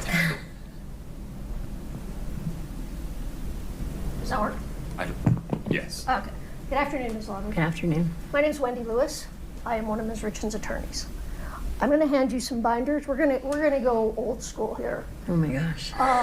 These are Yeah, I don't know who's what okay. You can put it over here. I'm going to ask you to refer to just don't these want as we this talk. These are the transcripts of the interviews that you did in April and May of 2023. All right, and just to help you out here, take a look. Here's the first 2 interviews, and we're tabbed here, interview 1 with the date, interview 2. All right, Okay. this is interview, we've got the dates, March 3rd and 4th. Okay.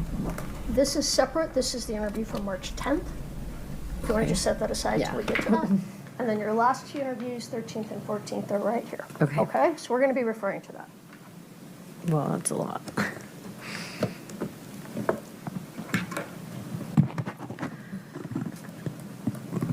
All right, so according to your testimony that you just gave, when you were arrested in April of 2023, between April of 23 and May of 23, you had 7 interviews with, it was Detective O'Driscoll and Detective Maynard, and then there were some other people too, but those were the 2 main ones, correct? Yes. All right. So since that time, since the last interview that we have a transcript of, May 13th, 2023, how many times have you met with, we're going one at a time, how many times have you met with Detective O'Driscoll? While I was incarcerated? No, after you got out. After? There was a couple of times. Couple, okay. Yes. So, I mean, I'm not sure on the numbers. It was a while back. in what circumstances did you meet with him?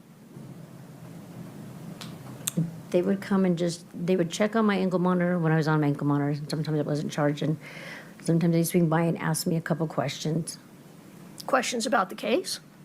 Just about my part. Okay. So about the things you're testifying about? Yes. All right. And you say they. Was that Detective O'Driscoll and Detective Maynard together? Yes. Did you always meet with them together, or did you sometimes meet with them separately? No, they were always together. Always together. And so they came to your house a couple. What, does a couple mean 2, or does a couple mean 5? Does a couple mean, what does that mean to you? We can go out on a limb and say maybe 3 or 4 times. 3 to 4 times. And they would talk to you about your testimony during those visits sometimes? Not really my testimony. They'd ask, if the question came up, like, okay, where was you at this time? Stuff like that. Not- Okay. Do you know if they recorded any of those conversations with you? I do believe so. I'm not 100% sure. You think they were recorded? I'm not 100% sure. All right. Did they call you on the telephone after you were released? No, I kept in touch with them, with ankle monitor. So you called them on the telephone? No. Oh, I was just being tracked by ankle monitor with them. All right. Did they drive you places? They did when I was in jail. They drove Right. me sometimes up to this courthouse. And, okay. And after you were out, did they drive you to Wasatch County Courthouse? They did a couple of times when reporters were there. All right. When you were in the car, did they have conversations with you?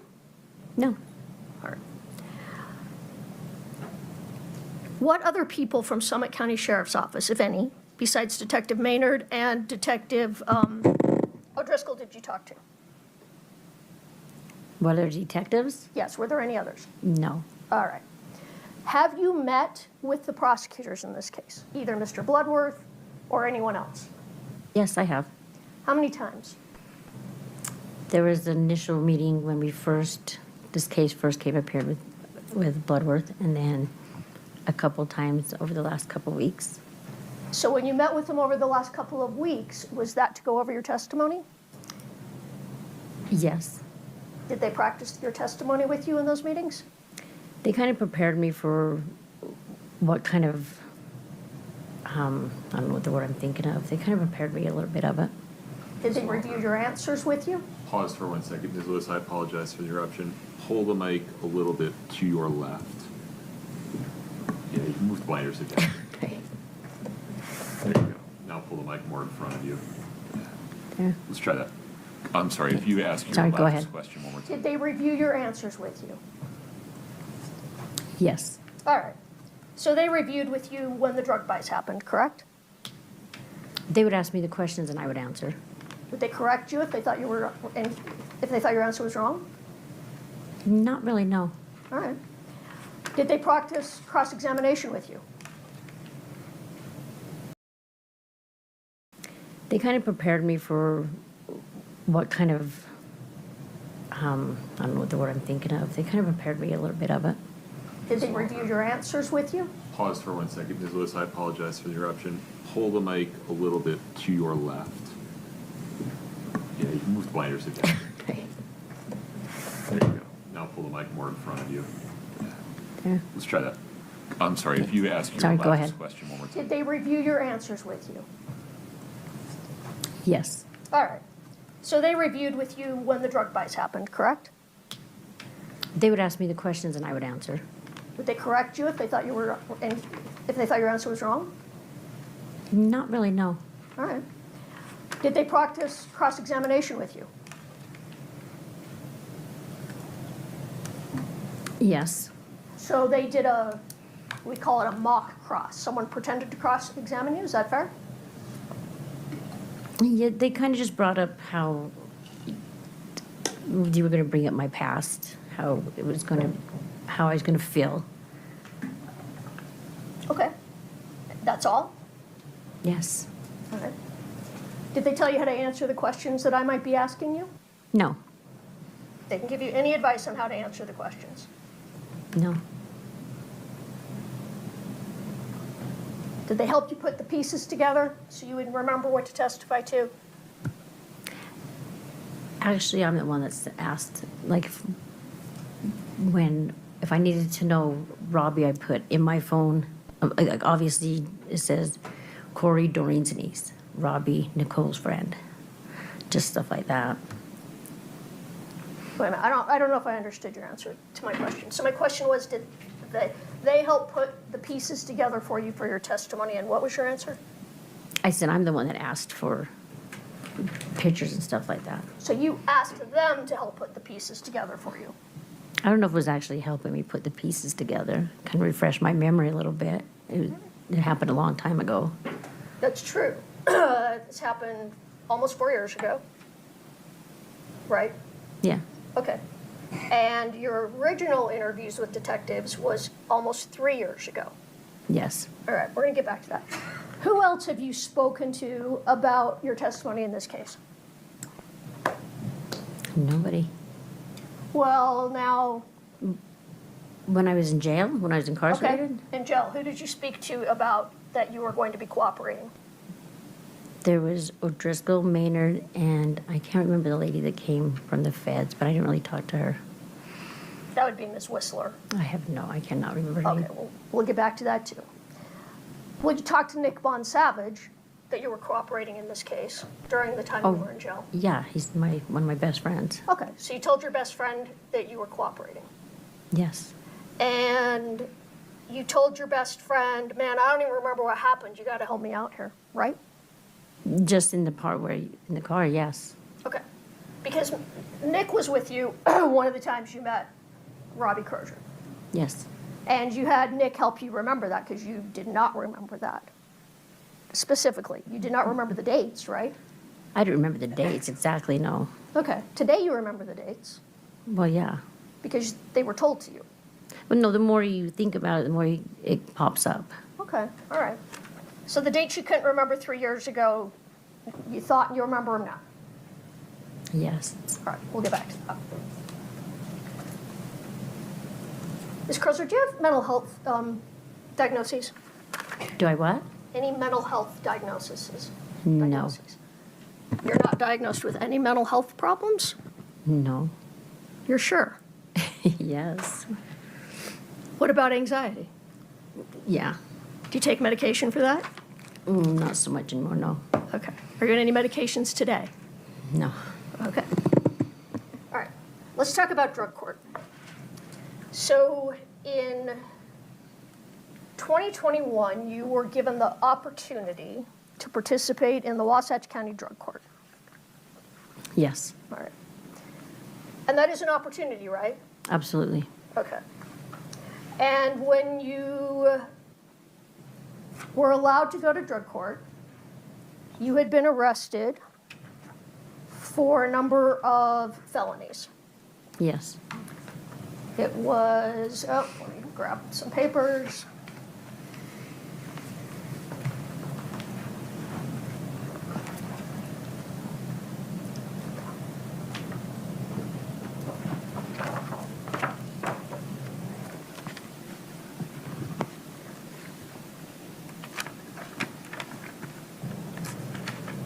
I mean, you were arrested for how many first-degree felonies? I'm not sure. All right, well then give me a moment to find it. Here we go. Okay. 2 first-degree felonies, possession with intent to distribute a controlled substance. Is that right? Yes. A 3rd-degree felony, possession or use of a controlled substance.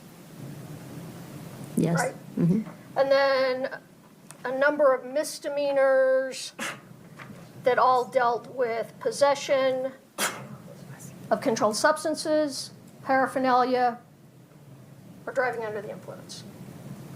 Yes. Is that 2019? Yes. Yes, that was me and my exes. Yes. All right. And that was the case that you were allowed to go to drug court on. Yes. All right, so you talked about this a little bit. I just want to make sure everybody understands. And when you go to drug court, you get what is typically what you do is you get a plea in abeyance, right? Yes. So that means you plead guilty to all or some of the counts that you're charged with, correct? Yes. And then it's held. The court holds that plea. They don't put it on your record yet, right? Correct. And then if you successfully complete drug court, those will be dismissed. Correct? Yes. All right. So,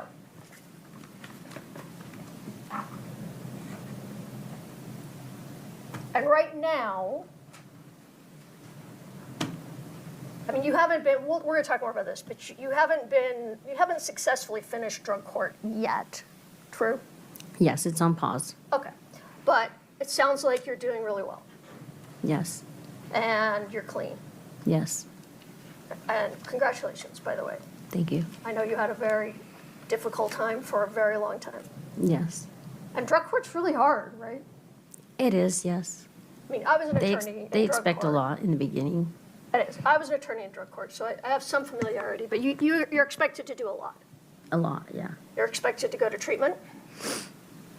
True? Oh, yes, sorry. I thought you were going to continue. Sorry. Yes. Sorry, I'll try to do better. You're expected, you get very regular UAs to make sure that you're clean. Every day you call in, yes. And then, so it's random. You call in every It's, day. And yes, then, it's a random color or number depending what phase you were in. all right. And how many phases are there 5. at Wasatch Drug Court? 5. Yes. All right. And so treatment, drug testing, do you have to work? Yes. Okay, so you have to be employed. You have to show up every week at first. Yes, for your groups. So you had not only did you have one-on-one therapy, you also had attended groups Monday through Friday, depending what phase you were in as well. So you had 5 groups. Okay.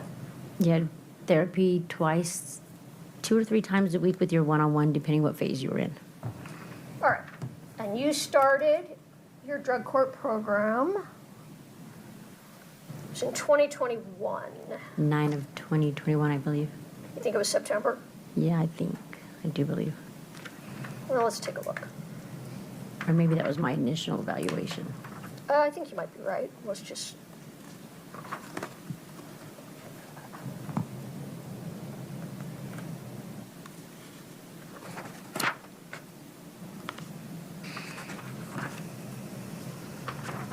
Okay.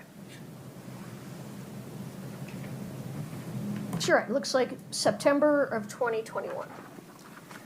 Now, is it fair to say that between September of 2021 and when you were arrested, which we're going to talk about, you talked a little bit with Mr. Bloodworth in April of 2026 or 22nd, something like that?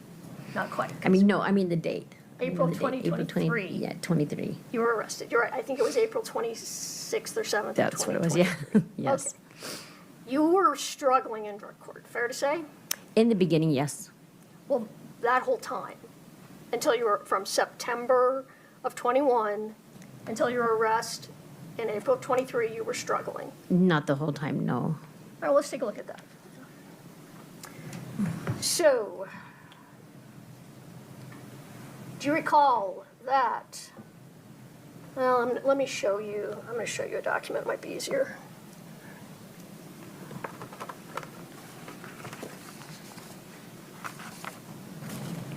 Katie, do we have, it's Defense Exhibit 1007.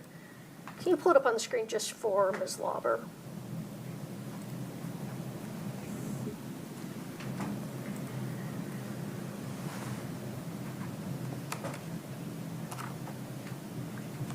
And I don't think it has page numbers, but we can go by dates. So maybe pull it up, starting from 9/22/21 for her to look at.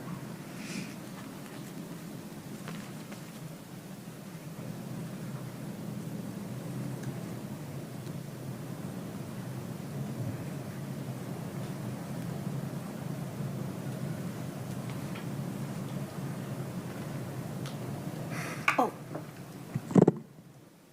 that's helpful. Yeah, I'm like, I better All not right, see that. so let's look at, so each time you go to drug court, there's a little note entered in what we call the docket of the case, Yes. right? About what happened in court that day. Yes, it's the Okay. drug court team members' notes. Understood. So you started drug court September 15th, September 22nd, you missed your group therapy and your individual therapy. I mean, that's what came up at drug court. You were missing treatment. Yes. Which is, in drug court, that's a problem, right? You're supposed to go to all your treatments.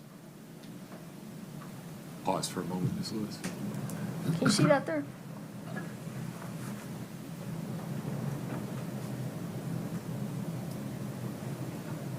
Yes. Okay. And you had to pay a $40 fee, or you had to pay for your mistreatment? Yes, that's still in the beginning of when I entered drug court, yes. Correct. So that'd be a sanction that you had to pay for that. No, if you missed it, they considered that a waste of the therapist's time when somebody else could have took that spot. All right, well, that's fair. It was not a sanction, no. Okay, so the next month, October 20th of 2021, a little lower on that page, you failed to appear at drug court.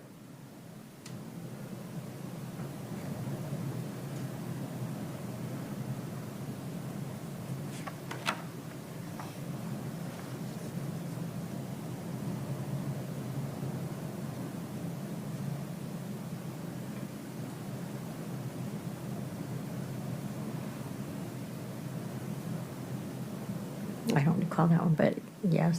Is that what it says on the docket? Yes. Mhm. And they issued a warrant. Yes.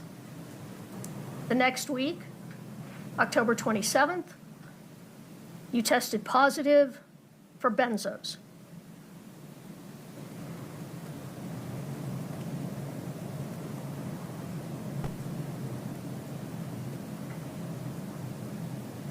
Well, I'm going to rephrase that. You actually tested positive on October 10th, October 6th, October 8th, but it was at the 27th drug court hearing that those problems were addressed. That would be a more accurate statement of what happened, right? Yes, once again, still in the beginning of drug court. That's right. And benzos would be drugs, I don't know, well, you tell me, do you know what benzos you were taking? That was my Valium, I believe. Valium, all right.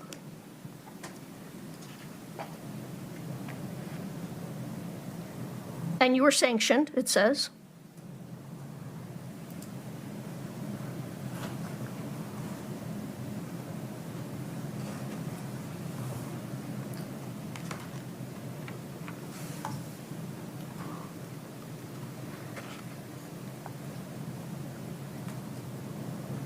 Yes.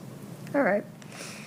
Now, you continued through November to miss therapy, true?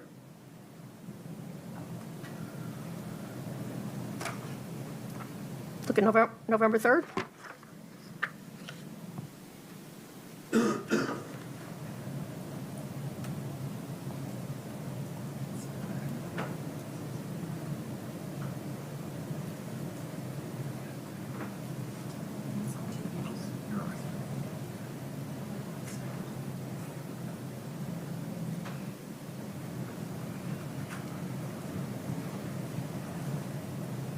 It's okay. Take your time. Do you see it? I don't know, you guys are moving them all over, so. Would you ask the question again, Ms. Lewis? I mean, I understand the question, but you're moving the paper like back and forth, or whoever it is. Can you see the note from November 3rd, drug court? I see 11/10 of 21. Okay, there you go.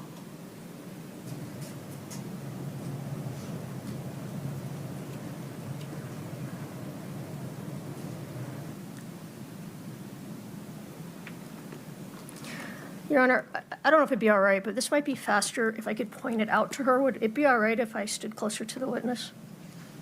Of course. Thank you.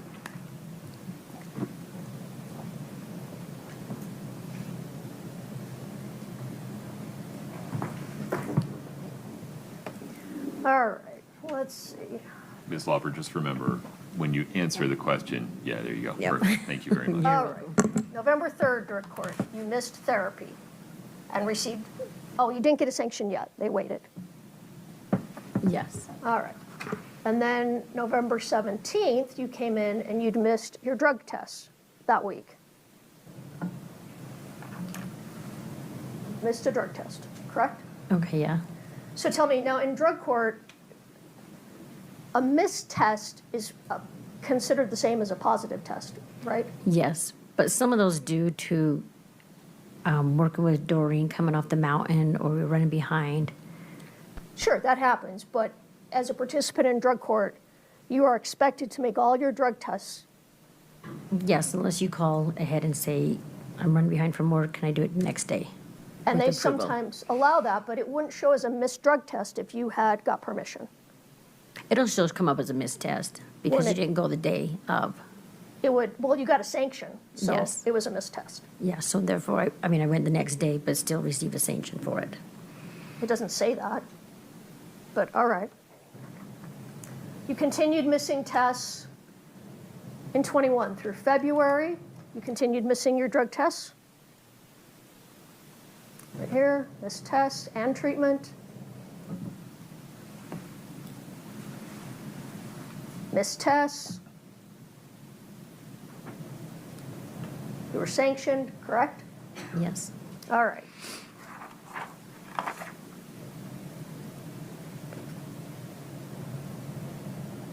All right.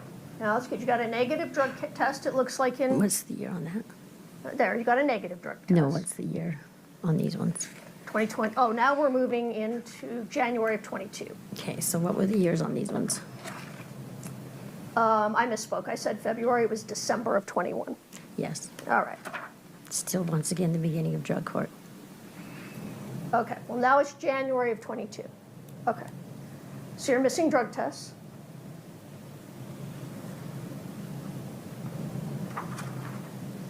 Then, on January 28th drug court, they said you had tested positive for methamphetamine. Yes. And you said, no, retest it, that's not true. I didn't use. Yeah. But then the next week, you came back and you said, well, actually, I did use. You don't need to retest it, I relapsed. Which happens. Well, yes, working with active users, once again, Yeah. with the cleaning company, they were all still active users. Well, but it was your choice to use. Absolutely, but if you keep getting offered and offered, and as a drug addict, yes, obviously you're going to relapse. You're going All to right. fold. And you lied about it. Yes. All right. That's what addicts do when you're using. That's true, addicts lie. All right. Active addicts. And then in February, now we're getting into the time period at issue here. January, February, March of 2022. All right. So at this time, let's get the date here.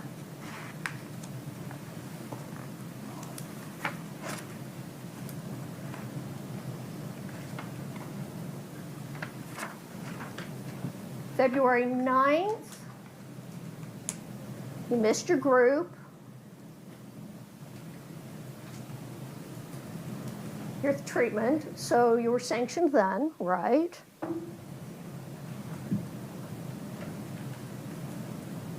Yes. February 11th, you tested positive for amphetamines. Tested Yes. positive on February 11th.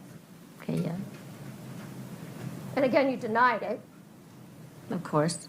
But that's the same day you said you were out buying drugs from Susan Kohler, right? February 11th, 2022. Yeah, it's just, yes, Okay. I was with Susan that day, yes. So you're using. Yes. Once again, when you're going to relapse when you're around active people, yes. I understand. And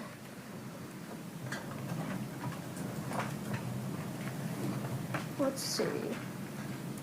As we move into March of 22, you tested positive for methamphetamine February 11th, March 1st, and March 3rd, and March 16th, correct? I'm not 100% sure, but yeah, it was there. It's from drug court notes, yes. So if it's, I'm sorry, I didn't No, mean to you're good. poke you with that. You're fine. So, well, if it's in there, it's accurate. Yes. All right, so this whole time that you say you remember purchasing drugs, all these text messages, you were high. I'm sorry, what was that? Sorry. This whole period of time that you just testified, that you say you remember all these texts and you remember all this information from March of 2022, you were high that whole time, February, March 22. Not the whole time, no. You were using very regularly. Yes, oh yes. Okay.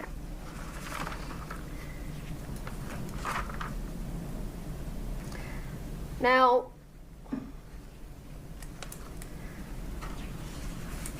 this continues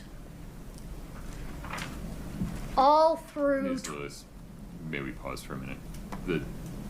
May we take the document down so the witness is not distracted? We may. Okay. Thank you. Sorry about that. All right. So this continues, the missing drug tests, the positive tests. Sometimes you do well, other times you're doing poorly. Continues all the way up until your arrest of April of 2023.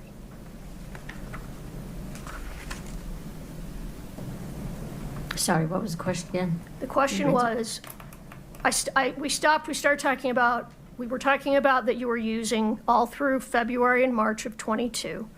And now I'm saying from February and March of 22 until your arrest of April of 23, you numerous times either missed drug tests, missed treatment, were sanctioned, tested positive.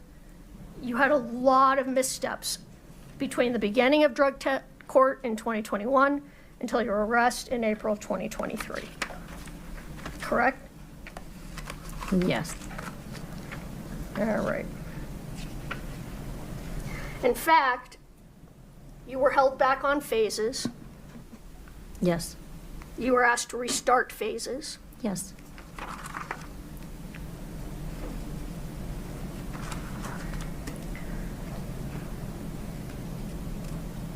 But you started doing a little better right before your arrest in April of 23. You were finally moved to phase 5. True? Yes. All right. And then you're arrested. Yes. And you are arrested for, well, first of all, there was, all right, well, let me do this in 2 parts. You were arrested for possession of marijuana, correct? Actually, no, I was arrested for driving on a revoked suspended license. Okay, that's fair. You were originally pulled over and arrested for driving on a suspended license, and then there was an order to show cause issued in drug court. Yes. Right? Now, an order to show cause is a little bit different than an official charge, right? Yes. So an order to show cause, can you pull that up, please, just for me and the witness? So an order to show cause, just so the jury can understand, is when you're in drug court or probation, on probation, and you're accused of committing a crime, they say, all right, these are the things you're accused of doing, and you need to come into drug court and explain what happened, and then we will make a decision as to whether you're going to remain in drug court, if you're going to be charged with these crimes officially, if you're going to get kicked out of drug court because you've got new charges. That's what an order to show cause is, right? Yes, correct. Okay. So you got an order to show cause, and it was for, I think that's in front of the screen. Does that look like what an order to show cause looks like? Yes, it is. And Yes. you recognize that as the order to show cause that was issued in May of 2020. Well, I'm looking at the date. You were ordered to April 26th, the day of your arrest. 2023. Would you restate the question? Is that the order of to show cause that was issued in your case in April of 2023? Yes. Okay. Your Honor, I'd move to admit and to publish Defense Exhibit 1008.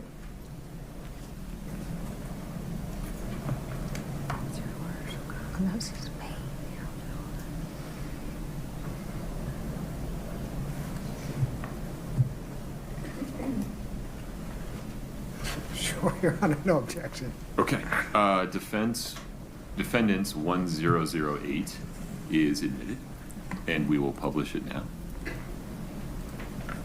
All right. So that's just so the jury can see what that looks like. Now, if in drug court you're found to be in violation, you're found to have committed new crimes, what happens is your plea in abeyance goes away and you are sentenced on your original 2 first-degree felonies and your 3rd-degree felony that you pled to, right? Sorry, what was the question? Okay. Trying to explain so they all understand how this works. If you were to go into drug court and the drug court found that you had in fact committed new crimes and violated drug court, then you could go back. Your plea in abeyance would no longer be in effect, and a plea of guilty would enter, correct? Your plea in abeyance would be revoked. Revoked. So you would be guilty of those crimes, and you would go back to your sentencing judge and be sentenced on your original 2 first-degree felonies and 1 3rd-degree felony. Yes. And in addition to that, you could be charged with the marijuana that was found in your house the day of your arrest, correct? I wasn't aware of marijuana, but I guess if you have the paperwork. Okay, well, we'll talk about that. I think you've just forgotten. And there was a firearm found in your home. Yes, that was my roommate's son's, yes. And, well, possessing a firearm, whether it's yours or not, Yes. is a crime if you're a felon. Yes. A serious crime. Yes. Potentially a federal crime. Yes. All right. So,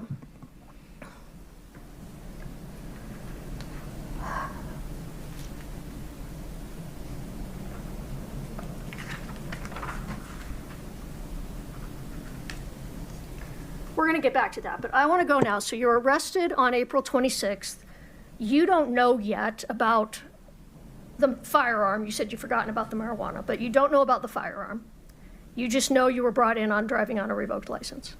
Yes. The next day, Detective O'Driscoll and Detective Maynard show up to talk to you. April 27th, 2023.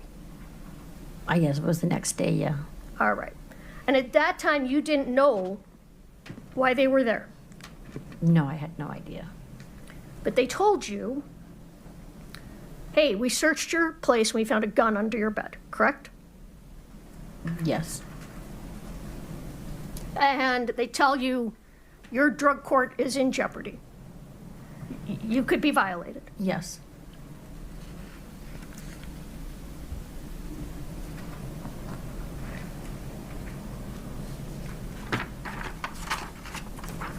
And if you're violated, and you go back and be sentenced on your 2 first-degree felonies and your 3rd-degree felony,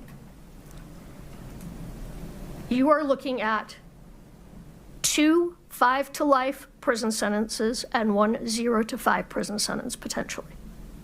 Yes. And the court could choose to run those consecutive, which means you do 1 5-to-life, then you do a second 5-to-life, and then you do your 0-to-5. That's a possibility. Yes. So you were potentially looking at a long sentence if you were violated in drug court. Yes.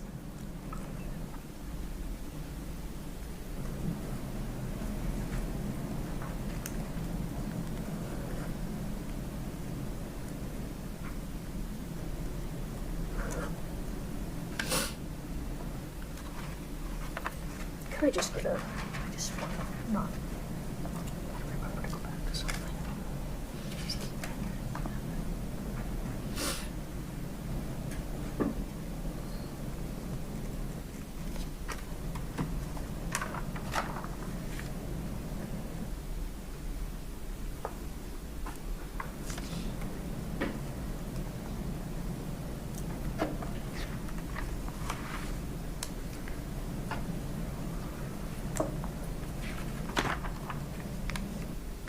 But in that very first meeting, Detective O'Driscoll and Detective Maynard say, hey, we're not here to jam you up, though.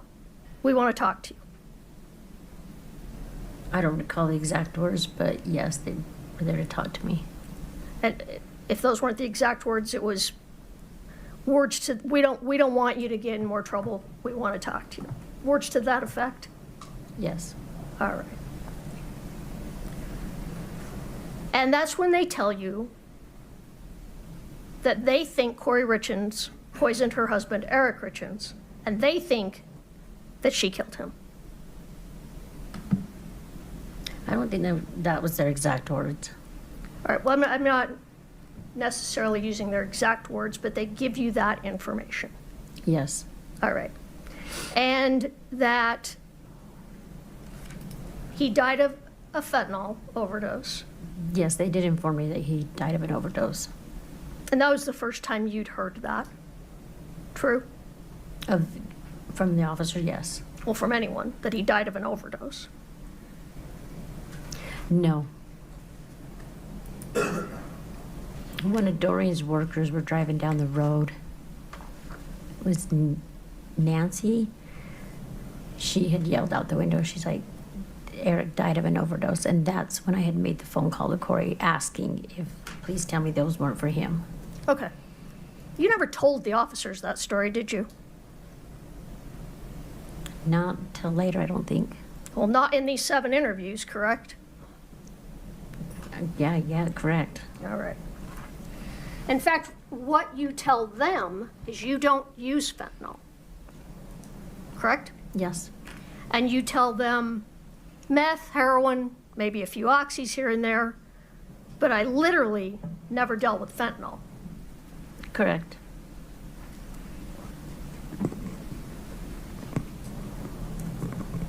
That's true. Wasn't it? Yes, correct. Okay. One reason you didn't deal in fentanyl is you had a daughter who had some problems with fentanyl. I had a couple of daughters. You have a daughter, I'm sorry. She's not past tense. You Yeah, still have no, your daughter. She is doing great. Yes, and I'm happy to hear that, but she had a problem with fentanyl. She had a problem with heroin, and it turned into fentanyl, yes. Yeah. And did you tell them she overdosed? I know she survived, but she overdosed, right? My daughter has overdosed a couple times. All right. So fentanyl scared you? Absolutely. All right. But they tell you, hey, it's okay. You're not going to get any new charges until we push the button, correct? Objection, Your Honor. Foundation on push the button. It's sustained. I don't know what that means, Ms. Lewis. Well, why don't you look at, let's look at the April 27th interview that we pulled up there. In the book? In the book, Or yes. You're going to pull it up?